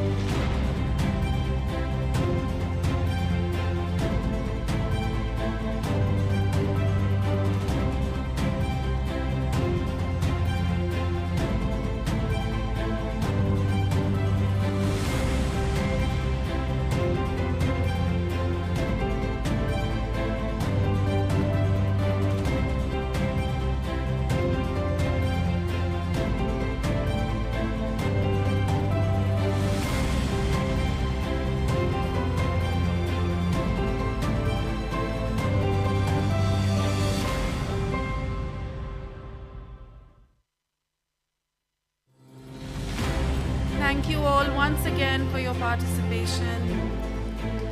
Can we have a round of applause, please? Our next conversation is on the big picture, and I would like to request Professor Ehsan Iqbal Sahab to please stay on stage while I invite Saqib from SAP to join us. Saqib Ahmed, Country Managing Director, SAP Pakistan, Iraq, Bahrain, and Afghanistan, with nearly 24 years of experience in IT and telecommunications. Saqib has significantly expanded SAP's presence in Pakistan while driving digital transformation. It is also my privilege to welcome Professor Ehsan Iqbal. He is the Federal Minister for Planning, Development, and Special Initiatives. In his illustrious career, Professor Iqbal has been at the forefront of driving transformative change in Pakistan. From his tenure as the Federal Minister for Planning, Development, to his role as a Member of Parliament in the National Assembly, Professor Iqbal has consistently demonstrated his unwavering commitment to the betterment of the country. Can I please request you all to give them a big round of applause? Thank you. Thank you very much, Ji. Let's first start over here with the point that whenever we come to such an event, what we are expecting out of that event for a talk, what we are expecting that we will get output out of such a discussion that will make us connected. And let me say, whenever we come to such those events, there is one thing that connects us together. एक door हमें जोड़े हुए होती है और वो जोड़ है पाकिस्तान की दौड़. जब भी आज whenever this कौमी तराना बजता है, we feel something inside our hearts. Whenever this green shirt runs and delivers the cricket ball, there is something happens with us. We get connected to each other. And whenever this green flag comes in and puts us over there, we all get connected. Whatever the fate, whatever is happening in our lives, what are the goods and the bads that we are passing through, but this one green color connects us together. And that's what brings us here today. आज की discussion एक corporate leader और एक minister के दरमियान शायद नहीं है. ये एक पाकिस्तानी से एक दूसरे पाकिस्तान के साथ एक डिस्कशन है कि आज हम कहाँ हैं और आज वो कौन सी चीज़ें हैं जिनके ऊपर मज़ीद हमें बेहतर से बेहतर होकर एक अच्छा पाकिस्तान बनाने की ज़रूरत है. Thank you very much sir for joining in. मेरा और आपका ताल्लुक़ इस कॉर्पोरेट वर्ल्ड से बहुत पुराना है. बहुत सी जगहों में हमने एक दूसरे के साथ इंटरैक्ट किया है और बहुत अरसे से पाकिस्तान एक नाजुक मोड़ से गुजरता चला आ रहा है. क्या ये नाजुक मोड़ हमारी लाइफ का हमेशा से हिस्सा है और रहेगा? क्या इस मोड़ ने किसी स्टेज के ऊपर बदलना है और एक और मोड़ की तरफ जाना है? थैंक यू वेरी मच जी, बहुत शुक्रिया. मैं समझता हूँ मैंने भी पहला पॉइंट ये लिखा था, पाकिस्तान एट 75 नाजुक मोड़. चूँकि आप में से हर कोई हार्वर्ड बिजनेस स्कूल की उस स्टडी को देख चुका होगा जो उन्होंने हमारे 75 साल के ऊपर एक रिपोर्ट कार्ड की सूरत में पेश की है. और आयरनी ये है कि ये स्कोर कार्ड एक ऐसे मुल्क के ऊपर है कि जो दुनिया में शायद one of the most endowed nations है, कि जिसके पास उसकी इंडाउमेंट्स इतनी रिच हैं कि किसी और शायद मुल्क के पास कम मिसाल होगी. मैं जब सियासत में आया तो मैं कोई रवायती सियासतदान नहीं था. I came back to this country with a dream, and when I had applied for my admission to Wharton, one of the admission essays very specifically asked, if we give you admission, where do you see yourself in 10 years? मुझे याद है कि मैंने उसमें लिखा था कि after 10 years I would like to serve my country through a public office. मैं वो डिग्री लेकर वापस आया और 10 नहीं 7 साल में I took oath of office as member national assembly. और जो सबसे पहला वेंचर मैंने अटैम्प्ट किया वो 97 में विजन 2010 किया. कि अगर मलेशिया उस वक्त विजन 2020 पे काम कर रहा था, दूसरे मुल्क एक लॉन्ग टर्म प्लान पे कर रहे थे, तो वाई कैन नॉट वी डू? और हमने एक बड़ी ब्रॉड बेस्ड कंसल्टेशन के साथ वो विज़न बनाया, लेकिन 2 साल बाद मार्शल लॉ लगा, उसने उठा के वो बाहर फेंक दिया खिड़की से, और फिर वी डिडंट नो कि हमने किधर जाना है। और मैं आपको एक मिसाल देता हूँ कि प्लानिंग और उसकी क्या है। उस विज़न में we had very clearly forecasted कि by 2006 if we did not add additional power supply in our system, Pakistan will go into energy deficit और एक power shortages आ जाएंगे। और जब ये हमने स्टडी रिलीज़ की तो उस वक्त we had surplus power and we were talking in terms of exporting power to India। तो लोगों ने बड़ा मजाक उड़ाया कि आप ये हमें डरा रहे हैं जबकि हमारे पास तो फालतू बिजली है। लेकिन हमने उस चीज़ को जब नहीं देखा तो 2006-07 के बाद आपने देखा कि कितना बदतरीन एक पावर क्राइसिस हमारे पास आया। तो 2013 में जब दोबारा हम हुकूमत में आए तो प्राइम मिनिस्टर ने मुझे फिर कहा कि आप क्या करना चाहेंगे। तो मैंने कहा कि I have unfinished project, I want to go back to the drawing board. और हमने विजन 2025 पे काम शुरू किया और उसमें भी एक ब्रॉड बेस्ड ओनरशिप ली। केपी में पीटीआई की गवर्नमेंट थी, पीपीपी की सिंध में थी, बलोची नेशनलिस्ट की बलूचिस्तान में थी, सबको साथ लेके सबका साइन ऑफ लिया। और then we started with that vision with a clear statement कि by 2025 we will be in the top 25 economies of the world. और by 2017 Price Waterhouse had validated our journey by saying that if the trend continues, by 2030 Pakistan will be in the top 20 economies. But then in 2018 there was another mega change. How it came, I will not go into it. But what happened was that Vision 2025 was again scrapped, thrown out, and all the policies that we were following, and first and biggest casualty of that change was China-Pakistan Economic Corridor. I would like to remind you all, if you were traveling Karachi to Islamabad 17-18, without fail in every plane you would come across 10-15 Chinese businessmen who were here.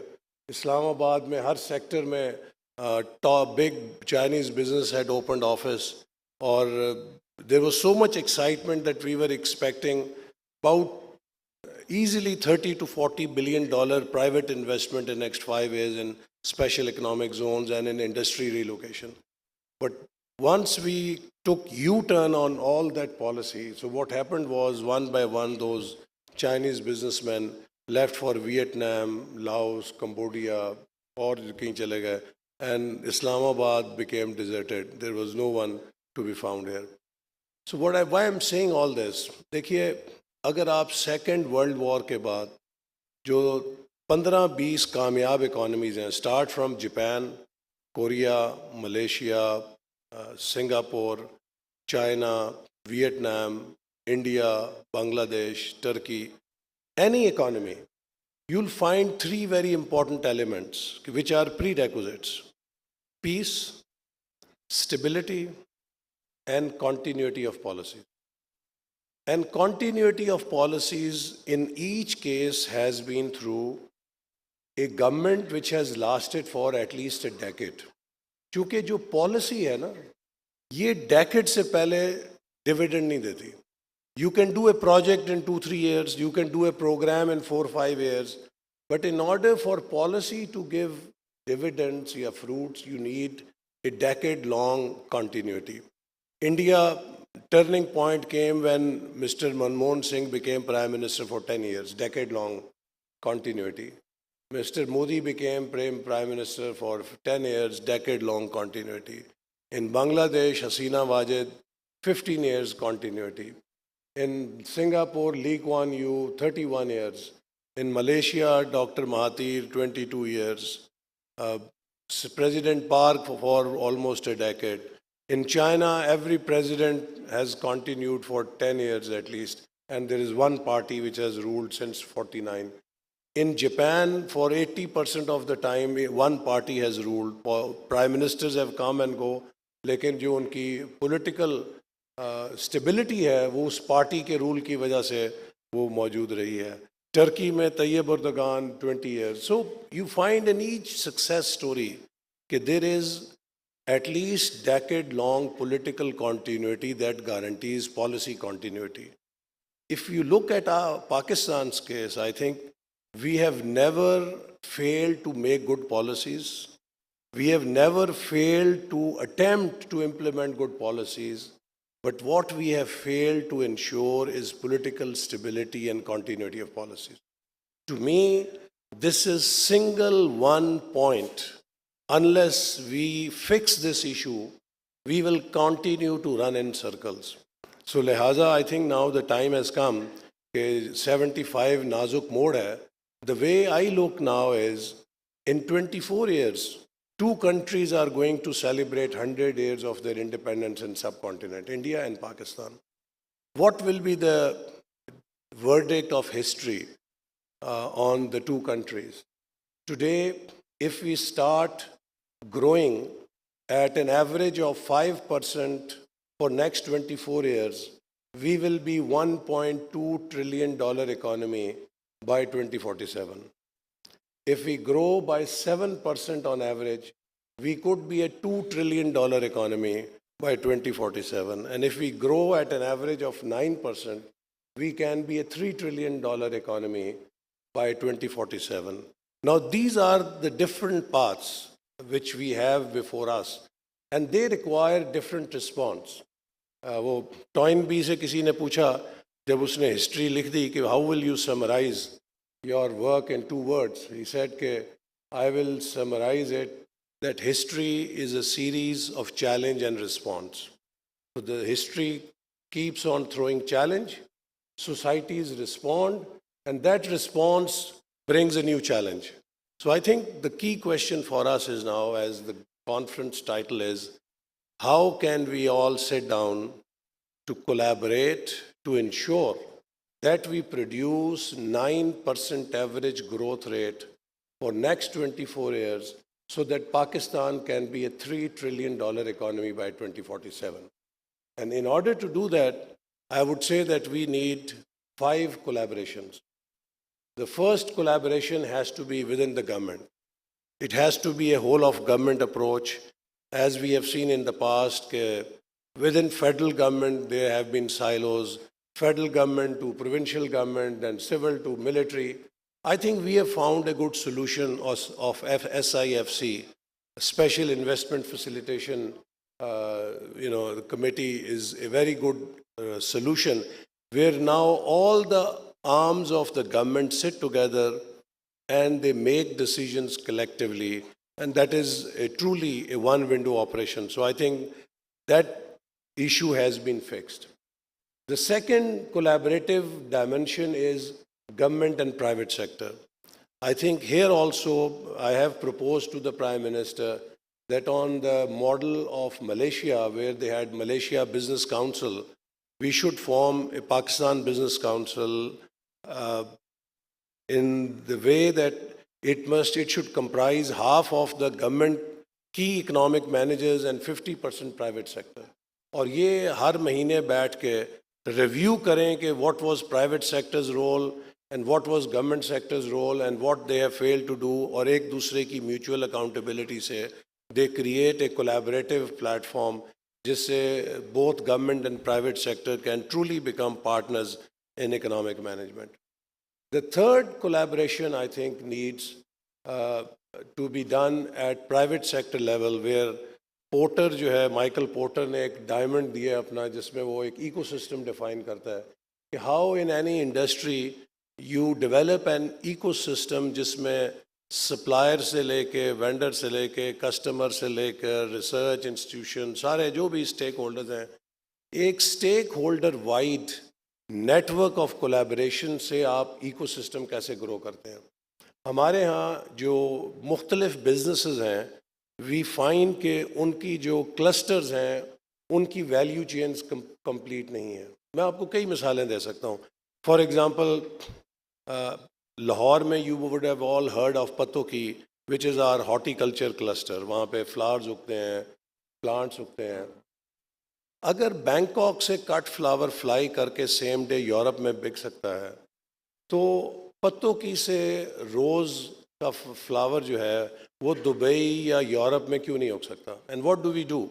हम गुलाब उगाते हैं, गुलाब की पत्तियां कब्रों पे और जलसों में टनों के हिसाब से या गाड़ियों पे फेंक के ज़ाय कर देते हैं। क्यों? कि value chain is missing. We have production but we don't have processing, we don't have access to markets, we don't have logistics की जो पैकेजिंग करे और उसको फॉरवर्ड करके सेम डे डिलीवरी करे। अब अगर ये वैल्यू चेन मुकम्मल हो जाए तो वो एक गुलाब का फूल ही शायद डॉलर का जाके यूरोप में बिक जाए। तो इसी तरह डिफरेंट हमारे जितने इंडस्ट्रीज़ के हमने प्लानिंग में स्टडी की एग्रीकल्चर और इंडस्ट्री में, हमारे क्लस्टर्स जो हैं वो इनकम्प्लीट हैं in terms of their value chain. तो आई थिंक ये एक जिम्मेदारी है कि जो गवर्नमेंट और प्राइवेट सेक्टर को वैल्यू मैक्सिमाइजेशन के लिए हर क्लस्टर के अंदर इकोसिस्टम एक ऐसा डेवलप करना है कि जिसमें हम पूरा कर सके। आखिर में आई वुड से कि हमारी एक बड़ी वीकनेस है कि हम ग्लोबल सप्लाई चेन्स के साथ कनेक्टेड नहीं हैं। पाकिस्तान का number one issue, I don't have much time, मैं बाद में बात करूंगा। We have done a 5 E's framework. देखिए, if Pakistan has to go forward, the number one priority for every business and government has to be exports, exports, and more exports. This is one area where we have failed again. Every successful economy took export-led growth model और उन्होंने exponentially exports को grow किया, लेकिन पाकिस्तान ने अपने domestic market पे focus किया। हमने भी एक study की कराची स्टॉक एक्सचेंज की। Out of 500 plus companies that are listed, only 70 companies have $10,000 plus export. So we are all making money in domestic market. We are posting billions of rupees on our balance sheets and we are very happy. If you ask our big companies, for example, कौन से हमारे giants हैं? Angro है. I don't know if anyone from Angro is here, but if you ask Angro, how many millions or billions of dollars of exports you make, they'll cut a sorry figure. Askari वाले होंगे, फौजी foundation वाले होंगे या और बड़े groups इतने हैं, इनसे आप किसी से पूछ लें कि आपकी एक्सपोर्ट परफॉर्मेंस क्या है, almost negligible. I think this is the fundamental challenge. Pakistan ने अगले 3 सालों में $70 बिलियन प्लस रीपे करना है। हमारा सर्वाइवल इसमें है कि from 28-30 billion dollar to $100 billion, whether we go in next 7 to 8 years or we take 15 years. And I think every businessman of Pakistan has to become an exports and sales agent. मैं तो हर chamber में जाके कहता हूँ कि 1 साल के लिए ब्रीफकेस उठाएं, उसमें सैम्पल्स डालें और जाएं बाहर जाके इंटरनेशनल मार्केट्स जैसी भी हैं एक्सप्लोर करें and get export orders. Use Pakistani diaspora who are settled there, America में हैं, यूरोप में हैं, मिडल ईस्ट में हैं, दे नो द मार्केट्स, उनके साथ पार्टनर्स आइडेंटिफाई करें। हमारा फ्यूचर विल डिपेंड कि how much foreign exchange earning capability we can develop, and this is an area where I think we need to collaborate as government, as private sector within its own stakeholders, ताकि if we can have an export emergency or Pakistan can do $100 billion exports in next 7 to 8 years, we will take off. Otherwise, we have problems. So I think this is where we look forward to you. Let us all collaborate. We are open.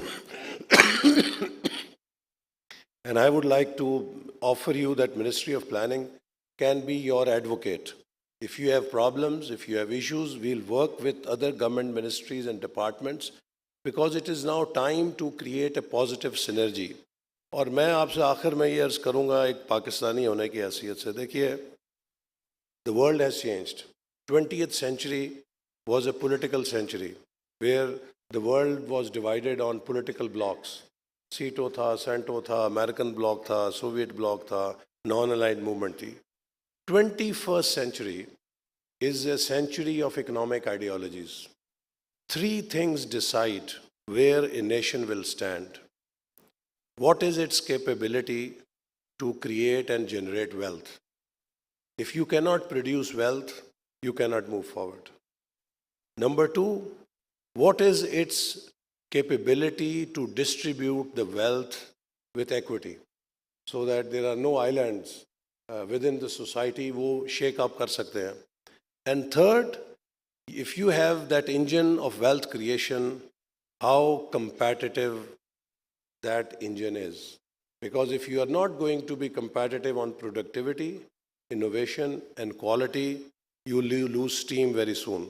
So in order to keep your engine running, you have to have a race without finish line to meet the global benchmarks of productivity, innovation, and quality standards which have come in.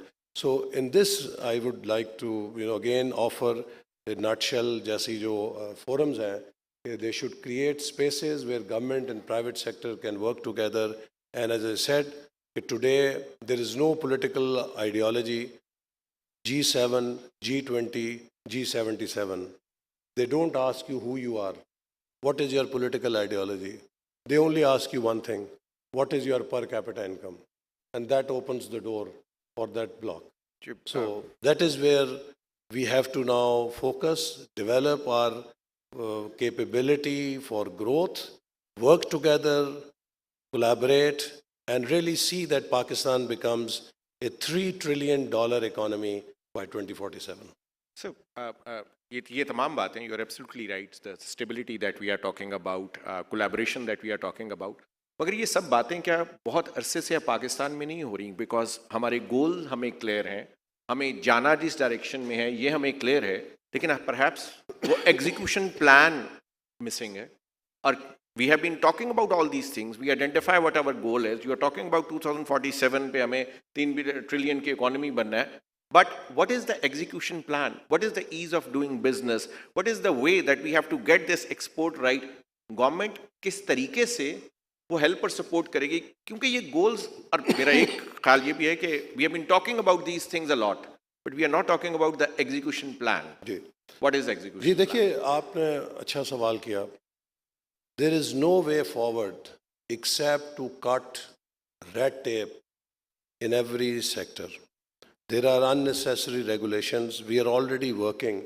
और एक proposal हमने Prime Minister को submit की हुई office में, जिस पे we are working, कि government जो है वो तमाम regulations को एक time frame दे के abolish कर दे और तमाम ministries को कहे कि अगर ये regulation बड़ी critical है तो आप 3 महीने के अंदर इसको validate कराएं cabinet से, otherwise all these regulations will go.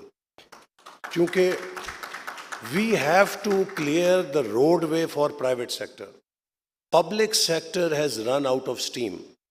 देखिए public sector की सूरत ये है कि जो आपको ये अंदाज़ा होना चाहिए कि बजट में अब हम जहाँ पे जो हमने इकोनॉमी इनहेरिट की है, 7,000 billion rupees is the net revenue of federal government.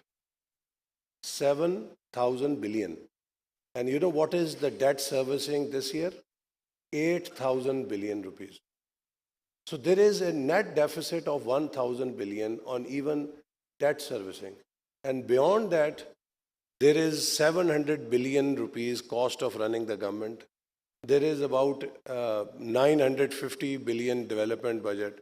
There is about 1,800 defense budget. There is about 800 billion plus pensions that have to go out. There are about 1,200 billion transfers to provinces and other departments. There is also, likewise another subsidies, जो 900 or 1,000 billion के तक है. ये सब borrowed है. So how can you run a company which has this balance sheet for how long? So the only way forward is revenue generation, either through exports or through tax to GDP ratio, उसको हम बढ़ाएं, leakages को plug करें और जो inflation है उसको control करें. क्योंकि देखें 8,000 अरब की इस वक्त जो डेट सर्विसिंग कॉस्ट है, ये सबसे बड़ा कंपोनेंट है करंट एक्सपेंडिचर का. अगर 1% इंटरेस्ट नीचे होगा, that will save 300 billion rupees. So these are the challenges that we are facing. हम कहते हैं गवर्नमेंट को पतला करें जी, गवर्नमेंट का फैट काटें. हुकूमत का टोटल खर्चा 700 अरब रुपये है.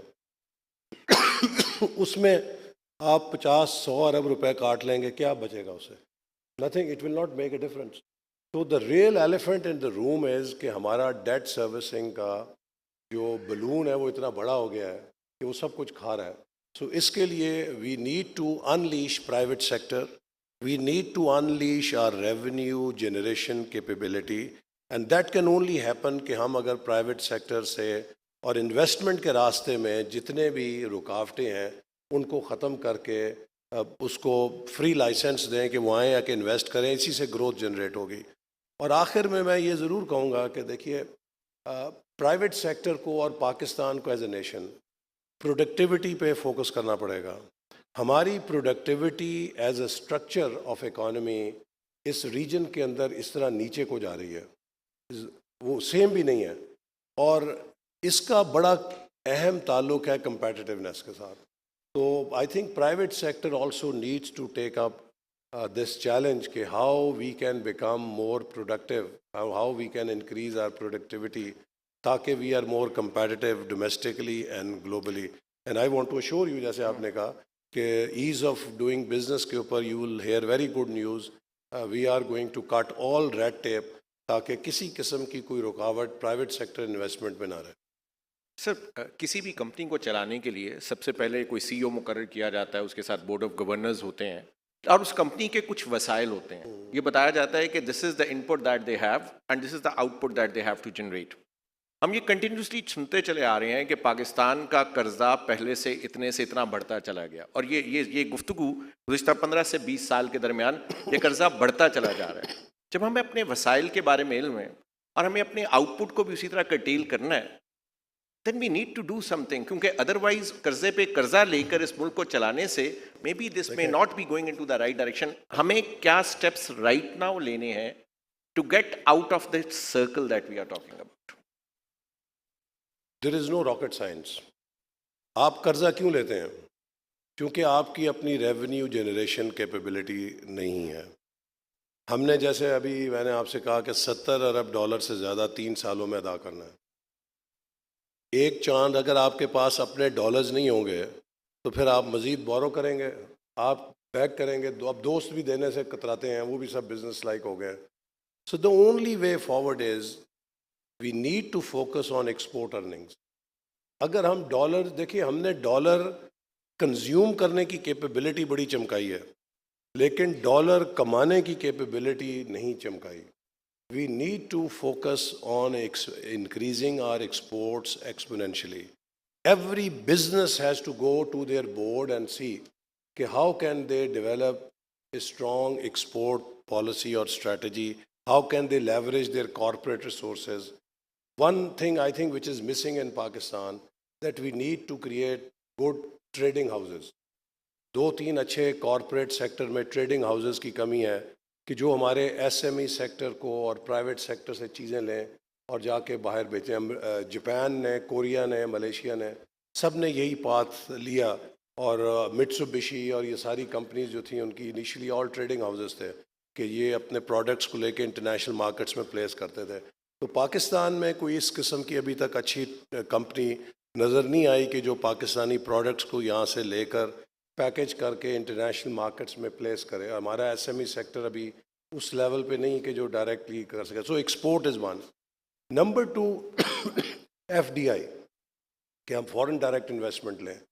लेकिन फॉरेन डायरेक्ट इन्वेस्टमेंट में भी कैवियट ये है कि we need foreign direct investment in those areas which are export oriented.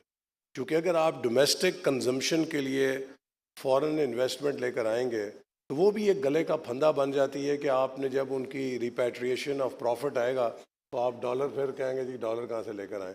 तो अगर वो डॉलर कमा रही है FDI और डॉलर से ही वो अपना रिपैट्रिएट कर रही है profit, that's okay. Third source for us for earning dollars is human resource. हमारा जो मैन पावर है और रेमिटेंसेस हैं. और मैं समझता हूँ कि ये बड़ी सिंपल सी चीज़ें हैं. अगर हम अगले 1-1.5 साल में 3+3+3 पे फोकस करें कि how can we increase 10% export extra $3 billion, how can we cut $3 billion import through either agriculture में जो फूड इम्पोर्ट है उसको कट करें, जो लग्जरी इम्पोर्ट है उसको कट करें, plus how can we increase $3 billion remittances. हमारे अभी भी 15 से 20 बिलियन डॉलर हवाला और हुंडी से आता है, तो उसमें से क्या हम 3 बिलियन डॉलर वाइट कर सकते हैं? तो this gives U A 9 billion dollar space. देखिए हम 6-8 बिलियन डॉलर के लिए अभी IMF के आगे पता नहीं कितनी कितनी सख्त शर्तें मानेंगे और किस तरह वो पैसा मिलेगा. ये 9 बिलियन डॉलर तो हम अपने एफर्ट से ले सकते हैं ना, जिस पे अब हम फोकस कर रहे हैं. और इसके लिए I think government and private sector needs to work together and we need to really focus on our own capability कि हम किस तरीके से मिलकर एक्स्ट्रा एक्सपोर्ट्स अर्न कर सकते हैं, इंपोर्ट सब्सटीट्यूशन या उसकी रिप्लेसमेंट कर सकते हैं, और रेमिटेंसेस को कैसे लेकर आ सकते हैं और कुछ फॉरेन डायरेक्ट इन्वेस्टमेंट लाएं. तो ये वो चीज़ें जिस पे इस वक्त गवर्नमेंट फोकस कर रही है. और आप देखेंगे अभी सऊदी अरेबिया से जो डेलीगेशन आया था, फर्स्ट टाइम इतना हाई लेवल इन्वेस्टमेंट डेलीगेशन आया, and they were very happy with what we presented to them. And now Prime Minister is visiting Saudi Arabia, and very soon Crown Prince is expected to visit Pakistan, and we are anticipating about $5 billion investment in the very short term from Saudi Arabia. Similarly, China is now also working very closely कि जो CPAC का phase 2 है उसमें हम किस तरीके से अब काम कर सकते हैं, तेज़ी ला सकते हैं. UAE, कुवैत के साथ, कतर के साथ we are working very actively. और अब हम किसी से मदद नहीं मांग रहे, अब हम सबको ये कह रहे हैं कि आइए हमारे पास प्रोजेक्ट्स हैं, हमारे पास एग्रीकल्चर सेक्टर है, माइनिंग सेक्टर है, एनर्जी है, हमारे पास टेक्नोलॉजी सेक्टर्स हैं, इसमें इन्वेस्ट करें और आप भी पैसा बनाएं और हमें भी मदद करें कि हम किस तरीके से पाकिस्तान के लिए डॉलर्स कमा सकते हैं. I will come to my last question and before that, ये सब बातें तमाम फोरम्स पे डिस्कस होती हैं कि हमें एक स्टेबिलिटी की ज़रूरत है, हमें पॉलिटिकल स्टेबिलिटी की ज़रूरत है, हमें एक्सपोर्ट ज़्यादा बढ़ानी है इन तमाम फैक्टर्स के ऊपर. अगर अब आज की जो लोग या कि आज इस हॉल में मौजूद हैं, अगर आज आपने उनसे एक वादा लेना हो कि अगले 5 साल के अंदर वो क्या करें, तो वो वादा क्या होगा? और एक वादा जो आपने देना हो कि आज आप इस क्राउड के अंदर वो वादा क्या करके जाएंगे? देखिए, जो एक वादा मैं आपसे करके दे सकता हूँ on behalf of government, we want to assure you कि we are working over time, we are working beyond what is our human capability, because we have a commitment to see that Pakistan turns around and Pakistan stands as an honorable country, Pakistan stands as a successful economy, and this is a dream that we had almost realized. देखिए, हमें थोड़ी introspection करनी चाहिए. This is not, जैसे मैंने कहा, as of political romances कि आप अपने रोमांस के पीछे इकोनॉमिक रियलिटीज़ को भुला दें. 2013 में Pakistan was facing 16 to 18 hours of power shortages. 2018 में not a day would go when you will not have a suicide bomber in the country blow up himself and dozens of Pakistanis. 2013 में Karachi had become almost a dead city, and the day you heard on television that there were single-digit killings in Karachi, you thought that Karachi was very peaceful today. By 2017, Karachi became peaceful. Pakistan got rid of terrorism. We got rid of load shedding. Pakistan was seen by the world through the prism for the first time, not for any security project. The world started to see Pakistan through the prism of China-Pakistan Economic Corridor. American ambassador, British High Commissioner, German, French, EU, all ambassadors would come to me and only ask one question. Excellency, tell us, where and how can our companies collaborate with CPEC projects? Every day I would receive an email from one of the think tanks or a war college from some part of the world. We want to know what are the geopolitical implications of CPEC projects. So everybody thought that Pakistan had found a holy grail. And ye kisi taraf chal pade. And what did we do? I used to say this in every seminar, that this is the third time that we are getting a great opportunity. We have dropped 2 catches in the past. We dropped first catch in 60s. When we were taking off, we got into 1965 war. और उस 65 की जंग ने हमें derail कर दिया उस economic journey से. The second time we dropped the catch was in 1991, when Pakistan took the lead in South Asia to implement policies of privatization, liberalization, deregulation, the policies that Manmohan Singh as foreign minister borrowed from Mr. Sartaj Aziz and implemented in India. And what did we do? We dismissed the government and threw Pakistan in a political instability cycle for a full decade. India adopted those policies, and by 2000 it overtook us. CPAC was the third opportunity, great opportunity. And I used to say कि भाई लोगों, सब दोस्तों, भाइयों, मेरे पाकिस्तानियों, ये catch cricket की बॉल का नहीं है, फुटबॉल का कैच है, फुटबॉल जितना बड़ा कैच है. And if we dropped it, history will never forgive us. हमारी नस्लें इसकी कीमत अदा करेंगी. And look what we did. हमने उसको भी ड्रॉप कर दिया. So I think एक वादा जो हम सबको करना चाहिए collectively कि अब let us stop playing politics, let us become an economic nation. Election हो गया है. Everyone has accepted the result. हर किसी ने ओथ ले लिया है. हर किसी ने अपनी अपनी हुकूमत बना ली है. हर किसी ने प्राइम मिनिस्टर, चीफ मिनिस्टर के इलेक्शनों में हिस्सा ले लिया है. जिसकी जहाँ पर एफिलिएशन है उनको ये कहें कि आएँ अब हम सियासत 2029 में खेलेंगे, लेकिन by 2029 we all have to work as Pakistanis. Last में आपको मैं कहूँगा when I there was a professor in my business policy class, तो वो ये उसने एक बड़ी पते की बात की. उसने कहा कि what is sine of A mature market. In A mature market the players learn the art of playing collaboration game. And उसने कहा what is collaboration game? That they know the art and science of playing competition and collaboration simultaneously. When it comes to their market share, they compete, but when it comes to their industry share, they collaborate. I think it is about time that we as Pakistanis now collaborate for the industry share of Pakistan in the global economy.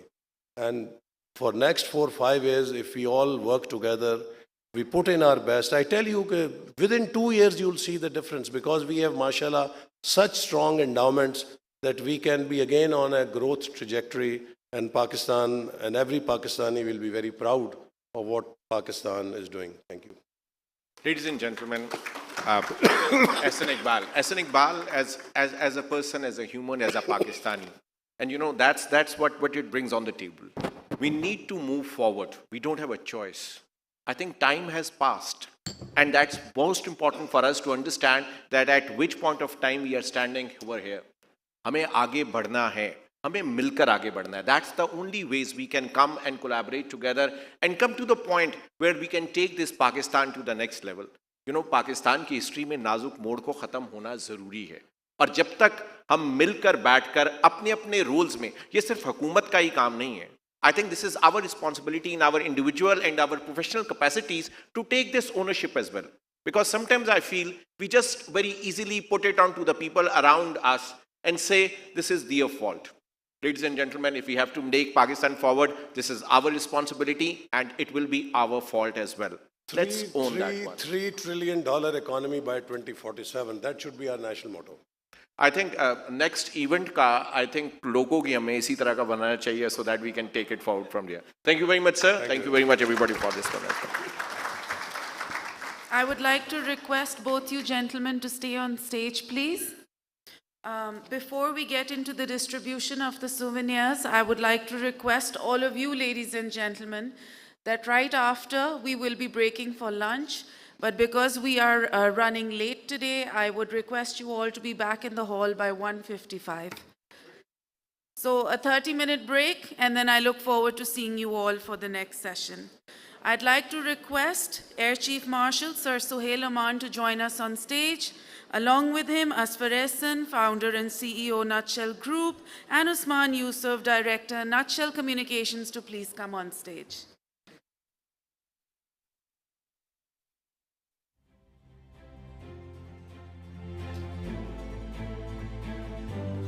We will now be handing over the souvenirs, and I would request you all to pose for a group photo as well.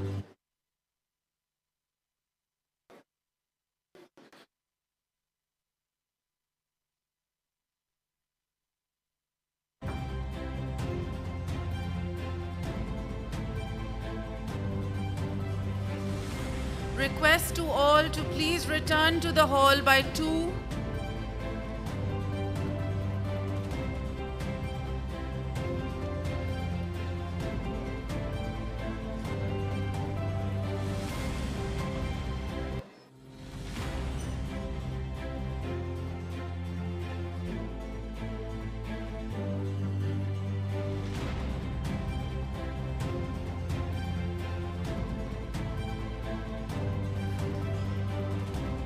Thank you all, and I look forward to seeing you all back here in 30 minutes. Thank you.